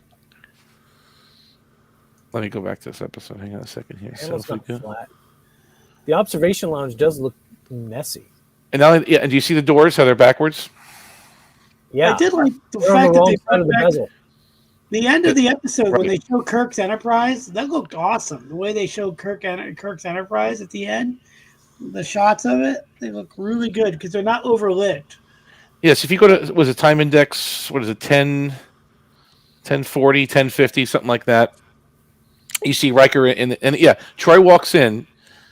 It's the door is completely wrong. You're right. The outside of the door is wrong.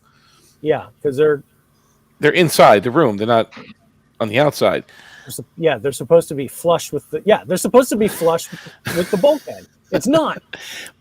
Right. How about do you have a picture? And then I'm gonna try to find the turbo lift first. Though. I want to see this. I'm stopped at crud. Well, like I said, they got the Enterprise right at the end of the show. Well, it was CG though, wasn't it? It was. Yeah, but it just like it's not overlit or anything. It looks really good. Mm-hmm. Time remaining 31:57. If you go forward to where there's time remaining 31:57, you'll see it. The doors are wrong. So what time index is that? If it's time remaining, what's the? I'm not sure. Okay. Hovering around 11. All right, I thought you were going to show it, but I'm trying to get a screenshot. Are you talking about Turbo Lift 11? Are you talking about Turbo Lift 11? Yeah, I'm trying to get a screen. 11 minutes in. No, the actual Turbo Lift number is 11. I don't know. Choice quarters aren't too bad. Actually, they got the doors right. No, it's just it's a reuse of it's a relighting of a Voyager set, and I think the windows in the back are CG. They're definitely green screen or something. Yeah, the whole thing could be green screen. Voyager. Well, no, because the Voyager sets were destroyed. This could be an E set. The wall, you mean with the asteroids out the window? You mean? Yeah, Yeah. and the windows themselves too. I think you're right. It's probably behind the couch is probably green. Yeah, that's probably what it is. Definitely. But I'm trying to find this turbo lift that she walks into. Maybe it's at the beginning of the episode. Actually, it is the beginning of the episode because that's the only one that's there. There's no other turbo lift shots on the D. And the corridors obviously are wrong too. They just, I mean, look, I know they tried. They're too narrow. Yeah, they got it quick. I mean, they did it quick. They did a quickie on it. I'm not gonna hate him, but the holodeck is actually decent. I'm trying to find. I'm gonna hop off for the night. I gotta get to bed. Thanks for hanging with us, man. Appreciate it. Thanks for having me. Appreciate it. Coming on the show, Mike. Appreciate Not it. a problem. I'll try to Hope be you had back fun. next week. I did. Awesome. I did. Awesome. We'll try to be back. You said every Saturday at 9? Saturday at 9. All right. I will try to be back next weekend. It's great. Oh, sounds good. Awesome. Have a good night, guys. Thanks, man. See you later.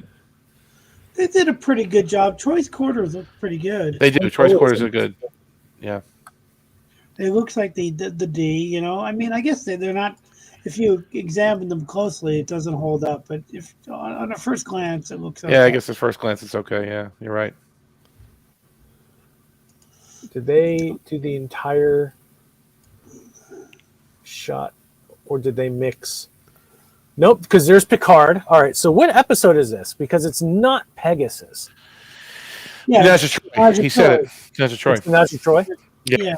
Yeah, because they're wearing season 2 uniforms. There's a Ferengi pirate there, and then there's Picard talking to some dude, and there's a Zach Dorn, and it's Menage a Troy. this up. No wonder why they let Terry McAuliffe throw it away. Even Brandon Bragga's like, "What have we done? That's so bad." And this is Rick Berman again. He thought it was. He even said it. He said this is a Valentine to Star Trek Next Generation, like a. You know that they started all this. Basically, he was trying to a love letter. Think of the CGI Enterprise D at the end of the exterior. I can live with that. I don't think it was that bad. He did, but 25 years later, he's like, "Oh no, I'm so sorry. Please apologize. Thank you." The D model looked pretty good. Not bad at all for the time. It Like wasn't bad at all. In Picard, when they used the D in the first season, like for the dream, it looked a little weird. You know, in that first it's shot, distorted. Yeah, it looked a little strange. Like 10 It forward was wrong. a dream. But the 10 forward was in the wrong spot. You know what I mean? Yeah, it was. Oh yeah. Oh yeah.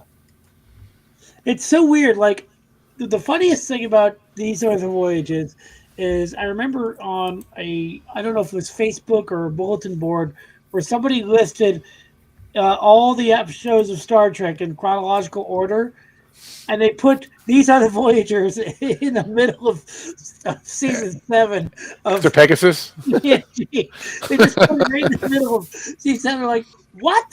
Like, to somebody who has no idea what the episode is supposed to be, like, what? Well, why is that there? You know? Yeah, it's pretty funny. I think I saw that Trek Web. I think it was on Trek Web. Way back in the day. Man, I missed that site. Lots of toxic people. It was awesome. It was. There's one user that just pissed everybody off by the name of Scorn. I'll never forget this guy. And he just blamed everybody. Everybody. For absolutely no reason. He was just the biggest troll ever. But then he started making valid points. Oh, crap. So much for ignoring this guy. Yeah, okay. I think I know what it is now. That elevator, you're right. The turbo lift. That one. is from it's from one of the movies. I thought it was the motion picture, but maybe I'm wrong. I think I remember which one was in the motion picture though. I think it's B. Yeah. It's B, and they ripped off the display. It's like they ripped it off the walls. It's a barren wall. Sin said that he thinks it's the E turbo lift. Well, that's interesting. Yeah, he said that quite a while ago. He said they said it was the E, so I guess it must have been the E, and they just Must have ripped been. out the display.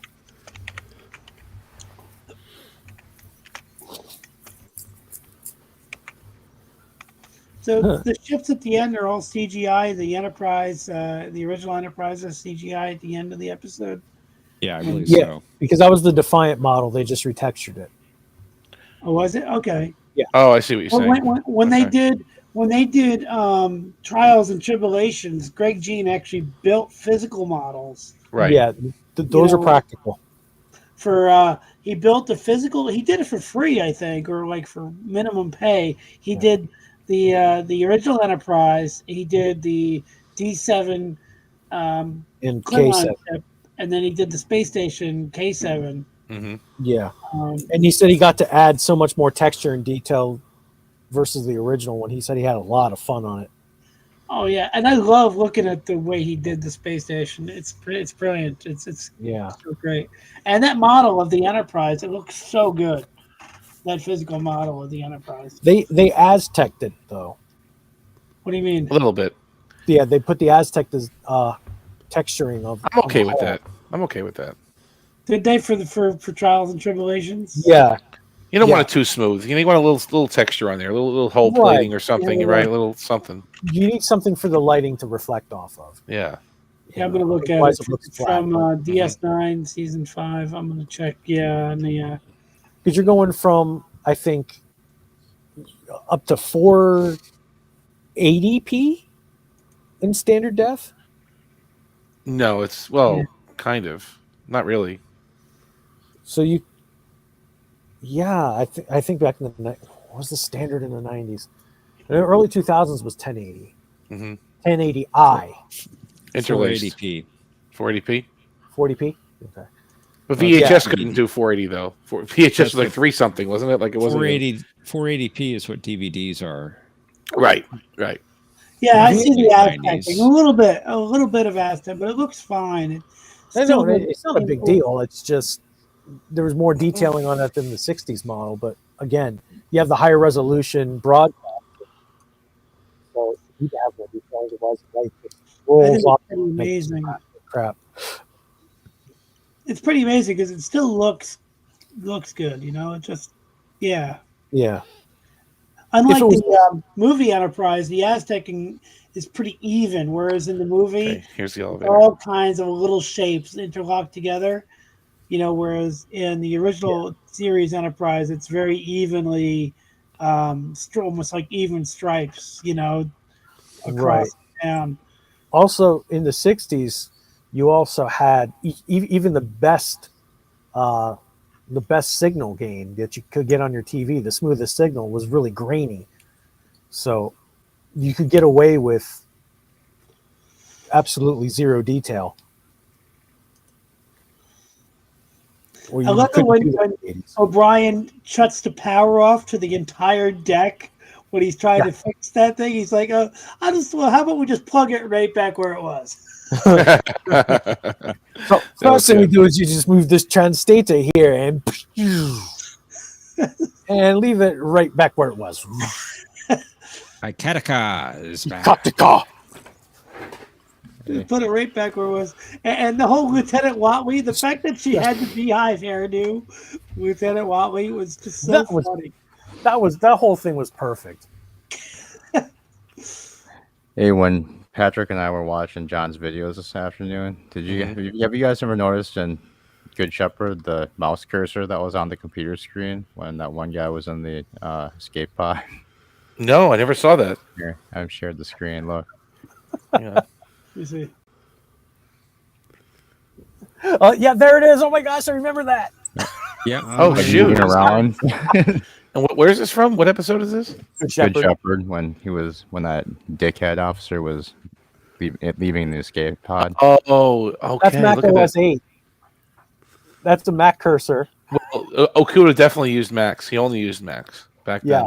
Yeah, it makes me want to go back through Voyager and see how many times you could see mouse cursors on. Well, you know what's funny though, but that's a flat screen LCD.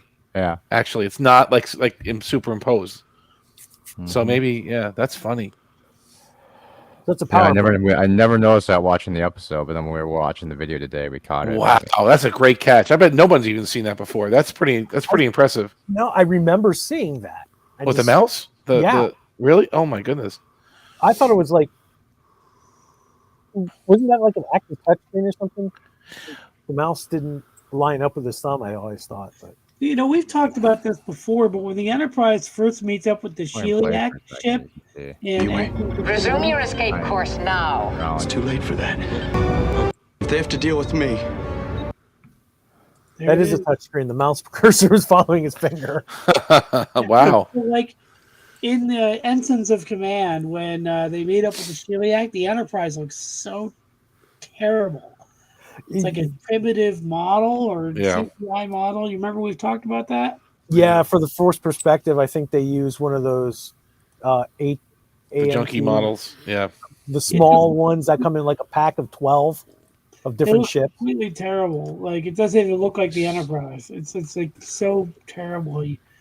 And even when they put it on the Blu-ray, I don't think they improved it at all. One thing they did fix is the phaser shots coming out in Darmok were supposed to be coming out of the saucer, whereas in the original airing, they came out of the torpedo bay. Yeah. They fixed it though, didn't they? Yeah, they did fix it in the Blu-ray. Yeah. But the visuals in Darmok are actually very good though. You have to give them credit. That besides that error, the model work was really Darmok good. is great. Yeah, they really got it tight. What always gets me is in the original series where you can, on this a lot of the original space shots, you can see the dude smoking a cigarette against the green background. The Enterprise is coming, and you see this dude's cigarette light up. It's just as bad as TAS, where they had I think it was Koloff. He was on the screen, and then he was on the bridge, and he was on the screen again. And then they cut to the turbo lift. The turbo lift goes in front of Kirk. It's so bad. Which episode are you talking about? Well, it was Koloff, right, John? Yeah, I think so. So that would have been the Tribbles episode. Tribble episode. Okay. Oh, by the way, Christopher Collins, who did the voice of Cover Commander, appeared in a couple of Star Trek episodes. He was one of the albinos henchmen, and he was Captain from, I forget the name of his character, Captain from Matter of Honor. Captain Claw? Captain Kargon, yeah, he was Captain Kargon. I gotta remember the shampoo. From Matter of Honor. Well, Captain Kargan also played a Pac-Led, didn't he? Yeah, the Pac-Led captain? Yeah, so that was Christopher Collins. He did the voice of Starscream. Riker! He tricked me! I loved him. He was so a complete dick to Riker. And Shao Kahn was in that episode too. You may live long enough to learn about us. Yeah, and also the guy from Cobra, the movie Cobra, the bad guy. Who are you talking? The bad guy, the Klingon in the mess hall. Who was he? Shao Kahn. Shao Kahn, yeah. Shao Kahn, yeah. Okay. Yeah, I'm trying to think Brian of the guy's Thompson. name. Thompson, yeah. Brian Thompson, yeah. He was also Admiral Valdor in Enterprise. Was he? Yep. Yeah. Which Enterprise episode is that? Of the entire The one with the Romulan hollow ship. Imperial arc. Yeah. Enterprise, the hollow ship? Where they're like disguising it to look like a bunch of other ships. It was a drone ship or whatever. The one that Anar was flying. Right. Okay, I got United, you. something else, and then the Anar. I forgot the middle episode. For Yeah, some you're reason. talking about the Romulan guy, right? Yeah. It's called the Anar, wasn't it? Wasn't it the episode? Okay. No, there were 3 episodes in that arc. It was United. There's the one. Was the Babel one? Was it the Babel? Babel one. That was Babel United. one. Yeah. Oh, Babel 1 United Cool. and Anar. Yeah. I just uploaded 4 pictures to Tokyo's Star Trek Discord. If you want to look at that, that's the elevator. That's the turbo lift I was talking about. Let me Now, it see. wasn't the one on All Good Thing Who's on Discord?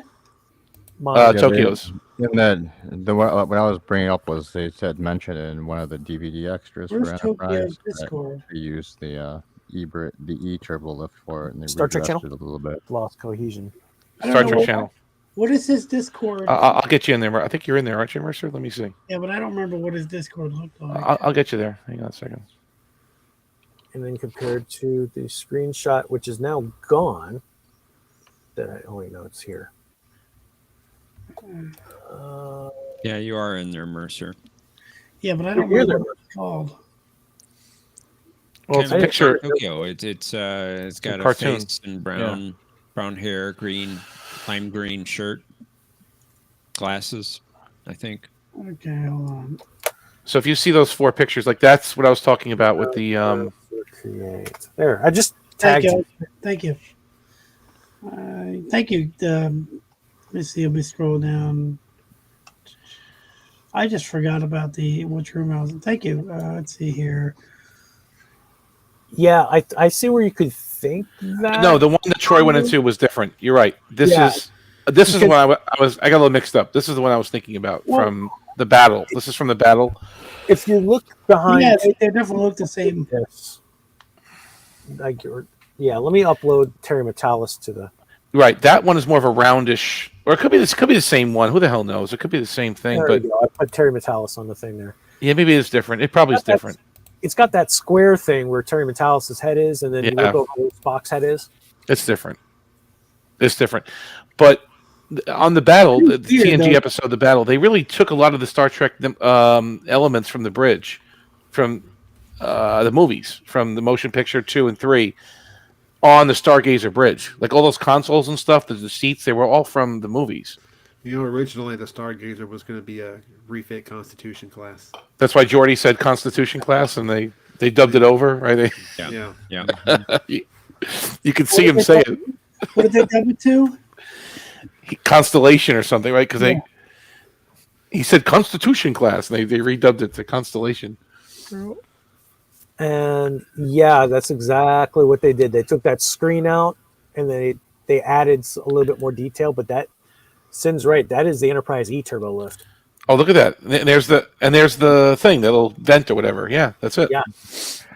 Anyway, since you guys were talking about weird things in Trek, I just thought the cursor thing was funny. But I'm going. No, that's hilarious. I will. Yeah, see you that's later. great. It's right. It's true. Catch you later, Cinnamon. Take care. See you later, Kati- Glenn. I think the CGI at the end. Sorry. Okay, I got to show you this too.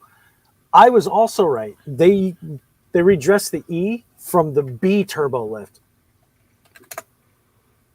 Because you didn't see much of the E anyway. I mean, there was a couple of shots here and there. You didn't need to make it that much detail in those turbo lifts. I mean, a couple of seconds of screen time. It's about it. And here comes the B lift. Boom! There it is. Same vent. Yeah. Same. Yep. It's the same turbo lift. Same thing. They reused it. Now the We were all right. the CGI of the Enterprise D at the end of these are the voyages. Look, I think it looks incredibly. Now that I'm looking at it, it looks incredibly dull. Like Really? flat. Doesn't look good at all. The opening scene is good. The one where they. Yeah. Do you mean the end or the beginning? The end one where they kind of fly off, or the? I'm going to show you the shot. I mean, Steve. It looks like something that might have come out of Prodigy today. Yeah. The CG Like, doesn't hold up. I'm gonna show you this picture. Kind of of Prodigy. Look Today. at this picture of the Enterprise D. It just looks flat. I'm gonna put. Look at that picture. The way the warp nacelle is behind the neck, it just looks flat. Like it looks like it's not real. You know. Did they use the Spectrum Holobyte model from The 90s video game. Final Unity? I actually thought that was really good for 1995. Yes, it was. Yes, it was. If you click this picture, if you enlarge it, it just looks flat. You know. It doesn't look. I don't know. It doesn't look like a real ship. Yeah. Well, the one in Picard was pretty good. I mean, the one that we saw. The one at Picard was fantastic. Yeah. I mean, the love that Yeah. I'm Season going three. to say it's silly, Yes, and you guys can yes. laugh. I don't care. The love that was made in those models and in the set reproduction and everything else. Except for they didn't light it. No, they didn't light it right. In fact, I was watching Data's Day. It's funny you say that. You know when Data's on the bridge and it's night watch? Yeah. It's the same lighting that they used in Picard season 3. It's like the way everything looks. I'm like, I guess they're in night watch mode. They didn't start the day shift. You know what's funny though, because it's moonlighting. Yeah, it's the brightest set in the entire show, aside from the Picard Mansion. It's the brightest set in the entire show to have a symbol of hope. But it's still dull. It's still nighttime. It's night shift. Night watch. Night shift. Yeah. Just to let you know that there's still stuff going down. What I like about Orville is that the Orville is not afraid to have the bridge be that symbol of hope where it's brightly lit. Like it's against everything the TV is about today, but they're not afraid to light those sets, But that was done so purposely, though. He did that to make a statement. That show needs to come back so bad, and Well, they're it's working just on not. season 3. They're working on season 4. I mean, they're going to start working on it in January. He did it to rebuke what's been going on with the movies. McFarlane wanted that look. Yeah. Yeah. And even when they changed the set for season 3, because they changed all the sets, he still kept a certain brightness to it. Because the season 3 bridge is completely different than the season 1 and 2 bridge. Yeah. I don't know. Season 3, I think, by far the best season of that show. Sorry. I know a lot of people say, "Oh no, season 2 was great." No, season 3 was one of the best seasons. Oh, season 3 is my favorite season. Season 3 is awesome. And the special effects were amped up a lot, and the just the amount of special effects. Like, I'm going to show you a picture of the season 3 bridge because I got it right here. Hashtag bring back Ensign Burke somehow. Man, Ann Winters was the best. Burke and Samno? She was hot too. Oh man, yeah. Yeah, that's a season 3 bridge. That's really good. Court reporter to sick bay. That looks really good. That season 3 bridge, doesn't it? I knew you get that. I knew you wouldn't let that slip by. Hang on a second. That season 3 bridge was really good. Let me see if the season.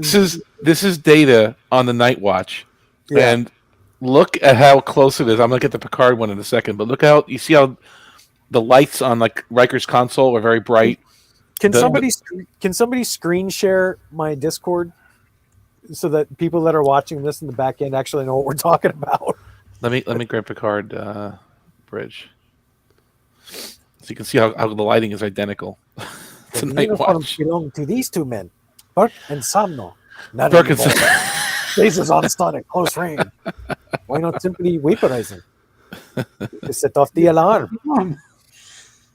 That's such a weird section of that movie. That movie is good, but it just has so many weird things in it. That movie got away from itself. I rewatched it. Star Trek 6 got away from itself. Yeah, I think it's Flynn. I think it's Danny Martin Flynn had no idea what he was doing as a co-writer. Yeah, none. The ending just had to wrap itself up so bad. Like, oh, by the way, we got to reel it back in and end this movie. Like, nothing was naturally in there. Like, I think the only thing that really wet Star Trek fans' mind was, this is Camp Kittimer. Is this the same Kittimer as where Worf's family was killed? Yes. Cool. That's it. Oh, that and Worf. His grandfather. They really went crazy with the special effects in season 2 and 3 of Orville. They really went crazy with those. Yeah, but the best was season 3. It was more controlled in season 3, even though they went nuts on it. And I love those planes. What are they called? The pterodons? They were kind of like Vipers. They were kind of like Vipers, only modern. And I loved when Gordon or one of the other guys would like put the brakes on and they'd like spin backwards and then straighten themselves out. You know what I'm talking about? They would like do a spin backwards. Boom, bitch. Do you have the new picture up, Omni? I'm getting it right now. I said It boom. is similar. What do you think of the bridge with the steps when they put the steps on the D bridge? Well, I like that. That's like a David Carson thing. I like it. But is it real? Like, did they really have it in Generations with the steps? They did, and they had it in yesterday's Enterprise too. Yeah, and they had it in based off of Let me get it, yesterday's because I have Enterprise. it in my I have downloaded pictures of the Generation Bridge, and I don't and they know. had it in Parallels too. No, Huh? Parallels. Yeah, Parallels. Oh no, wait, hold on. No, was there steps or no? No, I don't. Parallels. No. The bridge was different. I don't remember if there Well- was steps or not, but The hero bridge at the end of Parallels was the same bridge set that was used in All Good Things yeah, with Refit D. had the same And that like was jump, also jump in they added to Future the front of the screen or something. Right, had the same. Yeah, in the tactical console. That was also in Future Imperfect. Let me show you. Here. Shut up. Excuse me. You heard me. Shut up. Wait till you rewatch tonight's video. The game show. You'll like it. So you can see, this is not a great picture, but you see how bright the console is, like underneath Riker. Yeah. It shows how low the other lighting is. Although this looks brighter than it usually does. I'm trying to find a better, more accurate. Still an absolutely beautiful recreation. They did it, but wasn't it bothering you though? The way I mean, I don't know. It was Not at bugging all. me. No, It didn't bug me at all. and the consoles bugged me. I couldn't see through my tears. It was awesome. Yeah, It was that awesome. I'm sorry. It's the first time I'm looking at it without me crying at the same time. no, it was good, but the consoles were off too. The front consoles were totally wrong. Yeah, Were they? Yeah, a little bit. The chairs were too low, or the consoles were too high. I don't know exactly which one, but they're off. They're not exactly right. They're close, but they're not This right. was also this was a scratch build because none of the original parts existed. They didn't have it anymore. No, So it's they're going off super of pictures and believable. stuff. Yeah. Plus, in universe, Geordi said that he basically did this by himself. Right. And they could have cobbled those consoles together from a different ship or from from Battle Bridge or something. Who knows? It could have been from anywhere. Yeah. So And he downgraded the bridge. He did. He went back from the from generations. the generations to this. But I like the Generations bridge. That was a funny I thing. did I too. like with the side consoles and stuff. I did. Yeah. It looked awesome in did. yesterday's Enterprise. It looked It did. great in Generations. I can understand why they had to do it for Generations though, because you can fit more people on the screen and actually It's do it. actually, if you look at it carefully, they did widen the bridge a little bit. It's They actually did. wider because look at the carpet. There's actually more to the right of the carpet now or to the left that wasn't there before. There was a wall there. They actually widened it slightly. You can see how cavernous they made it in the final scene of the movie, Yeah. where they're standing in front of the destroyed console. In the rubble. Yeah. Yeah. And they beamed up. It's almost like Star Trek Online. That it is. Let me try to find this picture. I haven't. But man, I wish we would have seen more of the D in that movie. We didn't really get much of the Enterprise. No, there wasn't much there. I don't know why. It's like most of the back end of the movie took place on the Enterprise. Yeah. But Strange. You didn't see much of it. And then all of a sudden it's destroyed. I think it was deliberate. They really were television sets. They weren't movie sets. Right. And they did dress them up a bit, but they didn't want to show them too much. They didn't want to show all the, you know what I mean? But they also did that in Insurrection, though. Like I get it. What, the Voyager sets that they reused in Insurrection? Is that what you mean? Well, yes and no. Like you didn't. One of the things that disappointed me about Insurrection is that we didn't get to see much of the Enterprise. Oh, I see what you're saying. Just in general, yeah, we didn't. You're right. Yeah. I mean, The ready room, the observation lounge, maybe for 2 seconds.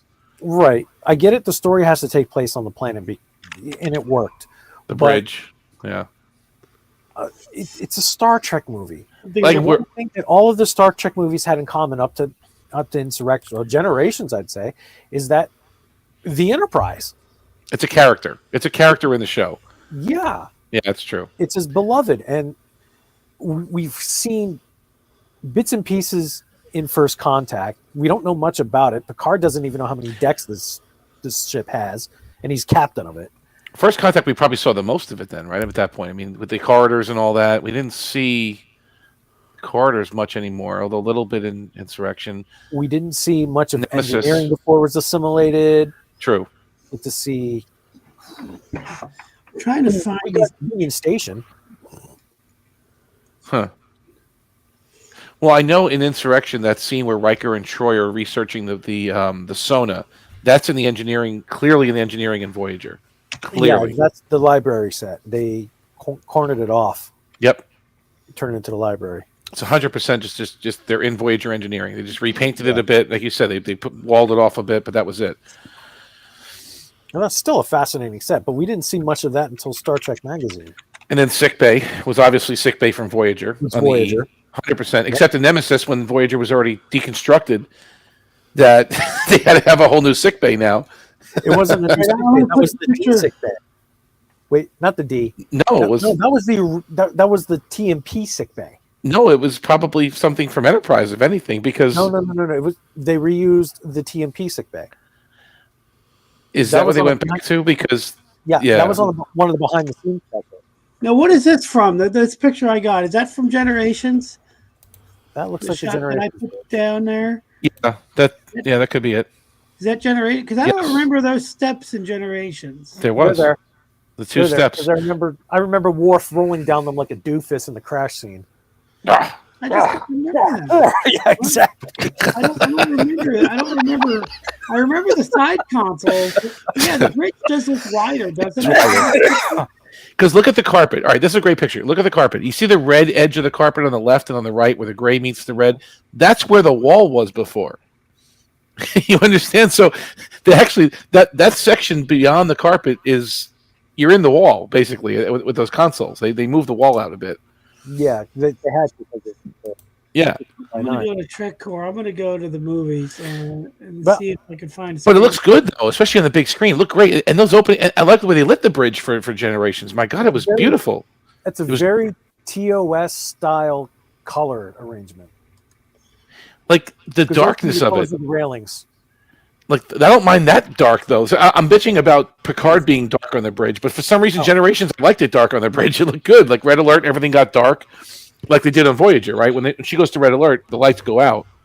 Generations played it super smart though. They had an artificial star as their light source. So. That was actually very cool, and they should have done that more in the show. I know it's expensive, but that looked I like that. Oh, you mean Ambergosa, the Ambergosa star? Yeah. You see, they lit that beautifully. Picard's ready room, the his quarters, the bridge. I don't see the steps though. I don't see the steps. No, the steps are there. Steps are there. Just do it. Let me show you this picture. Hold on a second. I don't And then, see steps. Hold on. I must continue my critical experiments I've been running on the Amagosa star. As soon as it's a fire which we burn. Yeah, if you look at this shot, it's just weird because I don't see the steps. Go to the crash scene. What? Go forward to the crash scene where they're kind of in front of the steps. Yeah. Yeah, but I just don't. In these shots, I don't see the steps at all. I don't see any idea that there's steps there. And you know what the telltale is? Look how high Picard's chair is to Worf's railing. It's higher than it was in the show. That's how you know it's elevated. Yeah, because look at the headrest on Picard's chair. It's much lower on that post. Yeah. That's and in yesterday's Enterprise, I think it's above the railing. I think they got it so high, like it's actually sitting. It's sitting above the floor. In yesterday's Enterprise, too many steps. Yeah, they built it all. They went too far. Go upstairs to the next floor to get to his chair. His chair is above Worf's station. Like Worf could touch his head or something. It's right there. I love how the Klingons don't sound like they're Klingons. Prepare to surrender immediately or be destroyed. Yeah. Yeah, I'm trying to find these shots of the steps. I'm trying to find any shots of the steps. Well, I think, like Tokyo said, when at the crash scene, you probably can see it Yeah, more. I'm looking at the crash scene pictures right now. But I don't. No. Yeah. Oh, here it is. I found one. John got it. John got it. There you go. Let me see. Those camera angles were so.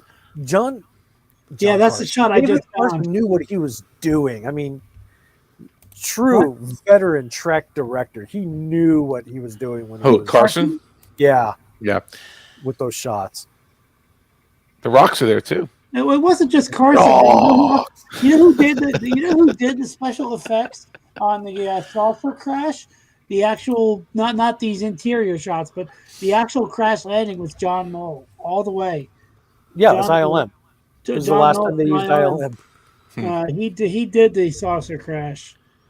What do you think is better, the saucer crash from Generations or the saucer crash from Beyond, which also was pretty damn awesome? I know we don't talk about New Trek, but Beyond saucer crash was pretty damn awesome. That had zero. I'm doing the zero hand sign like I'm Donald Trump right now. Zero emotional impact. I couldn't have cared less if that ship was destroyed. Right, but it just looked cool. Like, it didn't have the emotional impact, but as an action scene, that saucer You crash. were cheering when it crashed, right? You're like, yeah. That's why it didn't mean The ship was anything. ugly anyway. Yeah, blow it up. It could have been the most epic thing ever put to celluloid, and I tell you what, I couldn't have cared less. When the D went down, it was almost the same reaction as you know what the most people in one generation before me had when Enterprise, the original Enterprise, was destroyed over Genesis. You know what my favorite What have I shot done? in the What have I movie done? was when you see the sky on Viridian 3, and all of a sudden they just have the saucer hovering like close to screen. Like you don't see it gradually coming in. I'm trying to get the shot. It's just I found it. This shot here, I'm going to show you my favorite shot in the whole movie. There it is. About a war face planting, by the way. Yeah, this is That's it. There he is. Down. This is my favorite shot in the whole movie. Especially, this is only a still shot, so you can't really get the idea. But if you look at this shot, you see all of a sudden you realize that the saucer comes out of this cloud, and it's much closer than you think it is. You know what I mean? Perfect. The way they did that shot is my favorite shot in the movie. Well, that's the scale, the actual size of the saucer, and that's probably the first time in all of Star Trek we've seen anything remotely close to accurate with the size of these ships. Sure, it's big. Yeah. These ships are freaking, and I should have said the full F word in that one because you just don't realize, and neither do the people that work on Star Trek, how huge these ships are. Well, the D. I mean, I think the Constitution is more of a normal. Well, not normal, but it's more of a realistic size. I think the D is just massive. It's just it's. If you go up next to a Nimitz aircraft carrier from where it's breaking the surface of the water up to the top of the tower, that's how tall the original Enterprise is. You can get a good picture of that. But like the I've seen that before. the NX-01, the Defiant, which are about the same size, right? Yeah. You don't realize these are 7-story buildings flying around in space like it's nothing. You just don't grasp how big these ships are. And right here, in Generation, it's the first time you actually seen it. This is what makes this probably one of the best sci-fi crash scenes ever put to film, period, end. Yeah. I'll die on that hill. I'm gonna I grabbed a shot from yesterday's Enterprise. You can see how high the captain's chair is. Oh, it's literally above the railing. Yeah, you're right. That's how high. So dark. I mean, that looks so dark compared to anything else. Yeah. Like there's they're no at war in power save mode. Enterprise is getting beat. It's weird because Picard in that whole episode has a very odd way of perceiving three-dimensional space because he has everybody crammed into his ready room for a meeting. His ready room, they're all crammed in there. But when he meets up with Guinan, they meet up in the observation lounge. Right. It's huge and open. It's just the two of them. So it's like, why does Picard not realize that he could have had the conference in the conference room and the meeting in the ready room? In a big huddle, right? Instead, there's a big huddle. The Enterprise is going back. I've made my decision. Ready, break! Good. Another great episode I just want to talk about is nobody talks about it enough. The nth degree is just nearly perfect. I love it. Good It's nearly episode. perfect. Really good. Hard Yeah, to watch. I'm going to be the Debbie Downer in that one. Hard to. No, that's easy. That's easy to rewatch. Come on, why? I It's love good. it. Yeah. I'm not a fan of Barkley. Oh, I love him. He's great. I'm not a fan of Broccoli. I'm glad they didn't use him too much. I'm glad they used him just the right amount. Like him getting the last line of "ship in a bottle" was the best when he's like "computer end program" at the end. Perfect. He was awesome on Voyager. I'll die on that hill. He was awesome on Voyager. I thought that one where he was a fake, he was an imagining of the Doctor was weird though. Inside, no, which one was that? Inside Man. Projections. Projections. That was odd to me. That was completely odd, out of place. But I guess he was Zimmerman's assistant, so he had what? He was involved in developing the EMH. I guess is that what they were trying to say in that one? Because I don't know. Yeah, I guess so. Barkley. I don't think he was involved in it. Well, how else would the Doctor have his image? Like, how else would his program was damaged? How did he conjure up Reg Barkley? Like, I don't. It was just odd how they worked him into that episode. The rest of the Pathfinder stuff was great. That's perfect. Pathfinder, it explains a lot. Lifeline is good, right? That one's really Lifeline good. is great. Yeah, but it completely spits in the face of Dr. Bashir, I presume. What, the EMH Mark II? You mean we got with Dr. Zimmerman? Yeah, because they aged him like 10 years or something like that. I guess because he was sick. I thought about that too, but maybe because he was ill that it aged him.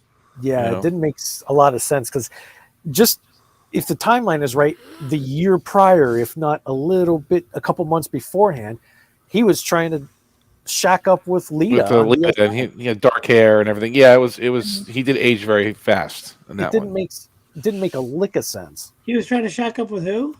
Lita. You're talking about Zimmerman. Zimmerman. Yeah. Yeah. Yep. Yeah. Dr. Z. The Karma Sutra line, that was funny. Yeah. But Dr. Brazier, I presume, was another cringe fest. Rom pissed me off. I didn't like that movie too much. It's the master part of this. It's part of Show. the A plot of the story, but still.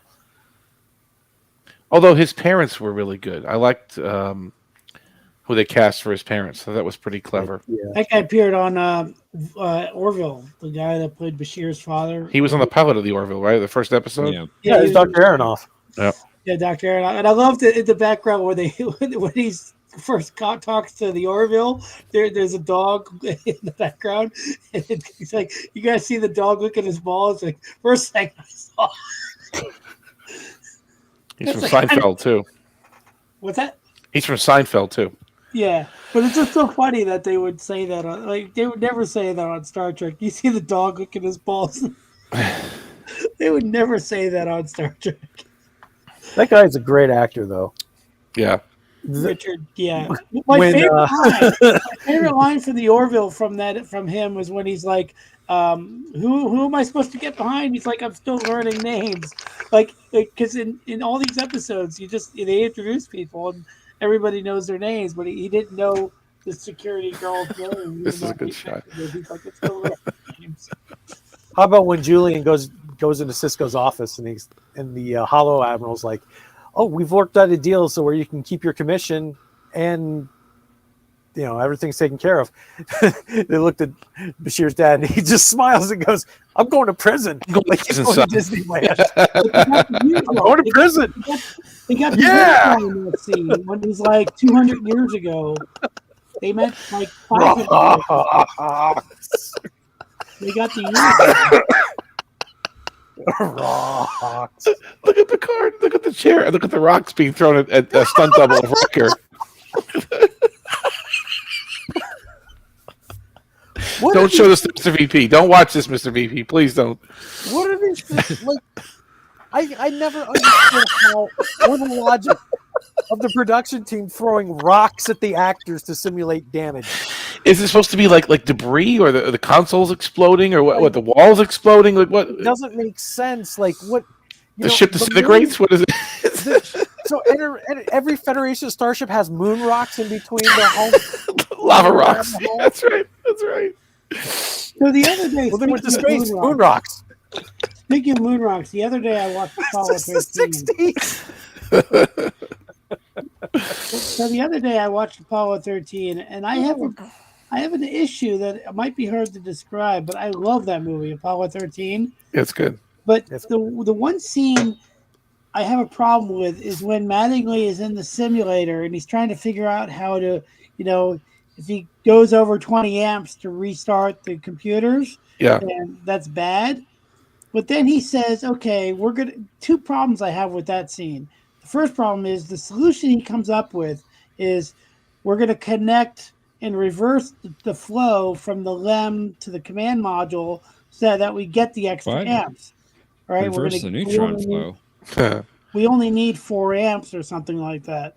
So if that's true, then why were they still looking at the gauge and making sure it came out under 20? Because the whole point was that they were getting 4 or 5 extra amps. Secondly, if they're reversing the power flow and it's random how much energy they get, how can he tell in the simulator? Because he's not actually on the ship. It's an exact replica, though. They have wasn't it like an exact? Yeah, but it's just an exact replica of the command module, not of the LEM, and it certainly is not connected to an actual LEM where they could see how much power they're getting transferred from one unit to the other. It's just, I mean, some of it's probably a little bit of Hollywood license, but I mean, they give you the idea pretty well that they have to change the order that they turn the computers on. And, right. I didn't mind that. That's great. Yeah. But what I'm saying is the actual solution he came up with didn't make sense if you just watched the movie. That's what I'm getting at. I love Hold that thought. Planet X. I understand it might make sense, but those rocks killed Riker. He also killed Rachel Garrett as well. I have a picture coming up right now. Rachel Garrett's got some debris in her forehead. She got rocks. Do you see what I'm getting at in terms of my problem? No, the Apollo thing? I mean, I do, but I'm not going to get lost in it because they got the message across to the general audience that went to see that movie that, okay, they had to restart the computer a certain way and they had to reconfigure some stuff and, Yeah, that's great. I don't mind. I'm just saying, if I look at it too closely, which I always do, it was a little bit problematic. There's Rachel Garrett being taken out by rocks. Those rocks knocked her off the chair, but when she's so she had a piece of metal in her head. Oh, yeah, she did, yeah. Yeah, she's got a piece of metal in her head. She's gone. Those rocks didn't kill her. Those rocks killed Riker. Let me ask you guys another question. What is your favorite end of the episode shot? And your choices are the Enterprise going into the sunset in Fistful of Datas. That's a good one. Or the fusion between 2 stars in Ship in a Bottle. Between 2 planets to create a star. No, I would say Fistful of Datas for sure. I mean, Really? Yeah, why not? Ship in a Bottle. The other one is scientifically accurate. 2 gas because it's a little the way they play the music and the Enterprise rides off in the sunset. That's just nice. It was such a stupid episode. I hated every second of it. It was so really. I love that. That's a Patrick Stewart awful. Episode. Everybody was Data. That's the worst. Well, no. Ship in a Bottle. That ending was gorgeous. There's Rachel Garrett with the piece of metal stuck in her head. There you go. And in her shoulder, so she's gone. Well, they're bringing her back. Dude, they're bringing her back for Section 31. You know that. Oh, are they? Are they bringing her? Yeah. Okay. Oh, yeah. So there's a spoiler for one of the characters in Section 31 right there. I'm sorry, they are. That's what I heard. This is Lieutenant Yar. Captain Garrett is dead. Rachel Garrett is coming back. Wait, hold on. I'm prepared to take the Enterprise back to myself. I have a picture of her somewhere. They even cropped her hair to make her. Oh, this is with Rachel Garrett. This is her. It doesn't even look like her. Let me show you the picture. Patricia O'Neill is like in her 70s right now, so obviously they're not going No, to. yeah, they can't use her. O'Neill to be It's a different actor. See, I'm going to show you the picture. Where is it here? The only thing we know about Section 31 is that it's going to be after Star Trek 6 and after Generations. Because Rachel Garrett is there. So this should be 2320s, I think. The Lost Era. Yeah. They call it. They call it. Yeah. Movie. I hope it gets lost. No.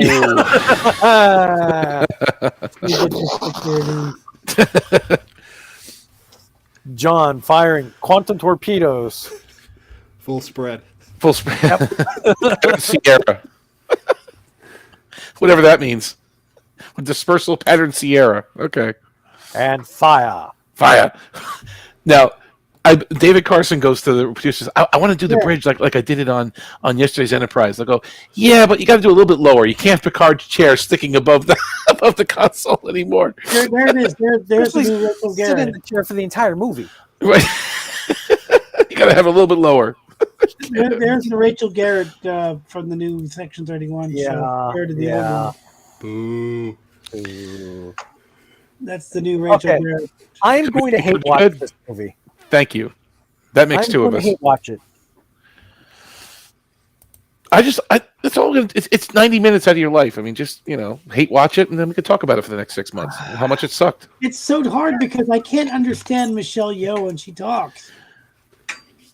Well, put the captions on. I guess I don't know. I mean, I'm gonna have to buy a lot of beer just to make it through this movie. It's gonna be hard, dude. Omni, you just want us to pay money to Paramount. please do. I mean, it's included with your subscription. It's a pay special 50 cents a movie month, event. I pay 50 cents a month, so I don't think I'm seeing a dime of that. That is good. It's still money. Money's money. When does it come out? January? January 24th. January 24th. In fact, it's 47 days from today. 47. I don't know if you heard that. 47 days from I'm a level today. 13. I'm a level 40. I can't wait for day 48. I just saw the game a couple of days ago. Oh. We are 47 days away from January 24th, guys. Does Just anyone saying. here play Bridge Commander? Yeah, I used to. Yeah, I'm thinking about playing it again now that it's wintertime and I'm not going anywhere. They advertised that was going to be like, you could use voice commands in that game. I tried it. The voice command thing sucks. Yeah. Because it ran off of Dragon Systems, and Dragon Systems was not good. I do like the fact that you can go on a TOS bridge and the TNG bridge. They made the Enterprise A bridge, the B bridge. They made all these bridges. And the TOS bridge, yeah. Yeah, it just looked awesome. The game was fantastic. Plus, it ran good on lower end machines at the time because they used the same engine as they did with X-Wing versus TIE Fighter because it was the same company that made it. Problem is, it's too complicated. Like you have to control somebody's hand to control the consoles. That was just really hard for me. Wait, are you talking Bridge Commander or Bridge Crew? Bridge Commander. The original one from the 90s. No, the one that came out maybe 8 years ago. That's Bridge Crew. No, that's Bridge Crew. The VR one, right? Yeah, but I don't use the VR set for it. I just use it regular. Yeah, that's for Bridge PS4. Crew. That's a Kelvin Universe game. No, but they have TNG and TOS. Yeah, but Bridge Commander, the one from the 90s, was more like it. Couldn't do much with it. The story mode was You're right, terrible. Bridge Crew. I'm sorry. I'm sorry about that. Yeah, you confused me. I'm a child of the 90s. Yeah, no, you're right. It's my mistake that I didn't know. It's all right, brother. It's all right. But I bought it just because I thought I'd be able to play it, but it's really hard for an old school gamer like me to control it. Eric says you didn't understand Michelle and Wicked either. Michelle has a very, very, very thick accent. Yeah. And I can't understand anything she says, and she has she doesn't enunciate very well. Right. And It could be annoying. I could see that. Yeah. Unless you haven't followed her for a lot of her career, you You just can't get used to it. Yeah, it's going to be hard for me, Omni. You know, you're going to have to do major payback. If I end up watching this movie, you know, you're going to have to do major payback. I just like that you sat and watched the Discovery panel with me. That was so nice. You listened to these girls, not Discovery, Strange New Worlds. Right? Wasn't that nice? Yeah, that was cool, but I'm going to make major payback for if I do watch this movie. I'm going to come to Edison, New Jersey, and I'm going to think of a way to pay back. Winter is coming. Winter's. You're not going to get me in the agony booth. You're right. We're not going to use the agony booth. The Strange New Worlds panel's going on downstairs. It was great. You're going there. No. Yeah. What do you guys think about this new Superman film coming out? I heard that it's Ignoring going to it. take place long after his prime, and he's getting back into it. That's like, I heard they're not going to do an origin. I'm ignoring it. Really? Yeah. What if it's good? That's what I said. Hashtag what if it's good? That's what I'm saying. What if it's good? No. Well, I'll give it. I will say this though. I was ignoring Man of Steel until I heard how good it was. Oh, I hated that movie. A lot of people didn't. I loved it. The Snyderverse had some promise to it. Snyder is one of my least favorite filmmakers. It's When I not- watched Rebel Moon, it I'll be honest, confirmed I never everything saw I it. believed about Snyder. He sucks. I admit I never saw the movie. Had no interest. Which one? Four. So Man of Steel. 2. All right, I'm gonna throw a prediction real quick. You guys ready? Yeah. We're ready. Here he goes. Okay. Sean's gonna want to cut the stream right now because it's 2 a.m. Eastern time. It's 4 p.m. here. Yeah, it's getting to that time. Called it.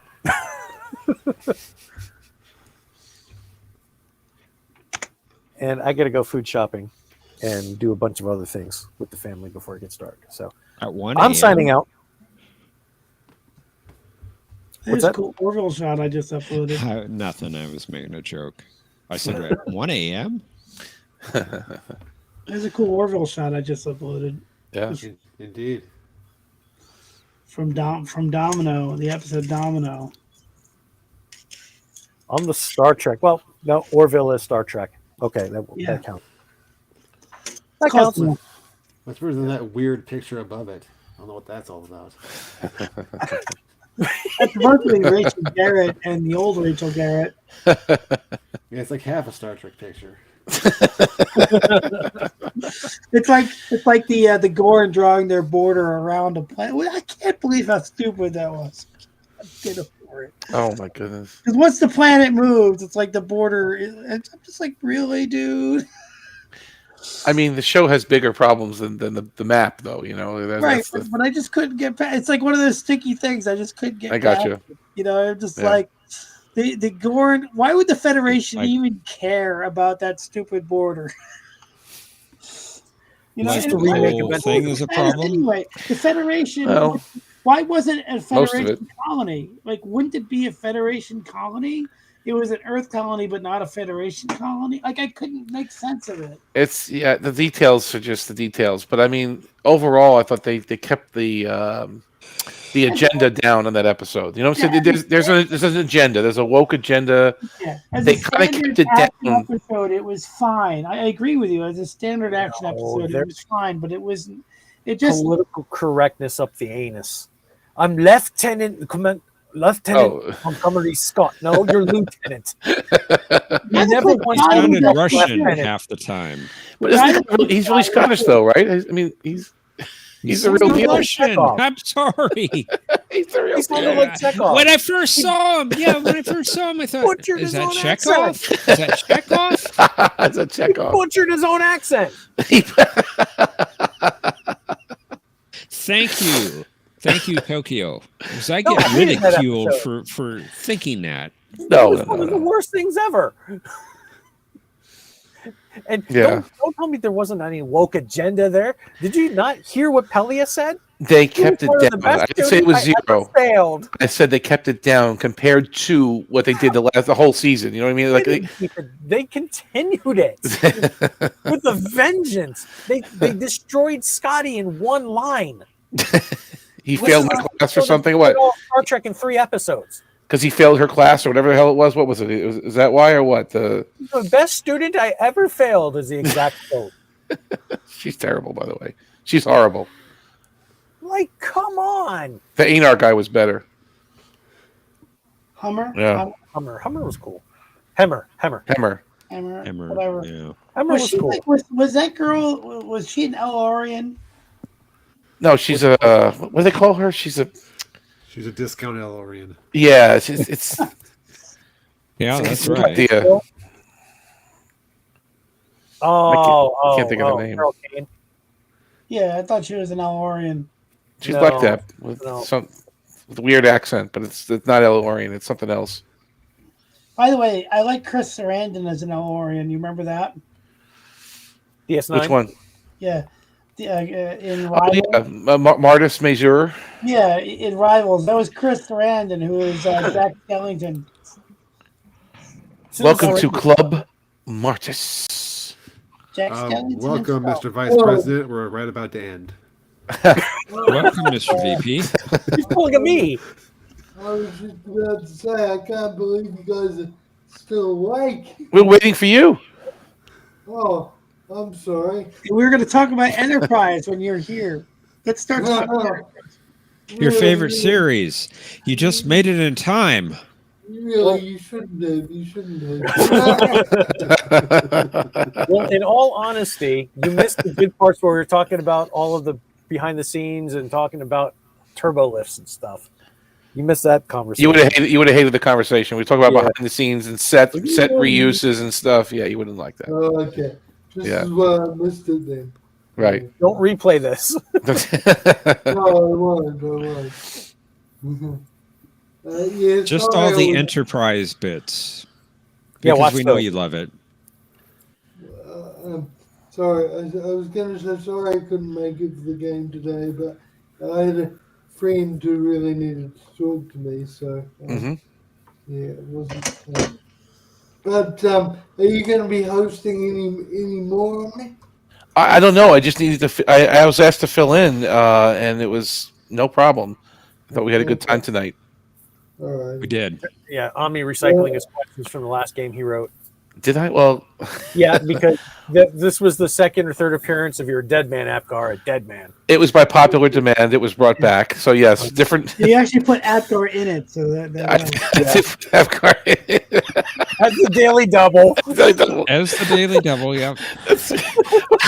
Come on, you gotta respect that, Tokyo. Come on. I see that you've been doing the whole strategy that you and I discussed. Yes, listen to you. I hear you. The $200 mark. What happened? What happened? What did I do? You put the most difficult questions in the $200 category, and the easiest one's $1,000. Sometimes. Plus the super easy Daily Doubles. Apgar.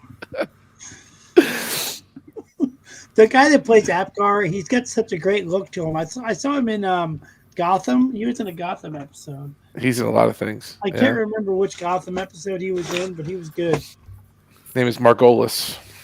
You know what's really tragic is another guy that appeared in Gotham, Julian Sands. It's really sad when he passed away because he got lost hiking. He was one of those great character actors. All right, I'm going to take off, guys. I got to get Thanks, going. Tokyo. Good, Thanks brother. for joining us, Tokyo. Good talking with you, Tokyo. Yes, very good. Same here. Miss you. Same See you here. later. All timing sucks, but praise the No, Lord. we I'll know. see you guys later. Thank you. Thanks. Bye, guys. Bye. I'm not praising you. I'm praising the Lord. I mean, No, I said, thanks. We'll see you later. Thanks. I'm not thanking for the praise. You're not the Lord. I believe. I know I'm not the Lord. My goodness. See you guys later. Yeah, bye. Bye.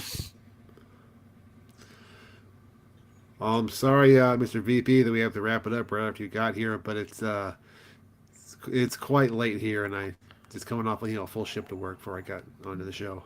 No problem, no problem. I was really surprised that you guys are still on, so I just thought I'd pop in and say hi.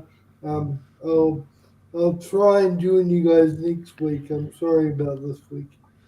No problem. Yeah. Have a good one, guys. Sleep Take care, well. Mr. VP. Thank you. It's good talking to you, Mr. VP. Good to talk to you. Thanks, guys. See ya. See you later. And just one more thing before we sign off. Professor, we've got Babylon 5 on Monday. Is that right? Yes. That's correct. 10:30 p.m. And Omni and I might do a Knight Eastern. Rider thing in the future, something similar to what you guys are doing for Babylon 5 for Knight Rider. I don't know how we're going to do it yet, but we'll talk about it, right? Yeah, I'd love to. That would be great. So, maybe during the week, because tomorrow I'm going to be busy, but during the week, maybe we can talk about how we're going to do it. That'd be great. But Yeah. Professor, didn't he move the time back though? Oh, you're right. You're right. I'm sorry. 10 p.m. Eastern. I forgot. Yeah. So there, all the honor lies is the episode from season 2. Mm-hmm. I'm looking forward to it. I'm looking forward to see you all back next week for Jeopardy at our usual time. Yay. Same bad time. Yay, Same bad brother.